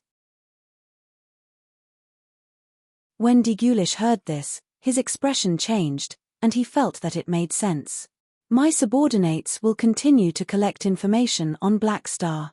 Black Star is under the Dragon Emperor, and if we can make use of him, we might be able to achieve a miraculous effect. The infiltration team left behind on Blue Star has been monitoring his movements. Although Godora's military radar can see through our stealth mode within a certain distance, the infiltration team has already turned off the spaceship's engine and is only maintaining the stealth mode. As long as the spaceship is not activated, they will not be exposed. Furthermore, I am prepared to plant spies among the Black Star mercenary. They are just a bunch of mercenaries, and as long as they can afford it, they will not have any moral integrity. We will plant our people among them and monitor his every move. The failure of the ambush this time was a fuse, and the Darkstar side decided to take Han Xiao seriously. Since force did not work, they would use underhanded methods. Degulish thought for a moment before nodding. "Let's do as you say. Then, I suggest that we do not attack Blue Star frequently during the period of the plan. As you said before, it is only a calamity planet and is not a big deal. Furthermore, with Black Star around, if we want to attack Blue Star, we might have to pay a bigger price. The gains do not make up for the losses." They returned to Blue Star, and the Blacklight stealth landed in the sanctuary. At this time, 9 Darkstar assault spaceships were parked outside the sanctuary. These were the spaceships that had been captured by the mercenaries. 30 Darkstar assault spaceships had attacked, and a portion of them had been destroyed in the air or crashed on the surface.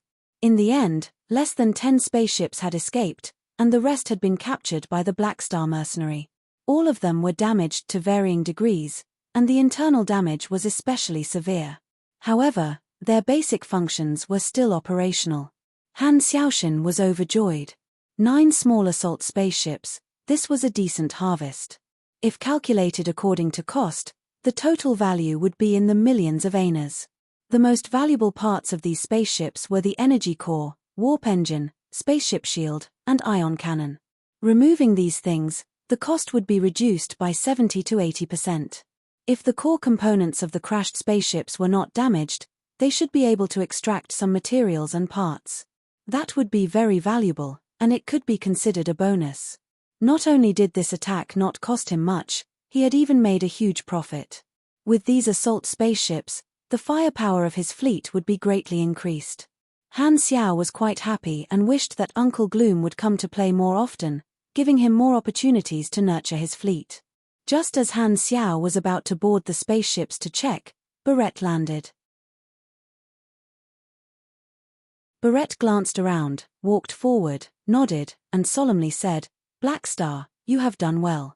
My men will be here to take over the spoils of war later. You have worked hard this time." Han Xiao stopped in his tracks and stared at Barrett's matter-of-fact expression. His eyebrows slowly raised.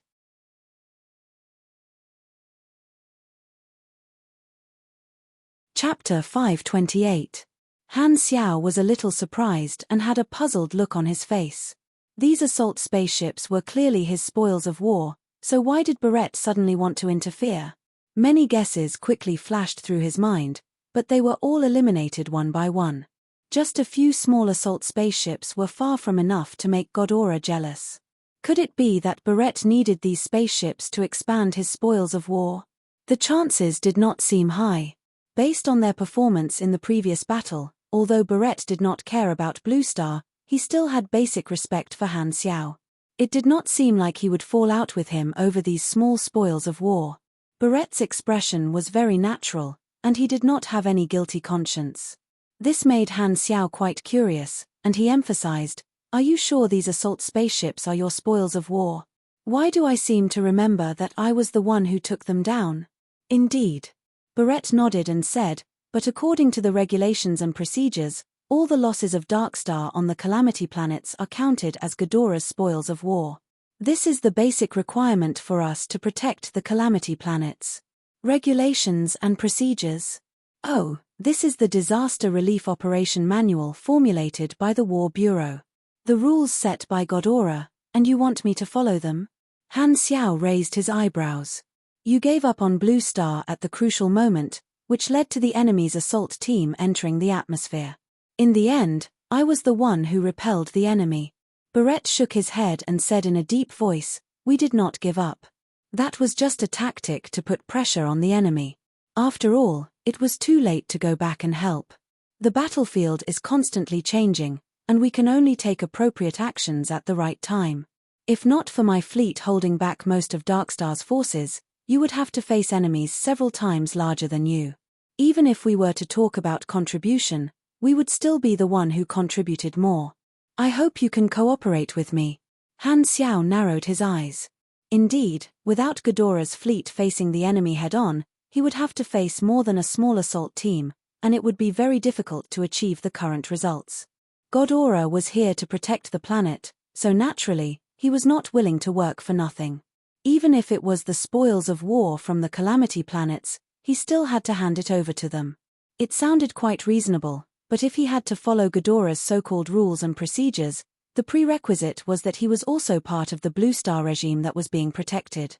However, although Han Xiao was protecting the Blue Star, he was an independent force. Ghidorah's so-called rules could not control him. It was impossible for him to obey, and there was no need for him to swallow his pride. "You don't seem to understand one thing. I'm a galactic mercenary group, Floating Dragon Island's field team.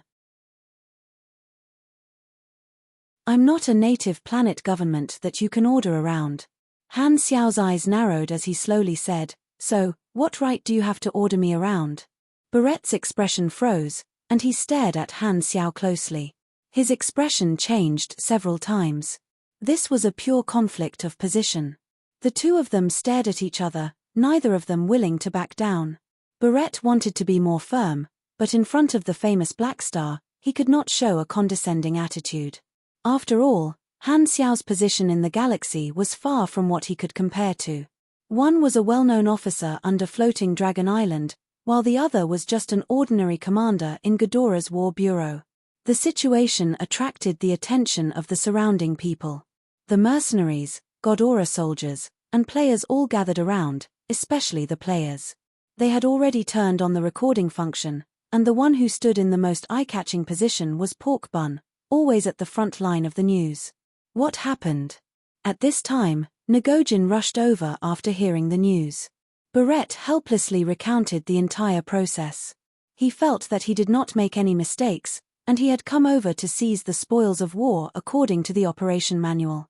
He did not expect that Han Xiao would not fall for his trick, and he was in a difficult position. However, now that the high-ranking official Ngojin had arrived, Barrett heaved a sigh of relief. Who knew that after listening to the entire process, Ngojin would have a dissatisfied expression and yell angrily, "Barrett, are you an idiot?" Ah! Barrett was stunned. If not for Blackstar participating in the battle, we could only watch as the Darkstar fleet slipped away. Who do you think helped us seize the Darkstar command ship? Ngojin loudly reprimanded Barrett. His position was higher, and he had the qualifications to reprimand others. Previously, Barrett did not listen to his commands, and Ngojin was already somewhat dissatisfied. Now, he could use this as a pretext to make a fuss. Blackstar's position and strength could not be underestimated. Ngojin was not willing to affect his good relationship with Blackstar because of such a small matter. His position was higher than Barrett's, and he represented Ghidorah's higher-ups to reprimand Barrett. This was a good way for both parties to step down. Barrett thought that Ngojin would speak up for him, but he did not expect him to stand on Blackstar's side. He was immediately depressed, but he did not want to interrupt Ngojin.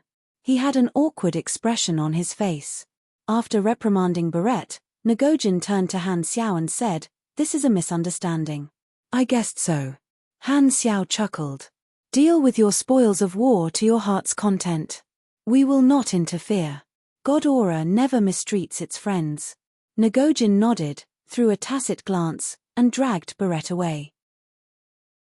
Seeing that this disturbance had been resolved, the surrounding people heaved a sigh of relief. Everyone was still a little nervous about the conflict between the two guardians. Han Xiao narrowed his eyes and watched Ghidorah's people leave. He did not say much and called the mercenaries to board the assault ship to check on the damage. Only with strength could one obtain respect. If he was an unknown person today, Ngojin would not speak up for him. Han Xiao was very clear about this point. He would not be grateful to Ngojin because of this small matter. This group of Ghidorah people were basically the same. They were high and mighty, judged the situation, bullied the weak, and feared the strong. Speaking of which, most civilizations and governments were like this, and there was nothing strange about it. Now, Ngojin's attitude proved that his actions had finally brought him back to a position that Ghidorah would take seriously. The results were remarkable. Han Xiao did not become complacent because of this and remained calm. He was very clear that status needed the support of strength. As long as he was strong enough, others would automatically give him the respect that he deserved. The small conflict that happened here was quickly spread to the Six Nations through various channels. When the upper echelons of the Six Nations saw Ghidorah's respect for Han Xiao and thought about their own marginal positions, they could not help but yearn for Han Xiao's position even more. They were even more certain that their decision to agree to Blackstar's request was correct. On the players' forums, some people asked Ghidorah's people and mercenaries for information and basically reconstructed the process of the attack. They naturally did not like Darkstar, which caused them to delay the progress of the main storyline mission. Furthermore, Ghidorah's actions of abandoning them at the crucial moment made the players even more unhappy. Only Han Xiao's performance did not disappoint the players. Not only did he defeat the enemy, but he also captured Darkstar's commander. It could not be said that he had turned the tide, but he could be considered a mainstay. The players already had a good impression of Han Xiao. After these posts were published, his image was raised by a few levels. As the saying goes, there is no harm if there is no comparison. It was all due to the contrast of those in the same industry. This kind of reliable persona had always been very popular. In addition, he had a good temperament, a good image, a good voice, and a handsome face. His every movement exuded a strong charisma. Han Xiao felt that he could attract a large number of female fans this time. Actually, he did not mind being a hooligan. It did not matter if he was a fan or not. He would not reject anyone. However, this did not lead to more players wanting to join the Blackstar mercenary, because almost everyone wanted to join. After such a long period of operation, the Blue Star market was basically in the shape of Han Xiao. What was left was to continue maintaining it and continuously refresh the player's impression of him. If he wanted other players' channels, he would have to open up a new market. Naturally, now was not the time. While the impact of this incident was spreading among the players, Han Xiao checked the 9 assault spaceships. The mercenaries had gone too far, and the internal damage was quite serious. The artificial intelligence system also needed to be replaced with buzz monsters. After the repairs were completed, the spaceships could only be used. Coincidentally, the wreckage of the assault spaceships that crashed in different locations of Blue Star were all materials, so Han Xiao did not need to spend money to buy them. The coordinates of the crash covered half of the planet. Some fell into the sea, and some fell on the ground. These positions could be locked onto by the spaceship's radar. Han Xiao sent a group of mercenaries to drive transport spaceships to salvage them, and all the wreckage could be recovered in 2 to 3 days. Han Xiao did not follow the team. After leveling up to virtual mechanic, he could fuse many valuable blueprints. He stayed in the sanctuary and prepared to build some new machines. After this attack, Darkstar would not visit Blue Star again in the near future. He estimated that he could relax for a while. Andrea Continent, Germinal Organization Base ruins. Not long ago, a fiery meteor fell from the sky and landed heavily on the charred ground, creating a ravine that was hundreds of meters long.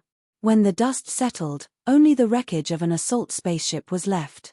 It was one of the Darkstar spaceships that had been shot down by the mercenaries, and it had coincidentally landed here. A skeleton was sitting not far away from the landing point. It slowly stood up and walked toward the wreckage of the spaceship. The mutation source that was attached to its neck sensed a strong energy reaction from the wreckage. It was the energy core of the spaceship. The radiation of the Germinal Organization Base ruins had been greatly absorbed by the mutation source, and the spaceship that had fallen was like an airdrop to it. The skeleton crawled into the cabin through the hole in the spaceship, and following its senses, it found the leaking energy core. Countless black tentacles extended out from the mutation source and wrapped around the energy core like a spider around its prey. The air started to distort, and a strong energy flowed into the mutation source through the tentacles. The tentacles were constantly switching between expanding and contracting. The energy core of one of the spaceships contained a large amount of fuel, and as the mutation source consumed it, the fuel rapidly disappeared. The speed at which the mutation source absorbed the fuel increased, and the mutation source began to emit a thumping sound that sounded like a heartbeat. The energy core let out a final humming sound before falling silent. The light gradually dimmed until it disappeared, and the mutation source retracted all of its tentacles. The skeleton froze on the spot. All of a sudden, the mutation source spat out a large amount of black mucus. The mucus was extremely thick, and it had the texture of paint. The mutation source spilled for a long time, and only when the mucus had covered the entire room did this strange behavior slowly stop. The next moment, all of the mucus started to flow as though it had a life of its own. The skeleton was in the center of the room, and all of the mucus flowed toward the skeleton, climbing along its feet. The final puddle of mucus also climbed onto the skeleton. At this moment, the skeleton had undergone a huge change, and it was no longer a lone skeleton. Instead, it had turned into a black human body, and the mucus seemed to have solidified to form flesh and blood. The body looked extremely sturdy, and its facial features slowly appeared. The eyes, nose, mouth, and ears moved around on the face before finally finding a suitable position. If Han Xiao was here, he would have realized that this appearance was similar to their leader, just that it was not disfigured.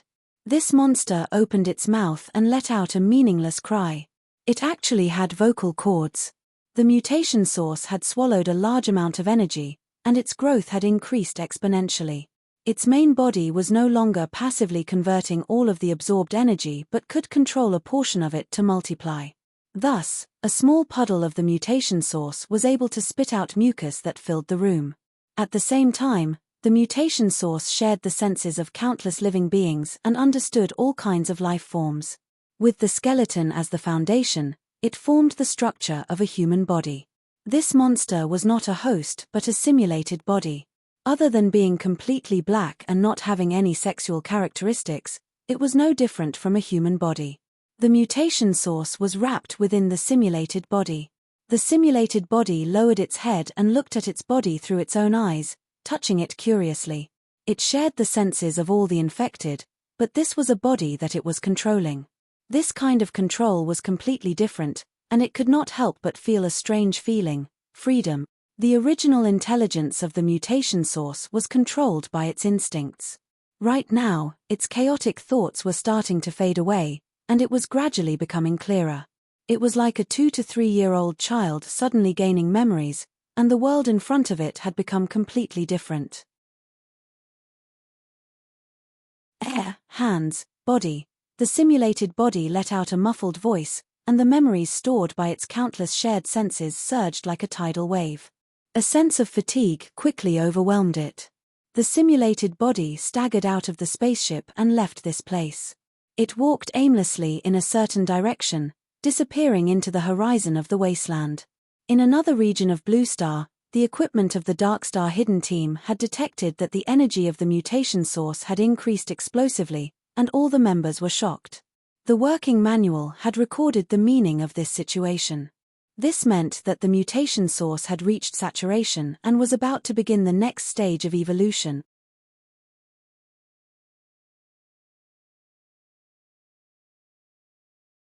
Chapter 529.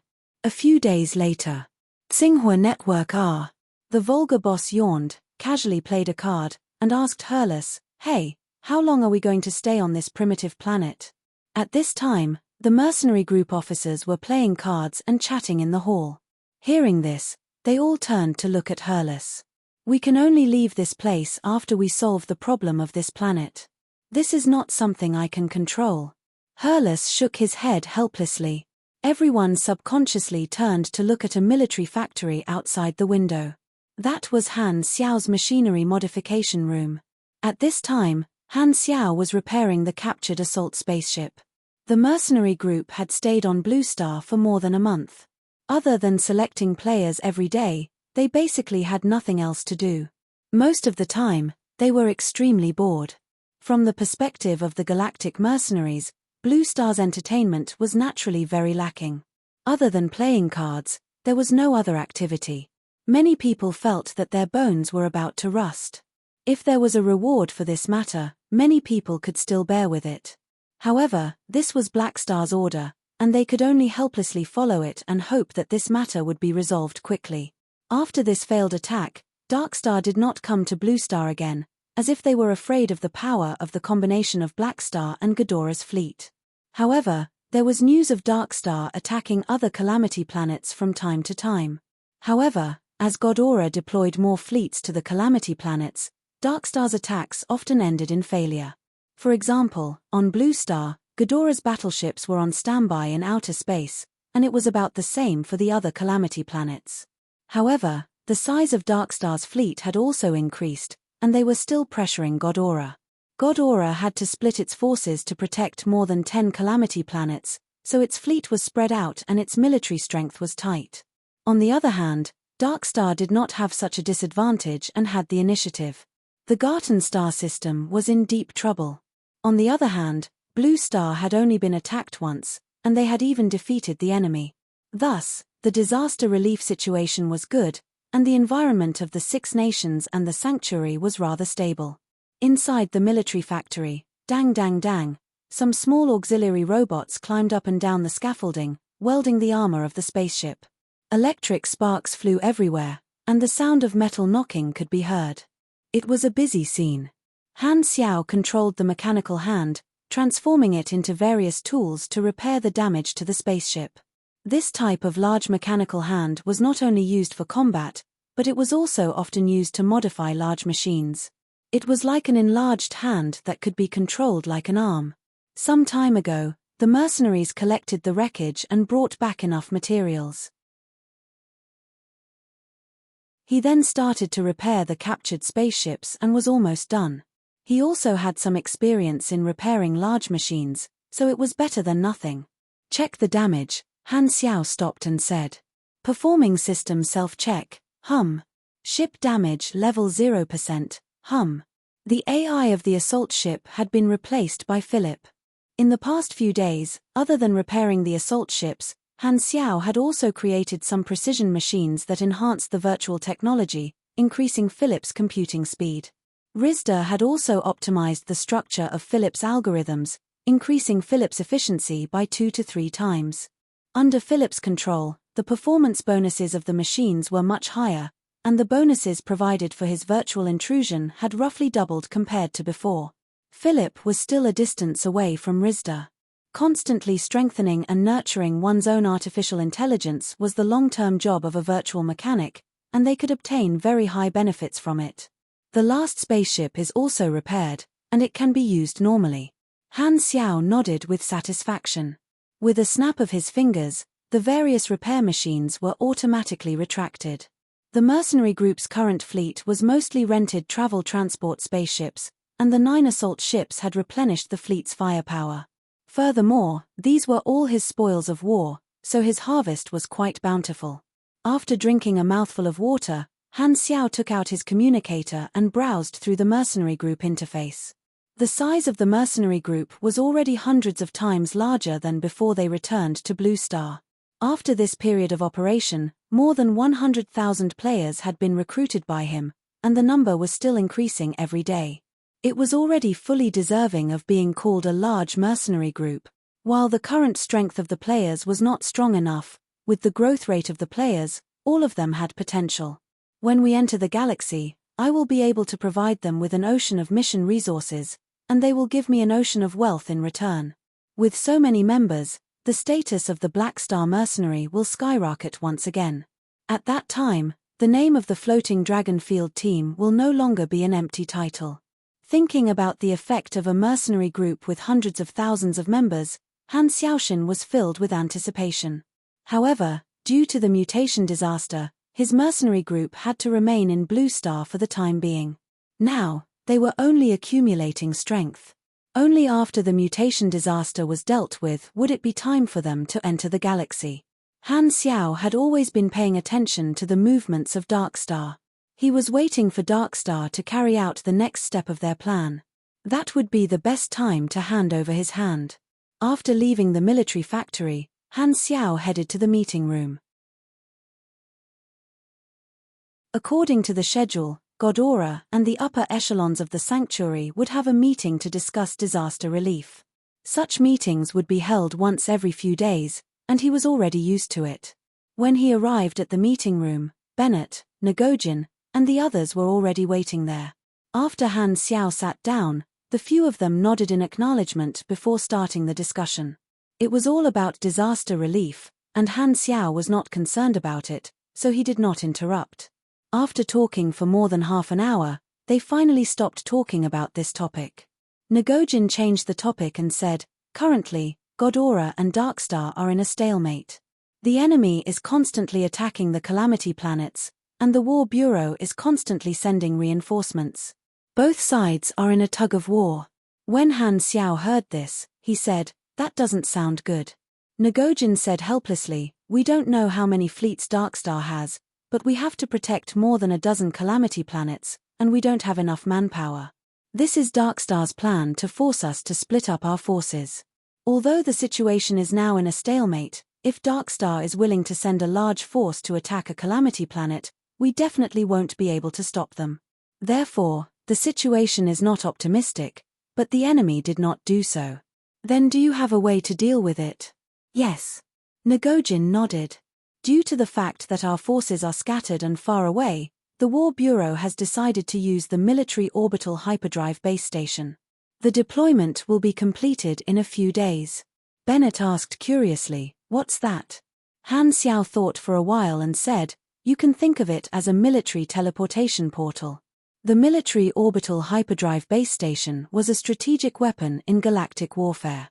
Within a certain range, it could lock onto 2 or more coordinates through a wormhole generator and form a fast teleportation channel between the coordinates, allowing fleets that were far away from each other to quickly reinforce each other.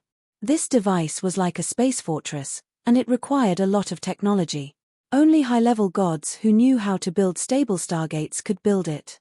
Ghidorah's military orbital hyperdrive base station was an important military resource purchased from the star cluster gods in the Shattered Star Ring, and it was extremely expensive. To deploy the military orbital hyperdrive base station, anchor points had to be set up at various coordinates, and the base station had to be located at the center of the range formed by these anchor points. With this device, God Aura made up for the weakness of having their forces spread across more than a dozen calamity planets. These guard fleets would be able to protect each other, and no matter which planet Darkstar attacked, reinforcements would be able to arrive within 2 to 3 minutes, reducing the travel time by millions of times. As such, Darkstar's attack would no longer be a threat. The fact that the War Bureau was willing to use this strategic weapon meant that they did not want to be in a passive position. Han Xiao raised his brows and said, "This is an expensive strategic weapon. Darkstar will definitely attack your base station. The enemy will definitely do so." Ngojin was not worried. Since the War Bureau dared to use the base station, they naturally had enough fleets to protect it and even take the initiative. Even if Darkstar's whereabouts were unpredictable, they would definitely attack the base station. This meant that they had enough time to prepare. Han Xiao's eyes flashed, and he shook his head. In truth, the people of God Aura were not really worried. Although Darkstar's attack had caused some losses to God Aura, the calamity planets were still the ones that suffered the most. The people of God Aura still thought that they could control the situation. However, he knew that Darkstar was not so easy to deal with. Now that the base station is out, the next step of Darkstar's plan should be out soon, Han Xiao thought to himself. Ngojin still wanted to say something, but at this moment, a commotion could be heard from afar. The next moment, the commotion spread rapidly from afar to near. Like a tsunami, it filled the entire shelter and was everywhere. Boom, boom, boom. The ground rumbled, and even the windows trembled from the commotion. Bennett suddenly stood up with a look of shock. "What's going on?" Bennett hurriedly turned on the screen in the conference room and pulled out the surveillance footage of the various locations in the sanctuary. The originally orderly sanctuary had turned into a mess, and the long-awaited mutation disaster had appeared once again. Even the refugees who had been injected with the suppressant had acted up. The situation outside the sanctuary was even worse, and even the guards of the sanctuary had acted up. Even the people who were supposed to maintain order were gone, and the order that had been established with much difficulty collapsed. The commotion of tens of millions of people was like a tsunami, squeezing, roaring, tearing, fighting. Apart from the chaotic battle, there were even more people who were running away from the sanctuary. It was as though the sanctuary had brought them great fear, and they only wanted to escape. The people who were running away formed a long line and ran in all directions. The dense crowd outside the sanctuary quickly spread out, and some people fell to the ground and were instantly drowned by the crowd that was chasing after them. The players were dumbfounded, and very quickly, someone realized that the progress of the mutation disaster had plummeted. The sudden chaos shocked both Bennett and Ngojin. Han Xiao's expression changed slightly, and he stood up.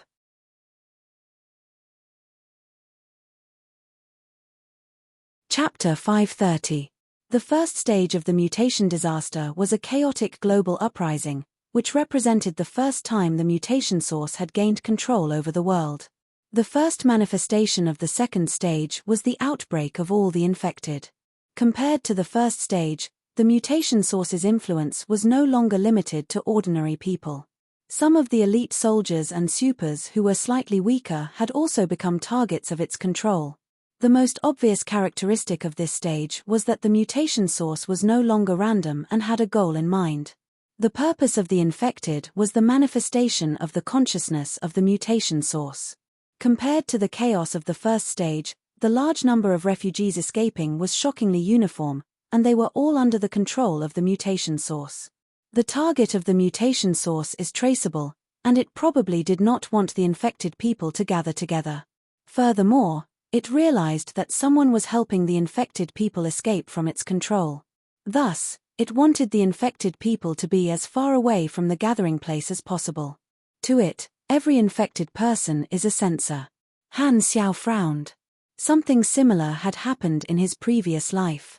While there was no official explanation, the players had all sorts of discussions and guesses, and he could roughly guess the thoughts of the mutation source. The only problem was that the outbreak of the second stage was much earlier than the storyline in his previous life. It might be random, but it might also be a butterfly effect. Han Xiao sighed. Because of him, many things had developed differently from the storyline in his previous life. This was not the first time he had encountered such a situation, and he quickly regained his composure after a slight shock. It was impossible for him to panic, and he was extremely stable. While it was unexpected, it was not enough to make him flustered. Walking out of the conference room, the commotion outside was getting bigger and bigger. Han Xiao immediately mobilized all the mercenaries, including the players. The most important thing now was to control all the infected. With the mutation disaster entering the second stage, the strength of the mutation source had increased. Originally, a single dose of suppressant would be effective, but now, it required at least 3 doses. The Sanctuary and God Aura also hurriedly took action, and the players triggered many missions in an instant. Everyone's main storyline mission progress was plummeting, and they did not dare delay. The scale of the refugees was huge, and the Sanctuary did not have much manpower to mobilize. Including the players, there were only about 1 million of them. However, most of them were supers, and while it was troublesome for them to subdue ordinary people, it was not difficult. The refugees at the outermost layer fled in all directions, and it was like a circle that was constantly expanding. The spaceships on standby quickly activated and flew out, shooting out white shockwaves at the refugees below. Buzz buzz, the ring-shaped shockwave swept through the crowd, and the refugees fell down like wheat being cut. All of them were knocked unconscious. Since he knew that the mutation disaster would erupt on a large scale, Han Xiao had already made preparations to deal with it. He had equipped all the spaceships with AoE shock cannons, but the power was extremely weak. Against super-grade supers, it might not even be able to stun them for half a second. It could only act cute in battle, but it was perfect for dealing with ordinary people. It was precisely because he already had a plan that Han Xiao did not care how many refugees the shelter took in. Even if they all fell ill at the same time, he could greatly reduce the losses. It was more convenient to gather them together. A few spaceships continuously knocked out the refugees from the inside out, cooperating with the players to quickly clean up the inside of the shelter. Then, they dealt with the refugees outside. The refugees at the outermost area ran the furthest, but there was no way to knock them out from the outermost area, because those who were knocked out would be trampled to death by the crowd behind them. Karkare's mechanical hand opened up and carried Han Xiao to the top of the city wall. He looked down at the commotion outside and saw a sea of people surging into the distance like waves. It was a spectacular sight. He took out his communicator and connected to the other spaceships of the 6 nations. The scene was almost the same. As expected, not only the Sanctuary, the 6 nations were also facing the same situation. The speed of the mutation disaster has increased, which means that the pressure on the relief efforts has increased. Even if Darkstar did not attack, the situation of Bluestar would not be optimistic. It should be the first of all the Calamity planets to reach the second stage of the mutation source. However, with my help, the Bluestar Sanctuary and the 6 nations have already made preparations to deal with it. The situation is much better than before. Han Xiaoxin calculated in his mind. If the mutation source did not have a clear consciousness in the past and was mainly chaotic, from the second stage onwards, it would be facing an opponent with a target and would be much harder to deal with. Furthermore, the moment it entered the second stage, the mutation source would also grow rapidly. Thankfully, it will not take too long. It should be around this period of time. At that time, I will be able to hand over the mutation source in my hands. As long as God Aura can quickly develop an antidote and a weapon to deal with the mutation source, the mutation disaster will be resolved. Han Xiao's eyes sparkled. The sun fell below the horizon, and the red clouds of the evening covered the sky. The commotion in the sanctuary gradually calmed down, and after a few hours, they had finally subdued most of the refugees. Those who had escaped the furthest had run dozens of kilometers away. Thankfully, the sanctuary was located in the Gorst wastelands, and there was no cover. Thus, they could not escape the search of the spaceships. In a radius of dozens of kilometers, there were many refugees lying on the ground. It was a spectacular sight.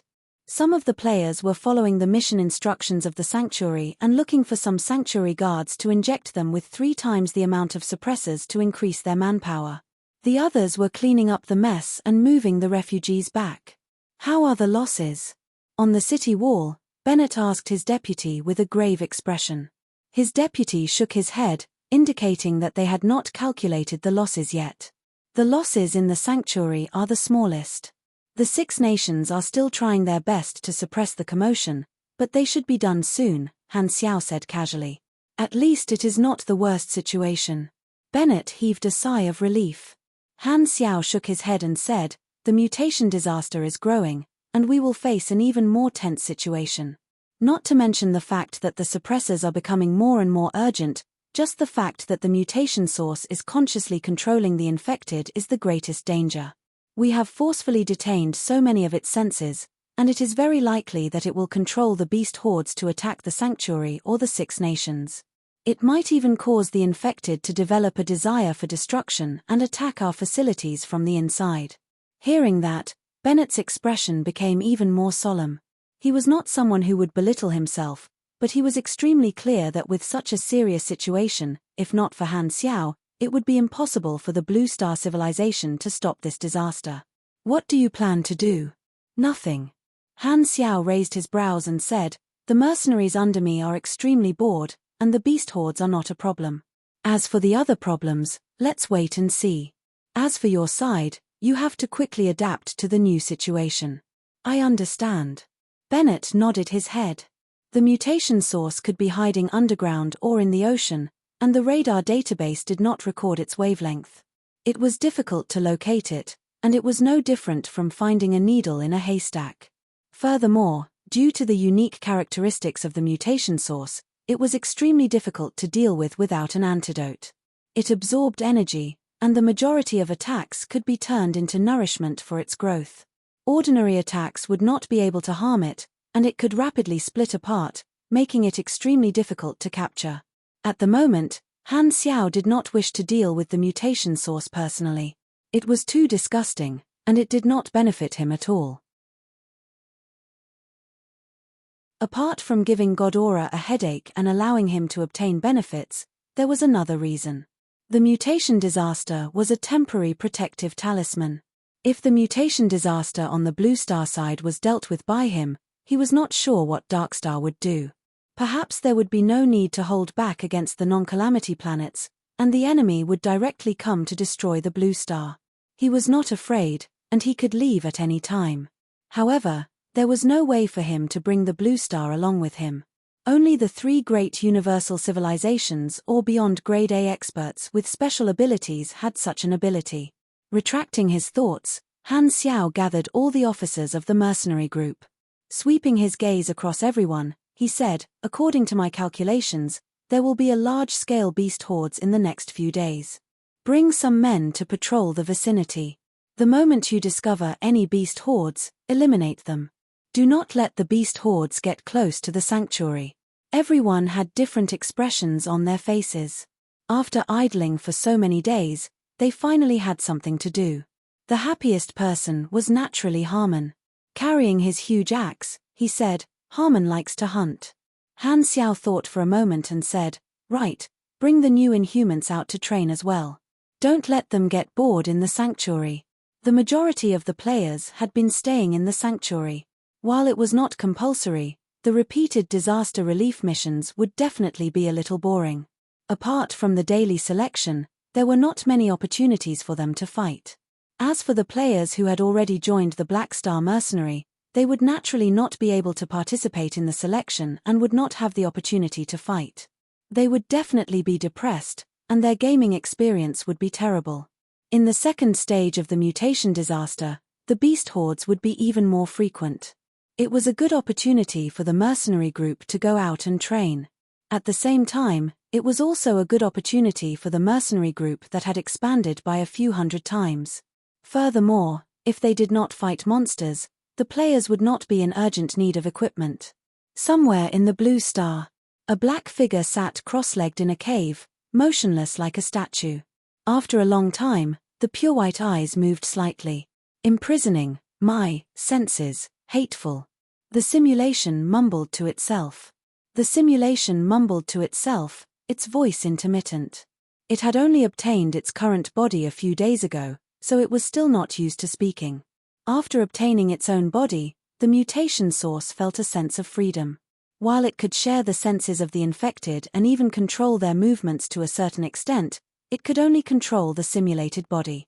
Just a moment ago, the mutation source had completed its evolution. While it was not clear to itself, it only felt that its senses had become clearer. Every infected person was a sense in the eyes of the mutation source, and they were like the limbs of an ordinary person. They were viewed as a part of its body, and when it was unable to move, it had used these senses to understand the world. Right now, it could clearly feel that many of its senses were restricted to a few locations. Just a moment ago, it had wanted to command these senses to spread out and not gather together. However, through the senses of the infected, it had seen the refugees being suppressed by Han Xiao and the others. As such, it understood the situation. These people are the enemy, and they are harming my senses. In the mind of the mutation source, there were no moral standards or common sense. It only had the instincts of a living being, and it could even be said to be very simple. In its eyes, someone suppressing the refugees was equivalent to controlling its senses. It was like a person whose 5 limbs were tightly gripped by someone else, and these senses were forcefully gathered together. It was as though someone wanted it to be unable to move and sense the world. Furthermore, some of its senses had been injected with some sort of liquid, causing it to lose its senses toward the infected. It was equivalent to blinding its eyes and deafening its ears. As such, it was extremely unhappy.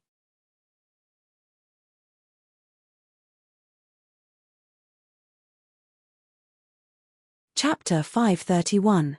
The Colton star cluster contained many star systems, and Godora occupied the Garten star system. From the star map, the Garten star system was located to the southwest of the Colton star cluster and was connected to 3 other star systems. There was the Fae star system controlled by Holy Stone and Black Crow, the Skywalker star system controlled by Hutming, and the Hyde star system that was not controlled by any powerful star system. Tsinghua Book Network. The Hyde star system was a land of contention, and there had never been any high-level star system levelming there. Its level of development was far lower than the regions controlled by the star system levelming, and it was rich in resources. Be it mineral planets or energy planets, they could be mined for tens of millions of years. The geographical location of Hyde was rather unique, and it was connected to the territories of 6 high-level stars. In the eyes of these high-level stars, Hyde was undoubtedly a piece of juicy meat. Be it for the sake of resources or strategic value, this region was a place that had to be fought over.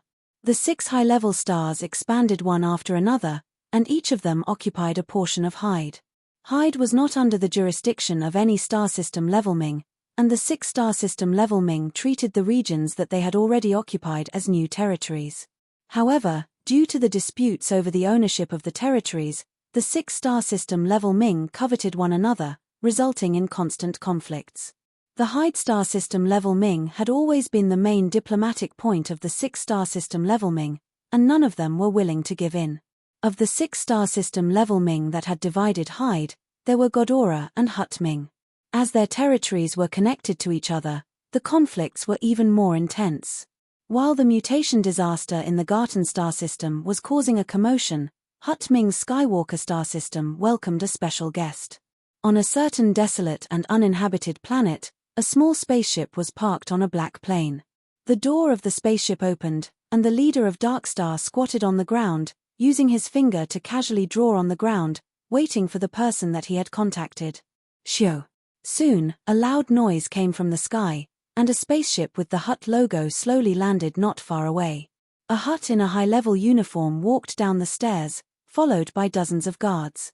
He seemed to be a very important person. The leader of Darkstar raised his head and looked up. There were dozens of bright spots floating in the dark sky, and they were all the guards of the person that had come, waiting for orders outside the atmosphere. The Hut in front of him was a high-ranking official. He was the emissary sent to communicate with him. The leader of Darkstar had secretly contacted Hut and facilitated this meeting. Official Hut waved his hand and signaled for the guards to retreat. He walked forward alone and sized up the Darkstar leader. "You have guts. daring to step into the Skywalker star system with only a few people. Are you not afraid that we will capture you and send you to Ghidorah? Darkstar's leader was fearless. I came here alone to show my sincerity. Furthermore, you won't do anything to me. Darkstar's existence can restrict Ghidorah. An enemy's enemy is a friend. Alright, I know that Darkstar's reputation is terrible, and Hurt is unwilling to have anything to do with us. However, no one will go against benefits. Confident people will always die because of their own self-confidence. The official from Hut was expressionless. Since you are willing to meet me, it means that you are interested in what I have to say. Then, I will make it short. The commotion caused by us has affected Ghidorah's energy, and now is the best time to encroach on Ghidorah's territory and hide. As long as it does not escalate into an all-out war between the two supers, the peace treaty can go to hell. You want to use us to pressure Ghidorah and help you indirectly? Humph, you think too highly of your conditions. Starting a war with Ghidorah for that bit of territory is too risky. The star cluster supers in the shattered star ring will not allow us to break the rules. If we attract the attention of the three supers, it will be even worse. The era of war is long over, and it is not so easy now, the official from Hut said coldly. Supers who do not maintain their ambitions have no future. The Darkstar leader said coldly, the structure of the galaxy has been set long ago. If you do not think of a way to move forward, you will forever be a plaything at the top of the food chain. Everyone has hidden their fangs, but no one has truly accepted their fate. The path forward will only get more and more crowded, and competition is unavoidable. However, the current order ensures that the losers will not lose everything. Every minute, there are hundreds and thousands of places in the entire universe where wars break out. You know better than I do that war to a certain extent is tacitly allowed. Only idiots would think that a single peace treaty would be able to erase all disputes. Everyone chooses to abide by this rule. Other than submitting to the military might of the three great Ming, this rule is also to ensure the safety of the losers. As long as the Ming's strength reaches the standard to enter the game, they will not be exterminated, which is beneficial to everyone. The official from Hut did not say anything. This was indeed a hidden consensus. As long as intelligent species did not go extinct, wars would never disappear. The only thing that changed was the way they fought. Life and thought had infinite possibilities. Since it was infinite, it meant that the complete peace where all species understood each other would never come. The peace treaty created by the three supers covered all supers on paper, but when it was actually implemented, there would naturally be more hidden rules. Only supers who had reached the star system level would be able to obtain this exemption from death. The universe was vast, and there were many species dying and being born every minute. Only supers who had a certain level of strength or status would have the right to be valued. Being at the star system level was the prerequisite for entering the game. Hut and Ghidorah were both at this level. There were constant conflicts, but they had a tacit understanding of each other and controlled the conflicts to a certain extent. They knew that they could not do anything to each other, so they placed more importance on fighting for benefits. This was like knowing that there was a competitor and that they could not kill him, so they could only snatch the benefits. The official from Hut was actually interested in the suggestion of the Darkstar leader. After a moment of silence, the official from Hut slowly opened his mouth and asked a question that made the Darkstar leader's expression change. The goal of Darkstar is to overthrow the rule of the purebloods and establish a new Ghidorah. However, your destruction of Ghidorah has already exceeded the bottom line, and you have been classified as a terrorist organization. Do you think you still have any chance of becoming the ruler? The only way for you is a coup d'état. However, let's not talk about the slim chance of success. As long as there is a Darkstar leader, the Star Cluster Supers will immediately punish you. Do you really think that ruling over Ghidorah can wash away your past crimes? No, unless you can stand shoulder to shoulder with the Star Cluster Supers overnight, there will be a day of reckoning. I am really fine. What are you Darkstar thinking? The Darkstar leader lowered his eyes and said with a strange tone, this has nothing to do with you. According to the prosperity of the planets controlled by Ghidorah could be categorized into different grades. The mother planet and a few other planets were classified as first-tier planets, and below that were first-tier planets. Planet Golden Gate, which was close to Jubilee Hub, was an example. The second-tier planets, which were slightly worse, were third-tier planets. Garten star system, a certain second-tier colonial planet of God Aura. An old-looking spaceship landed, and it was extremely inconspicuous in the bustling docks. Ashes, who was wearing a disguise, walked down from the spaceship and looked at the crowd and the guards not far away. The crowd flowed endlessly, and it was a scene of prosperity. A cold smile appeared on his face, and he slowly raised his hand to the same height as his eyes. He then snapped his fingers. Turn into dust.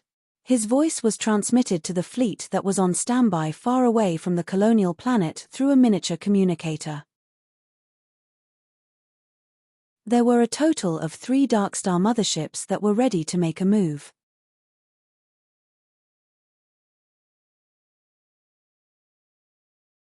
Chapter 532. Blue Star. A few days after the second stage of the mutation disaster, the number of beasts near the sanctuary had increased significantly. In order to prevent a beast horde from forming, Hurlus and the rest of the mercenaries were finally put to good use. They led the players who had joined the mercenary group to exterminate the beasts and set up various defensive positions in the wasteland. The players were the main force in exterminating the beasts, and the defensive positions quickly became places for the players to form teams to farm beasts, recruit members, and sell equipment. Most beasts were easier to control than humans, and according to Han Xiao's understanding of the mutation source, after entering the second stage, it would consciously control the beasts to attack places like the sanctuary, causing the attacks to become more frequent. This could be some sort of counterattack by the mutation source, but Han Xiao was not too bothered by it. The mutation disaster was only a huge threat to Blue Star, and his level had long surpassed the upper limit of version 20. Thus, the threat of the mutation disaster to Han Xiao was limited. Han Xiao did not treat the mutation source as an important opponent. After all, he had a trump card that could deal with it. His main goal was to make use of this opportunity to complete his plan of recruiting players. Dealing with the mutation disaster and dealing with Darkstar were both less important. However, from the perspective of the players, the mutation disaster was the first main storyline mission since the start of version 20, and it was extremely challenging. For the sake of completing the main storyline mission, the players did not lack missions in the Sanctuary, Blackstar Mercenary, and God Aura, and there were opportunities everywhere. During version 10, the players already had a basic understanding of Blue Star, and during the mutation disaster that swept across the world, everyone worked together to complete the mission. There was a strange sense of group effort, and most of the time, there was competition between the players. However, this time, they were required to work as one, and it was a very strange feeling. Han Xiao did not need to personally deal with the disaster, but the players were currently on the front lines of disaster relief. They would encounter all sorts of side missions and characters, and they were extremely busy. The various actions of Blackstar and God Aura were part of the storyline in the eyes of the players. At this time, the Blue Star players were still unable to personally participate in the matters of Han Xiao's level. Other than when he was recruiting players, Han Xiao did not pay much attention to the overall situation of the players. He understood the players. No matter what the situation was, the players would always find space to express themselves and have fun. They were very subjective and did not need him to worry at all. A few days later, just as Nagojin had revealed, God Aura had set up a military orbital transition station. The temporary Stargate was connected to all the Calamity planets. As long as Darkstar dared to appear, what awaited them was a thunderous strike. The War Bureau was full of ambition. However, Darkstar ceased its attacks and stopped attacking.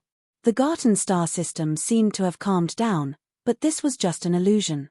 Not long after, a new piece of news shocked the entire galaxy. Ghidorah's colony planet, Long Arc, was attacked by a large Darkstar fleet.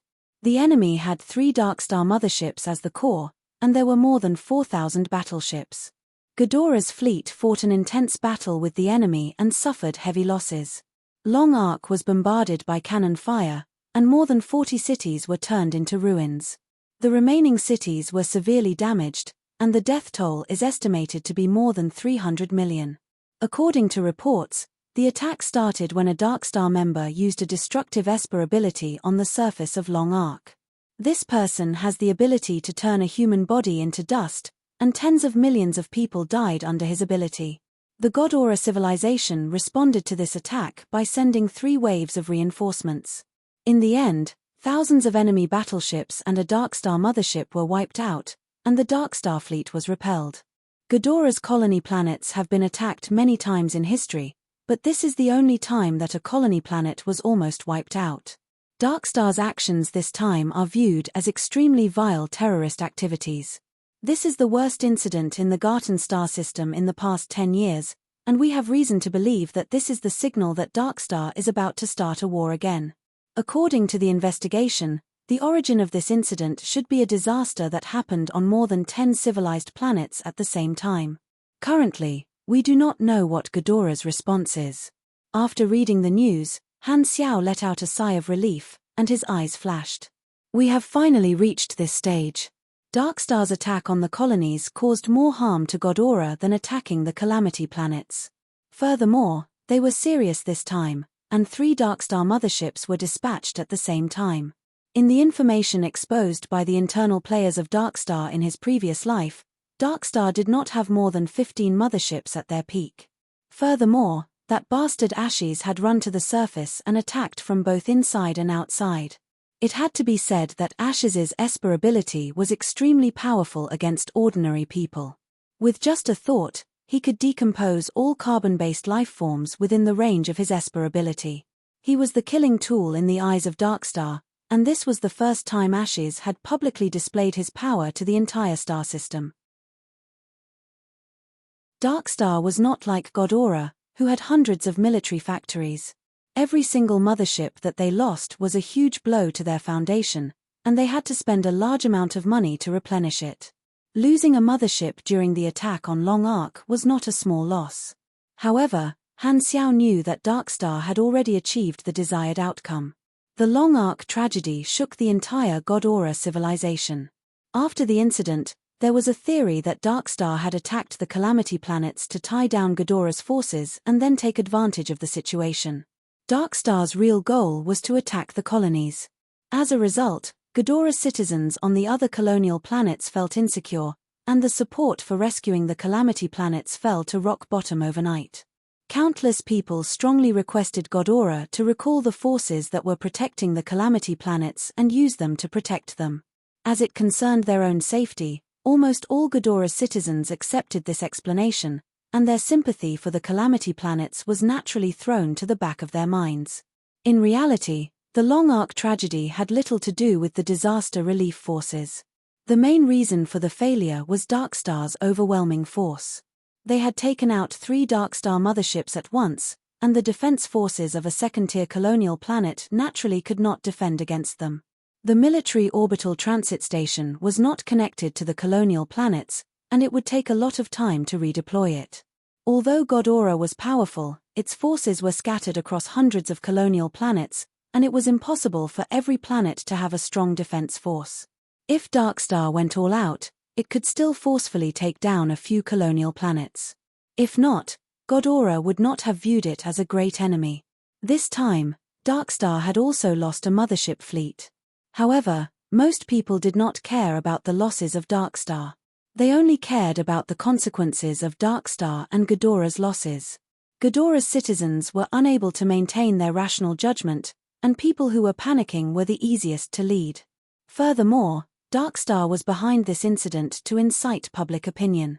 Not only did this cause panic, but on the other hand, the conflict between the purebloods and the hybrids was once again stirred up. Many people who lived in Long Arc had relatives or friends who had died unnatural deaths, and Darkstar was the instigator. Darkstar had always used the name of the hybrids as an excuse.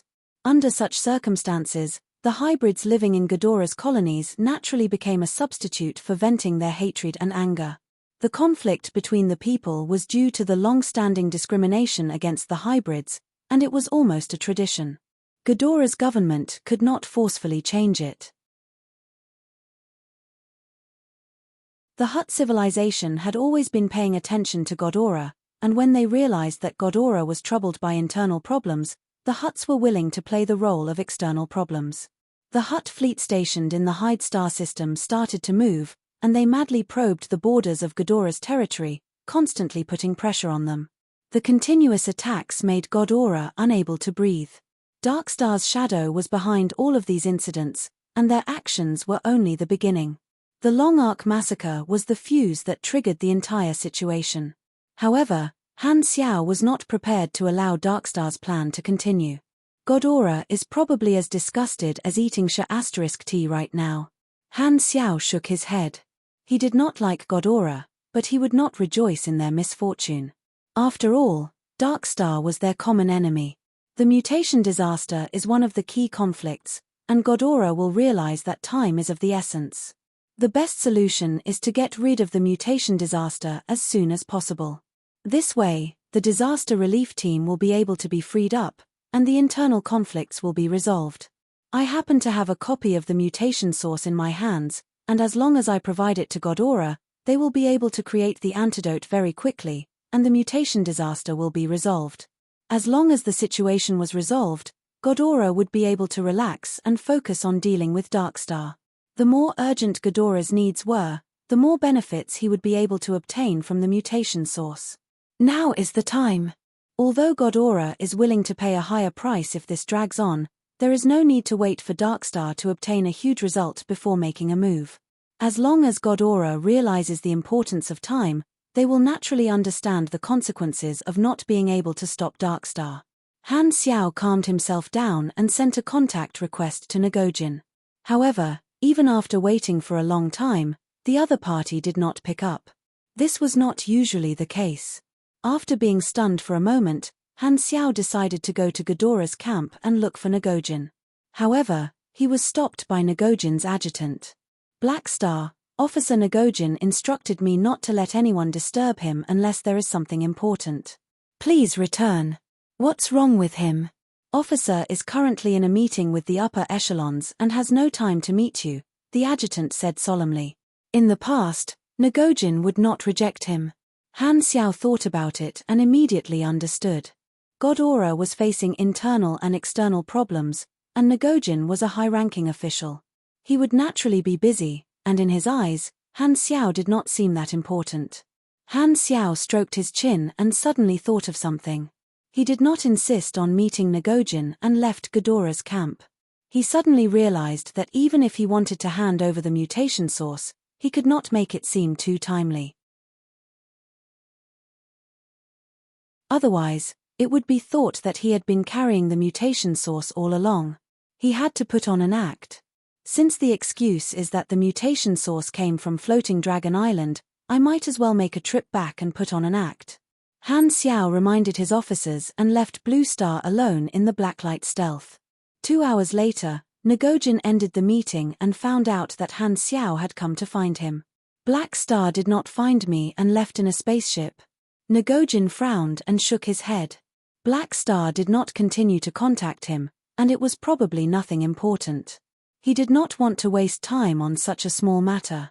The various departments of Ghidorah were in a terrible state because of the Long Arc incident, and the upper echelons might transfer him away from Blue Star. Ngojin was also very busy, and he did not have the time to bother about Han Xiao at such a time. The plan is slowly unfolding, and we will definitely be able to reduce Ghidorah's strength greatly this time. In the headquarters of Darkstar, Deputy Leader De Gulish was speaking in a meeting with a smug tone. We have caused quite a bit of trouble for Ghidorah, and the public opinion in the country is asking them to withdraw their disaster relief forces. Naturally, it is impossible for them to do so. Since the disaster relief has already begun, if they give up halfway, Ghidorah's position and reputation in the galaxy will be shaken. However, if they continue to persist, the internal conflict will only become more intense. Even if they give up, we will no longer hold back and easily destroy these calamity planets. Not only will we be able to get rid of the organizations that rely on Ghidorah, but we will also create misunderstandings that Ghidorah gave up on the calamity planets, which led to their destruction. These are just some simple examples. In any case, no matter what Ghidorah chooses, They will always be the loser, and we will hold the initiative. De Gulish sneered and said, the mutation disaster, the Hutt civilization, and the internal conflict will all affect Ghidorah's energy. We have plenty of time to carry out our follow-up plan, and the mutation disaster is the root of it.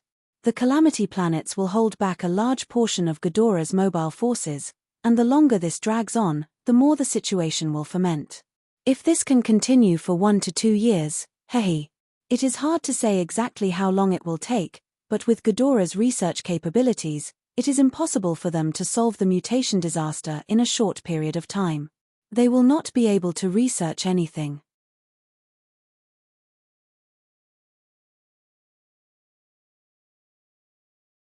Chapter 533.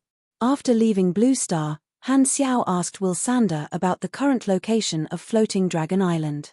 During this time, Floating Dragon Island had drifted to the Rainstar system. She had piloted the Blacklight stealth alone, and the main reason for this trip was to put on an act. Before he left, he had wanted to inform Nagakin, but he had not seen the other party, and Nagakin had not taken the initiative to ask about this matter. After pondering for a while, Han Xiao decided not to reveal the matter. As such, he did not contact Nagakin from afar for the time being, and he had the time to think about what conditions he should raise with Ghidorah.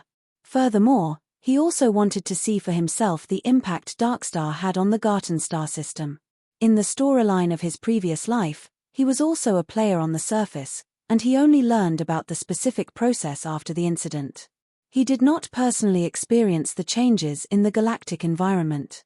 Now that he had the chance to see it with his own eyes, he naturally wanted to open his eyes wide and see it clearly. Han Technician was still very curious about the unknown storyline. The Black Star mercenary had taken on a few missions in the Rainstar system before, so Han Xiao was familiar with the route. The itinerary was very simple. He first went to Jubilee Hub to replenish his fuel, then quickly jumped to the Rainstar system through the Stargate. After that, he went to Floating Dragon Island directly. With the speed of the Blacklight stealth, the round trip would take less than half a month. Blue Star did not need him to be there for the time being. After all, Ghidorah's military orbital hyperdrive base station was not for decoration. If Darkstar wanted to attack, it would only attack the other colonial planets of Ghidorah. The matters of the mercenary group were thrown to Hurlus. Hurlus was the officer who joined the mercenary group the earliest, and he was also the captain of the Sunil division. When Han Xiao was in seclusion building machinery or slacking off, Hurlus had always been in charge of the mercenary group's affairs. He was conscientious and was a competent assistant. Han Xiao had always adhered to the principle of if there's anything, the secretary will do it. The Blacklight stealth jumped through the Stargate of Star Zone 9 at high speed and flew out from one of the many Stargates around Jubilee Hub. Without any passengers in the way, he had a great time driving the ship. In the cockpit, Han Xiao glanced at the 3D star map. Right, Planet Golden Gate is nearby. Let's make a trip there and check on the condition of base number 1. It won't take long anyway. The spaceship turned around and arrived at Planet Golden Gate not long after. Through the window, they could see that the current situation on Planet Golden Gate was very different from before. A large number of Ghidorah fleets were surrounding Planet Golden Gate, and their security was extremely tight.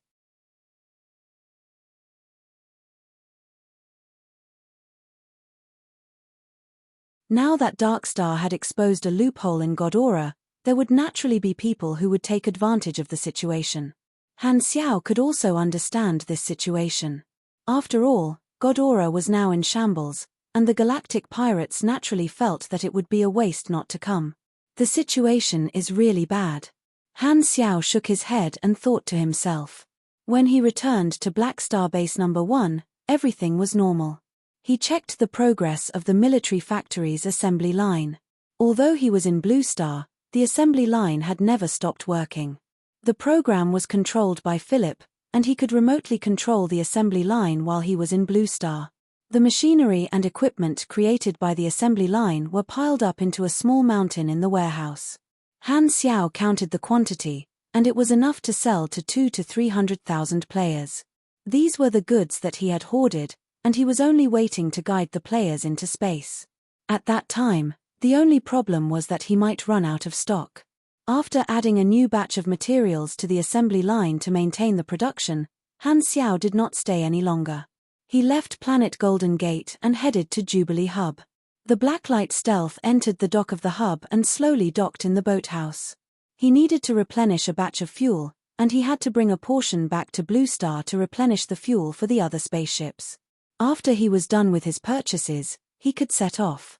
Jubilee Hub was still bustling with activity, as though it was not affected by Darkstar at all. Han Xiao walked to the main hall of the hub and walked out of the entrance. After determining the direction, he walked toward the store area. At the same time, a few people in the distance recognized Han Xiao.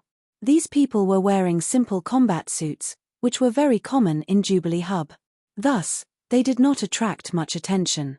These people were in a group, and they stared at Han Xiao's back as he walked away. They exchanged glances and whispered to each other. "Is that Black Star?" "That's right, it's him. Hehe, who would have thought that we would actually find such a big fish when we were just here to replenish our supplies?" Quickly inform the boss. In a bar in the main hall of the hub, this was a bar that was not very high class and was located in a rather remote location. The group of people who had discovered Han Xiao earlier hurried over. They looked around and quickly came to a seat in the corner of the bar. A burly human was sitting there in a heavy combat suit. He was drinking hard liquor, and the liquor flowed down from the corner of his mouth, wetting his beard that was like a lion's manner. "Boss Befuli, we've discovered an enemy." Befuli, who was called the boss, put down his glass heavily, and the liquor splashed out along the rim of the glass. His upper body leaned forward, and a rough face appeared in the dim light of the bar. According to the aesthetics of normal people in the universe, this face was worthy of the title of unrestrained. His eyes did not have any white, and they were completely red like flowing flames. His eyeballs were white, and he looked very ferocious, like someone with red eye cataracts. Red Flame Eyes Befuli, a ferocious galactic pirate active in the Fawn Star system. He was a Grade B super and belonged to the infamous galactic pirate organization, the Purple Snake Galactic Pirate Gang. The Purple Snake Galactic Pirate Gang had dozens of plundering spaceships, and their captain was a Calamity Grade super. The Black Raven civilization had put a bounty of 2,800,000 aners on him. Han Xiao had once been stuck on the promotion mission of killing a grade super, and the captain of the Purple Snake Galactic Pirate Gang was one of the targets he had considered. Later on, he had drawn a mission completion card, so he did not take the risk. More than 2 years ago, Han Xiao had brought Mad Blade and the other players to do missions, and they had once killed an officer of the Purple Snake Galactic Pirate Gang. At that time, they had formed a grudge. As a mercenary, it was inevitable to have enemies, and Han Xiao had long been used to it. Befuli was an officer of the Purple Snake Galactic Pirate Gang. He led a team and came to the Garten Star system to plunder while Godora was facing both external and internal problems. At this time, the team he led was hiding their identities and resting in Jubilee Hub. In the past, they had mainly been active in the Fawn Star system, so it was easy to disguise themselves in the Garten Star system. Enemy? Who? It's Black Star. So, it's him. Befuli laughed with a sinister expression. A few years ago, he killed Mado's team in the Fawn Star system. Although I don't like Mado, this debt is something that the captain has always remembered. Boss, Black Star is only one person. Should we make a move on him? A galactic pirate asked softly with a murderous look in his eyes. Befuli heard this and laughed boorishly. Ha ha ha, do you think that Black Star is so easy to kill? Are you courting death? As he spoke, Befuli's face suddenly changed. He grabbed his subordinate's neck and pulled him to his eyes. He said in a ferocious voice, "Brat, you don't have the qualifications to covet someone of that level. You better respect the strong." This galactic pirate swallowed a mouthful of saliva nervously and nodded. Boss Befuli's temper was unpredictable, and he did not dare to anger him. Befuli let go of his hand, grabbed the wine glass, and finished the rest of the liquor in one gulp.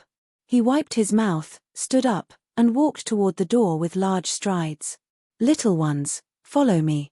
The few galactic pirates behind him hurriedly followed behind Befuli and asked carefully, "Boss, What are we going to do now?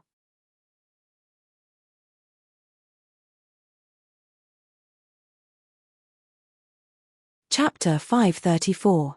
At the dock square, many wanderers and galactic pirates that had stayed on Floating Dragon surrounded the blacklight stealth, pointing at it with envy and greed in their eyes. A spaceship from the Federation of Light, a high-end product. It was a pity that this expensive spaceship was Black Star's. On Floating Dragon, not many people dared to mess around, and they only dared to look at it. Move.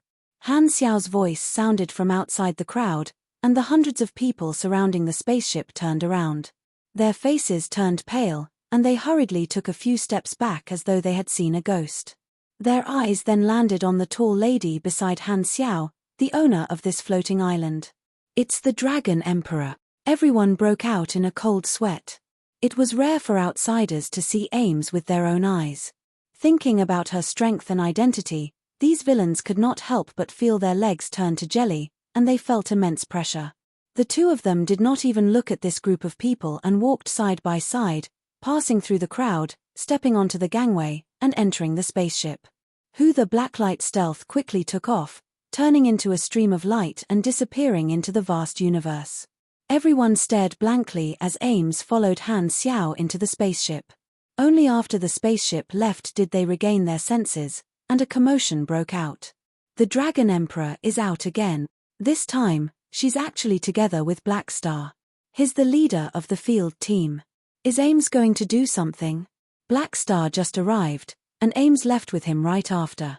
I have a feeling that something big is going to happen. Ames' position was extremely high, and her every action would cause all kinds of guesses. These people that were docked on Floating Dragon were all well-informed people, and it was not hard to imagine that this news would quickly spread to the various organizations in the galaxy. However, for now, the news first spread on a large scale on Floating Dragon, causing even more people to be surprised, and it soon reached Jenny's ears. Jenny was dumbfounded. The moment she heard this news, she felt like she was about to collapse. Ames had always gone out to play, but she had always left alone. This time, it was different. She actually left with Black Star? What exactly did Black Star say to Ames? Jenny was so angry that her lips were trembling. Black Star was now full of controversy, and she could already foresee that in the future, all kinds of trouble would come one after another, and the matters that she had to deal with would double. However, Ames was her boss. In the past, she could still make things difficult for Black Star, but now that her boss was personally causing trouble, what else could she do? Who could she reason with? The corners of Jenny's eyes twitched, and her crow's feet almost squeezed out. So King desperate. The spaceship that had entered hyperdrive turned on autopilot. Han Xiao stood up from the pilot's seat and turned to look at Ames. It will take about 10 days to return to planet Aquamarine, and there are only the two of us on the spaceship. If you don't want to sleep, I'm happy to accompany you to kill time. This spaceship is not bad. Ames looked around and sized up the spaceship. Then, her gaze landed on Han Xiao's face, and she smiled. Is there anything to drink? The two of them came to the resting hall, and Ames sat down lazily on the sofa with her long legs crossed. She supported her head with her left hand and did not care about showing off her seductive figure in front of others. She liked to maintain a position that made her comfortable. Han Xiao opened the food cabinet, easily pried open the compartment, and took out a bottle of good wine that Hurles had hidden inside. He then took out 2 cups, placed them on the coffee table in front of Ames, and filled the 2 cups. He then picked up his own cup and sat opposite Ames. Ames curled her finger, and the wine cup on the table was grabbed by her force field, flying to her mouth steadily. She took a small sip, smiled, and said, "It tastes terrible." "Is that so?" "I think it's okay." Han Xiao's mouth twitched. Hurles was not a human, after all, so his taste buds were probably a little different. Ames blinked, smiled, and said, "Let's talk about yourself. Ever since you joined Floating Dragon, I haven't gotten to know you properly." In Norias, Han Xiao had helped her capture Aesop, and Ames was very grateful. She was not the kind of person who felt that it was normal for her subordinates to do things for her. Compared to the other 3 super strong people in the Shattered Star Ring, she was very casual. A few years ago, she did not pay much attention to Han Xiao and only casually allowed him to join Floating Dragon because of Aesop. However, in just a few years, not only did Black Star gradually gain a foothold, his strength had also increased rapidly. Although it was still not much compared to her, the speed of his growth surprised her. Ames could not help but be interested in this officer under her command. Only then did she realize that her understanding of Han Xiao was almost zero. Hearing that, Han Xiao casually talked about his origins and naturally left out the information about the players. He started from the Germinal Organization test subjects, then talked about the Inhumans from the perspective of the planet Aquamarine people, and then talked about his officers. Ames listened attentively. After talking for a long time, Han Xiao finally stopped and drank a mouthful of wine to moisten his throat. He was not against telling stories. This was a rare opportunity to be alone with Ames, and it was a good opportunity to get closer to her. Furthermore, Ames was a great beauty, and with Han Xiao's current strength, he would naturally not be swayed by her. However, it was still quite pleasing to the eye. At the very least, it was much better than the hairy and muscular Harmon. After listening to Han Xiao's story, Ames lightly tapped her thigh with a thoughtful expression. A pair of sisters who control life and death respectively. I think I've heard of them somewhere before. She was not concerned about politics, countries, or civilizations. Instead, it was the situation of Hyla and Aurora that attracted her attention. Han Xiao did not hide the story of Hyla and Aurora.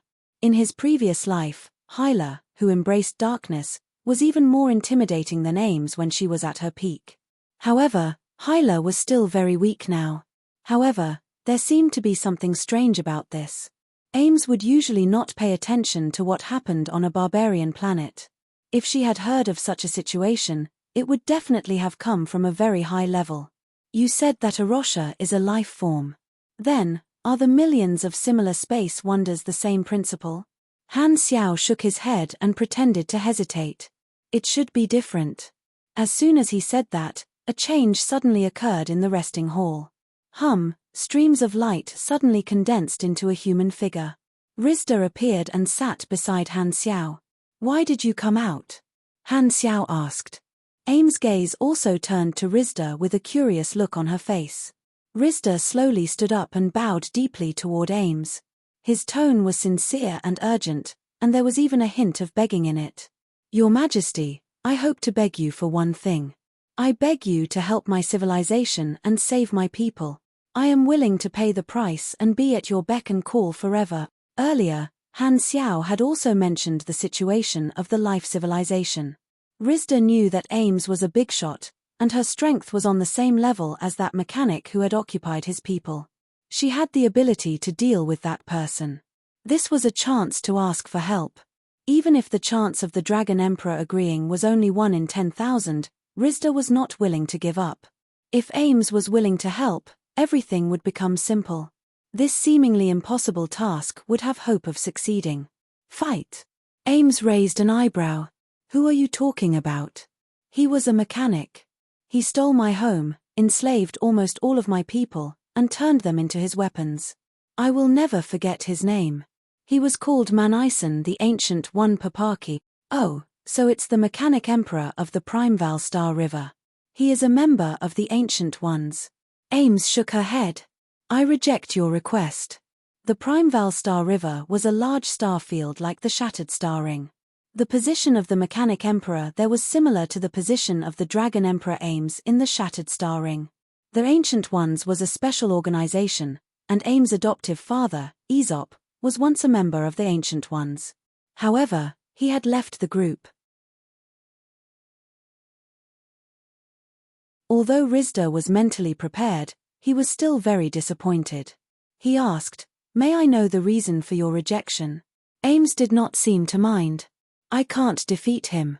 Rizda's figure flickered as though he was shocked. Even you are not his match. Han Xiao did not say anything. He was not surprised by this. Super was a general classification, and there were naturally strong and weak. Ames was very strong, but she was not invincible. Ames had never felt that she was invincible. 10 days passed in a flash. There was not much to do on the spaceship, so Han Xiao chatted with Ames every day. Their relationship had become much closer, and the atmosphere was much more natural. Planet Aquamarine appeared outside the porthole, and numerous Godoran frigates were guarding the atmosphere. Upon noticing the blacklight stealth approaching, they immediately sent out a warning. "Visitor, please verify your identity." "It's me," Han Xiao replied in the channel. "Black Star, you can land now." The other party's tone softened. Although Godora was currently in a crisis and they had to be careful, Han Xiao had fought alongside them in the past and had proven that he was not an enemy. After passing through, the blacklight stealth landed in the sanctuary. Looking down at the sanctuary, the number of refugees seemed to have increased. Most of them were wearing restraints. In the period that Han Xiao was not around, many dangers had occurred on planet Aquamarine, but they were all resolved. The players had done many things and lived a very fulfilling life. Darkstar did not attack the Calamity planets but instead went to harass the other colonies. This made the situation even more tense, and Godora was in a terrible predicament. However, this did not affect Han Xiao. The hatch opened, and Ames floated out. She looked around and said, "Is this your homeworld?" "That's great. It's a pity that my homeworld has become an abandoned planet. Most of the Inhumans are at the square. I have something to take care of first," Han Xiao said. Ames nodded and floated to the square alone, curiously looking at the players coming and going. A passing player subconsciously turned his head to look, and he was stunned. His mouth was wide open, and his face was blank. Ames? You know me?" Ames was surprised. She had thought that these Inhumans were natives and had not expected them to know her. More and more people noticed Ames, and all the players fell into a state of shock. The originally noisy square seemed to have been cast with some kind of magic, and with Ames at the center, the magic spread out continuously. The entire square gradually quietened down, and like a spring that had been pressed to the bottom, a certain emotion was brewing. Boom! The next moment, the exclamations of countless players rang out, resounding through the cloud. On the other side, Han Xiao did not leave with Ames.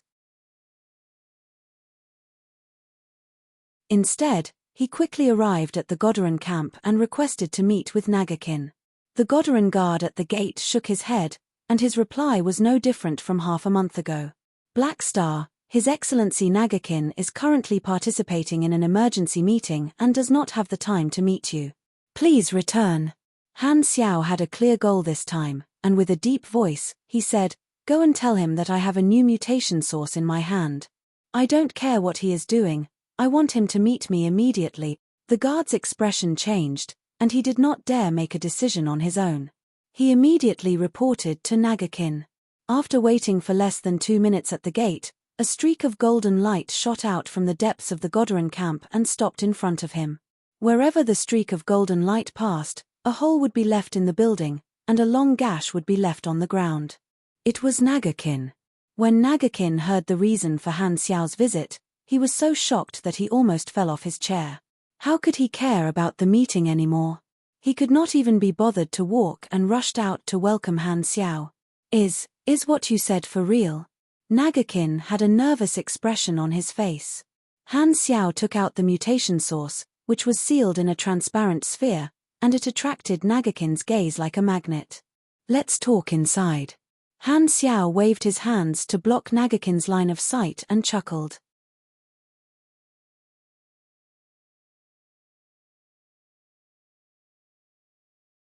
Chapter 535. As an officer of Floating Dragon, Han Xiao was the only member of the armed forces that was active in the outside world. He was no longer a nobody, and information about him was all over the place. Naturally, the model of his mount was not a secret, and many people knew about it. The spaceships docked at Jubilee Hub were all placed in the hangar area, which was connected to the spaceport. From the outside, the spaceport looked like the windows of a skyscraper, densely packed. The spaceships landed in the spaceport and slid into the hangar that corresponded to the number of the spaceport. The Federation of Light's blacklight stealth was like the Bugatti, Koenigsegg, and Lamborghini that sped past on the streets. Many people turned their heads to look at the blacklight stealth. It was a high-end and luxurious ship with a sleek body that was as black as a mirror. Befuli easily found out the number of the Blacklight Stealth's hangar after asking around at the Jubilee hub. Hangar ad 0074 SD, just as I thought.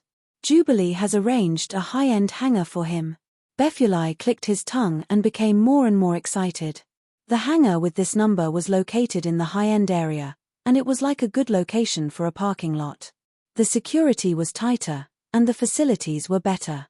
For example, Befuli's disguised plundering spaceships could only be parked in a normal hangar with the number E. After all, Han Xiao was a famous mercenary group in the Garten star system, and he had been stationed in Jubilee Hub for a few years. His spaceship was also a high-end one, so the hub would naturally give him the best treatment. This made Befuli feel that it was a little troublesome, and the difficulty of snatching the spaceship had increased. Befuli knew that he did not have the confidence to deal with Han Xiao. Black Star had been in the galaxy for so many years and had proven his strength. A year ago, he had even cooperated with Godora to kill a Calamity-grade super in Norios. Befuli did not dare underestimate him at all. As a galactic pirate, one's judgment was very important. However, Befuli did not intend to give up on his plan. The Blacklight Stealth was too tempting. Black Star was not near the spaceship, so there was no need to fight him head-on. Furthermore, only Han Xiao's identity was verified, which meant that there was no one else on the spaceship. This was the best opportunity. He didn't dare to fight with Black Star, but he still had the guts to steal. Befuli led more than a dozen galactic pirates and passed through the complicated corridors of the hangar before arriving at the entrance of the Blacklight Stealth's hangar. In front of them was a thick and heavy alloy door, and they had to be verified before they could enter. However, that was the normal method. The galactic pirate's method was naturally more crude. Befuli's eyes widened. The crimson color in his eyes started to burn. The solidified flames turned into flowing flames. The next moment, a thick pillar of fire spurted out from his eyes. The color was orange-red with a hint of blue. It was bright and blazing like a laser. The temperature was extremely terrifying. The heat waves rolled and licked the hangar door. The burned parts quickly turned red and the metal began to soften. Releasing flames with his eyes was Befuli's special ability, which was also the origin of his nickname. The temperature of the flames continued to increase as he developed his ability. At first, it was only a few hundred degrees, but now, he could release a temperature of thousands of degrees, which was almost equivalent to the surface temperature of a star. It was not difficult for him to burn a hole in the hangar door. Ka. The alarm suddenly sounded. The surrounding walls suddenly slid open, and defense cannons extended out. They aimed at Befuli and opened fire. The cannons fired, and the galactic pirates all took out their shields. The shields glowed with a yellow light. It was an energy shield that blocked the attacks of the cannons. The battle suit on Befuli's body quickly transformed into a special heavy armor that covered his entire body. It was mainly for defense, and the cannons could not penetrate the armor. Only his eyes could release energy. Furthermore, the battle suit even had a device that enhanced his eye esper ability. The pillar of fire suddenly expanded and gradually turned a deep blue color. The temperature rose again. Befuli looked around, and the pillar of fire followed his line of sight. It swept past the defense cannons and destroyed them within 2 seconds. The alarm was still ringing, and the guards of the hub were on their way. However, Befuli had already burned a hole in the hangar door with his esper ability. His efficiency was extremely high. Walking into the hangar, the Blacklight Stealth quietly stopped in front of the galactic pirates. Everyone had a look of excitement on their faces. Ha ha ha. This spaceship is ours. Befuli retracted his esper ability, and his eyes were filled with greed. He took out his communicator and shouted, "Is the stabilizer ready?" "No problem, boss. Our spaceship has already left the port. As long as you drive the Blacklight Stealth out of the port, we will be able to drag it away." The image of the vice captain appeared on the communicator. There were 2 steps to stealing the spaceship. The first step was to enter the hangar and get close to the Blacklight Stealth. They would install a portable thruster and an electromagnetic absorber on the hull of the spaceship to get it moving and leave the spaceport. The second step was to have their own spaceship capture the blacklight stealth with an electromagnetic device in space and then escape. In a short period of time, the galactic pirates were unable to crack the AI system of the spaceship. They used a type of signal jammer that cut off long-distance communication to prevent the owner from remotely controlling the spaceship. As such, the spaceship became a piece of metal that they could do whatever they wanted with it. As long as they captured it, they would have time to modify it. Even if they could not crack the AI of the spaceship, they could still sell it at a high price in the black market. The Black Lion spaceship would naturally hire a mechanic to replace the AI of the spaceship. Basically, every black market ship merchant had a virtual mechanic under them. The galactic pirates were extremely familiar with this process. Basically, every galactic pirate stole a spaceship this way. Befuli's subordinates did not waste any time and quickly took out various devices, preparing to attach the thrusters and absorbers to the spaceship. On the other side, Befuli threw out a signal jammer that covered the entire blacklight stealth. This could temporarily cut off the remote control function. Even if Black Star knew that his spaceship had been stolen, he would not be able to stop it. By the time he arrives, we will have already snatched the spaceship. Befuli smiled and stepped onto the ladder. Flames burned in his eyes as he prepared to burn the hatch open. He was confident that with the temperature of his eyes, he would be able to burn through the armor of all spaceships other than the defensive ones. The defenses of the spaceship would also not be able to stop a Grade B super like him. Therefore, the spaceship was already his. Boom!